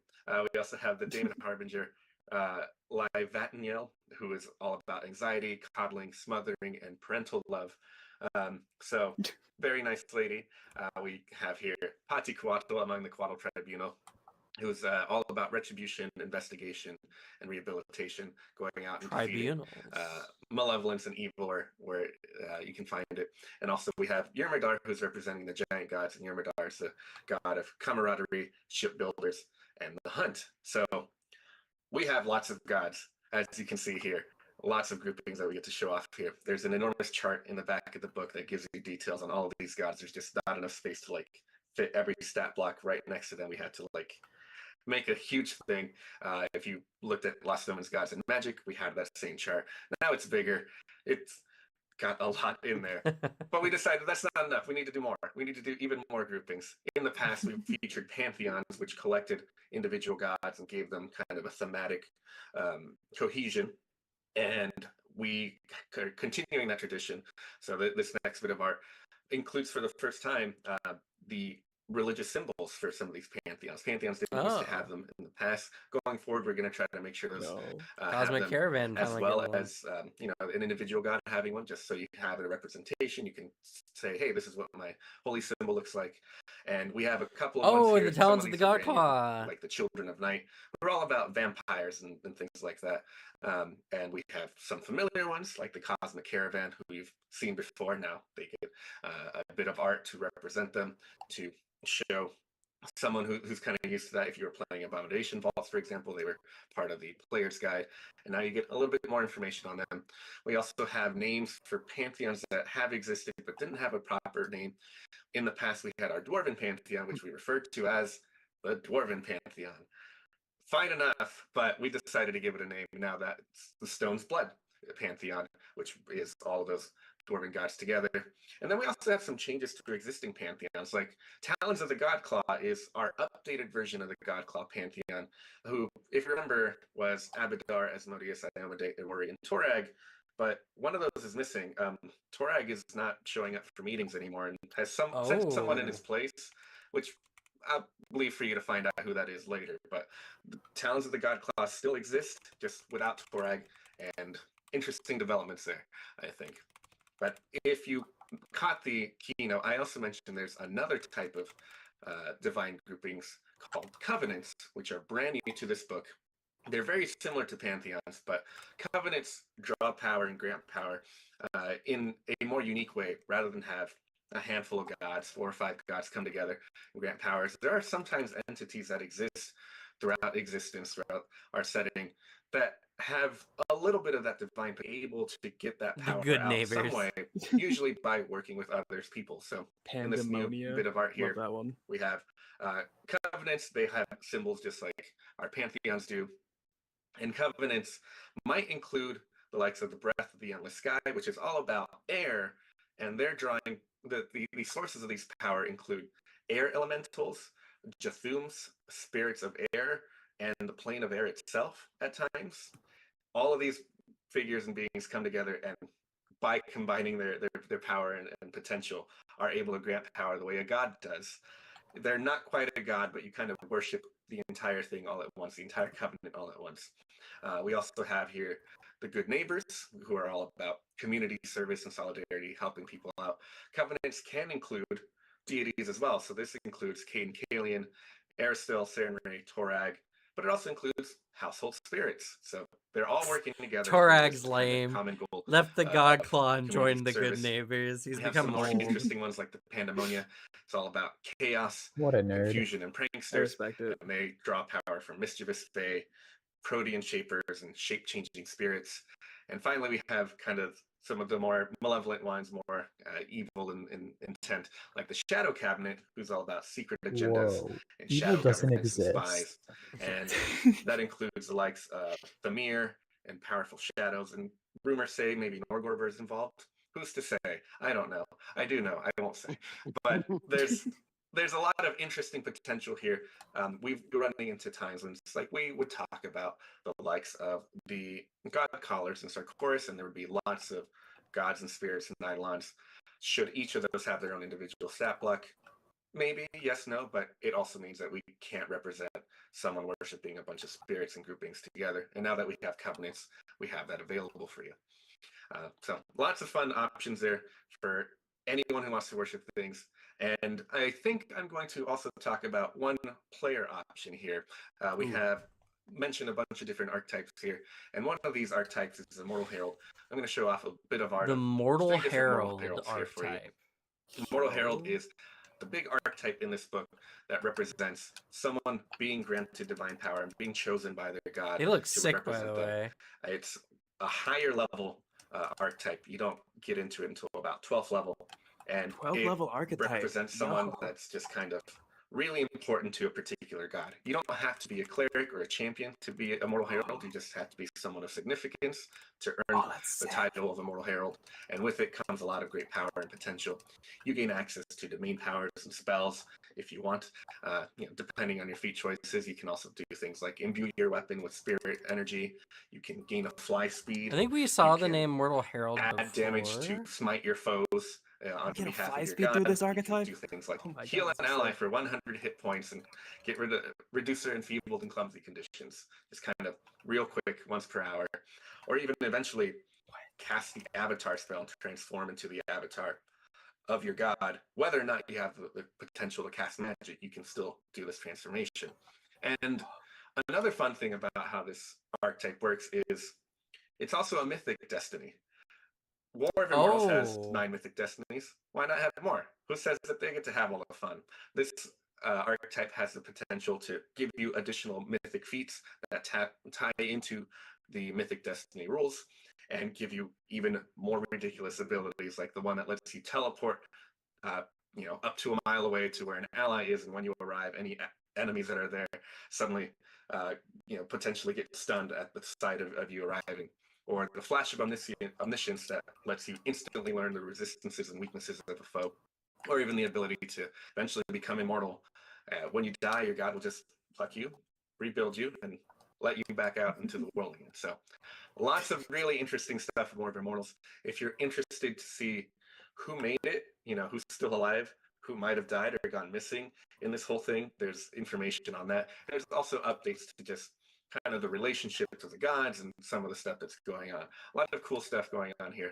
I'd say check it out when it comes out in November. But I think that's all I had to share on Divine Damn, Mysteries. Divine Mysteries. I think I'm more excited for Divine Mysteries than War of at Immortals. this point, but We have a Luis couple of loves it. minutes, Coming out here so I dropping was the going to grab a coolest couple. shit. I was going to grab a couple of them just for God damn. clarification. A number of people have been asking if they heard correctly. I'm It withholding is my excitement gods, until we get plural, that are confirmation getting offed that in the War of Arnhot Immortals. is It in is not this book. we have announced, yes, you know that Gorham's getting it. So sorry, it happens. But he is not So the only sorry one, that and happens. that is something that we want to confirm here today. Yes. He's the only member of the core 20 who is Yeah. going to die or change significantly. Nope. There's Well, going to be guess some no, you're right. changes. Yeah, you're right. Core 20, but Gorham is the only core 20 to die.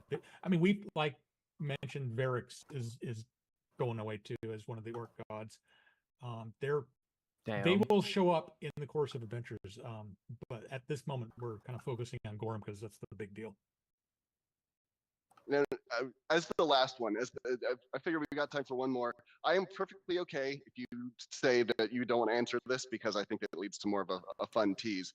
But there's a certain group that people are very invested in, and that we have been teasing a change to for a very Abadar's long Bank, time. you mean, right? People invest. Of in course, banks. yes. People invest in Abadar. Of course. What else would you do? How else would you invest in anything? The new interest rates have been declared for the year. So. But are they down I or hope they're up? not What is the going up. economy?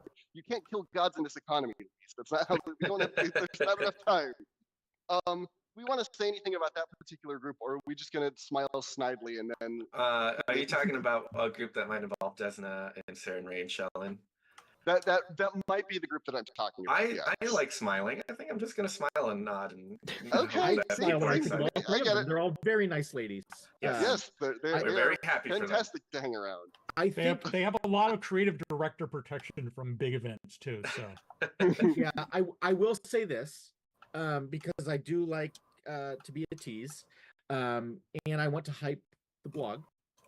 Maybe, just maybe, delving a little bit more into them would be a cool thing for us to do in the month of June.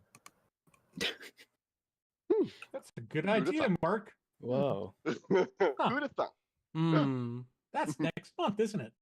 Really? Huh. All right. Yeah. Okay. June 2024, Next right? question. Yeah, June 2027 is when we'll give you an answer. Keep buying our books, and we'll eventually give you the answer. We're not that mean. Well, maybe some of us are, but I literally think that is all the time we have. So this has been super fun to hang out with all of you and see some of our amazing art and drop some spoilers and be a little, mustache twirly and like. I just noticed John's statue behind him. But you can absolutely He hop introduced into it. Discord after this and ask us more questions. I cannot promise that anyone will answer anything, but you can certainly ask. That is your prerogative. Up next, I do believe, is the organized play updates panel. So you want to stick around for that. And it's just Friday, folks. We've got days more of this stuff. So there's all kinds of panels. We'll be pushing out the socials. You'll see all of the things. So thank you very much for joining us for the War of Immortals panel, and we will check you all later. All right. Woo. In 316 the AG, volume. the galactic It's really loud, yeah. known as the Starfinder Thank you, Paizo. Society lost over Thank you, 80% Paizo, of for its blowing our membership eardrums out. during a mission into the region of space known as the Scoured Stars. Damn, Following I don't the know where to mission, put these notes. I guess I'm golden making a new barrier folder. encompassed the distant trinary star system, and contact has been cut off ever since. You and your friends are recently graduated Starfinders, finding yourselves in a galaxy where the society's future rests okay. in your hands. I'll leave it going on in the background for the moment, but like that's gonna be it. There's a lot of stuff. I mean, we did get some interesting little tidbits here and there, though. I'm also kind of not surprised we haven't really gotten anything ground shaking. They've been literally telling us all their secrets up until this point. Then they hyped up something completely unannounced, and it's a board game, which, I mean, like, the board game could be cool. It could be fun. But I would have preferred something for the tabletop. So, I think the big thing is, and I think the thing that is going to be a big aspect of what's coming up is the remaster stuff. Player Core 2 seems to be very big. They've already hinted that Oracle is getting something new. They hinted that a lot of the classes are getting new stuff. Well, they said that, but they like we talked about how the Oracle is getting the new Curse-bound condition, which I guess is different than how their curse normally works. They said the biggest ones that get changes is Alchemist, Champion, Oracle. Oh, yep. And all of them have a little change. And then everyone else gets some little changes, some ups. I know Swashbuckler is getting some tuning.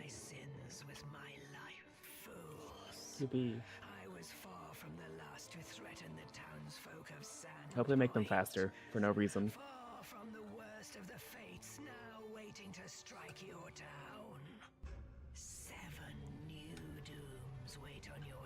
But so I don't know exactly. We're gonna be doing a stream for those who might not have heard. We're gonna be doing a stream tomorrow at 1 p.m. Pacific Standard Time to 2. I don't plan on doing any of the other panels tomorrow, or other than that one tomorrow or Sunday.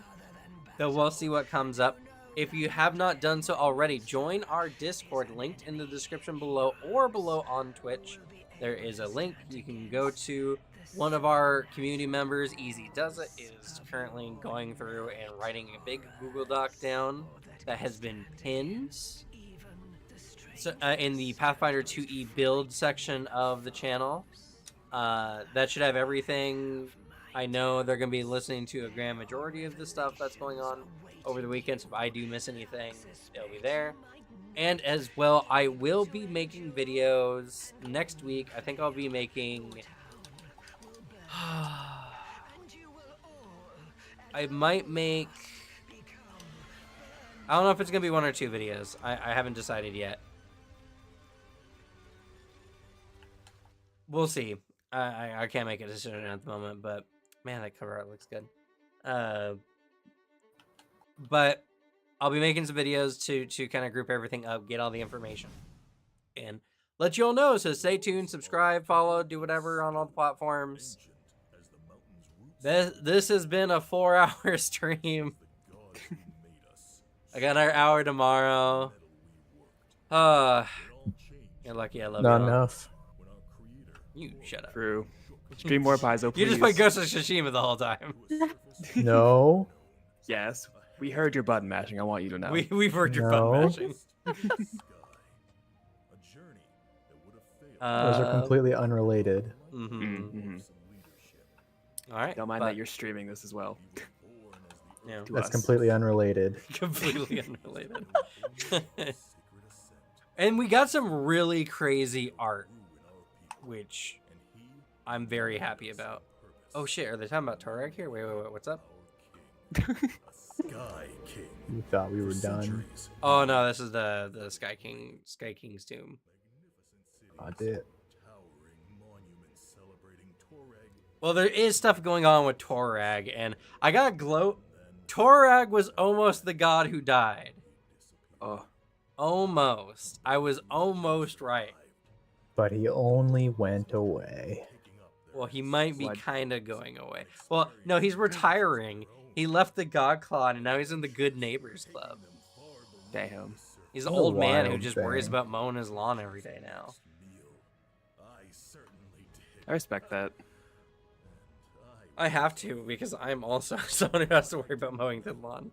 Not every day. I thought you were going to say because you're also an old man. I can't be mad. I walked into that one.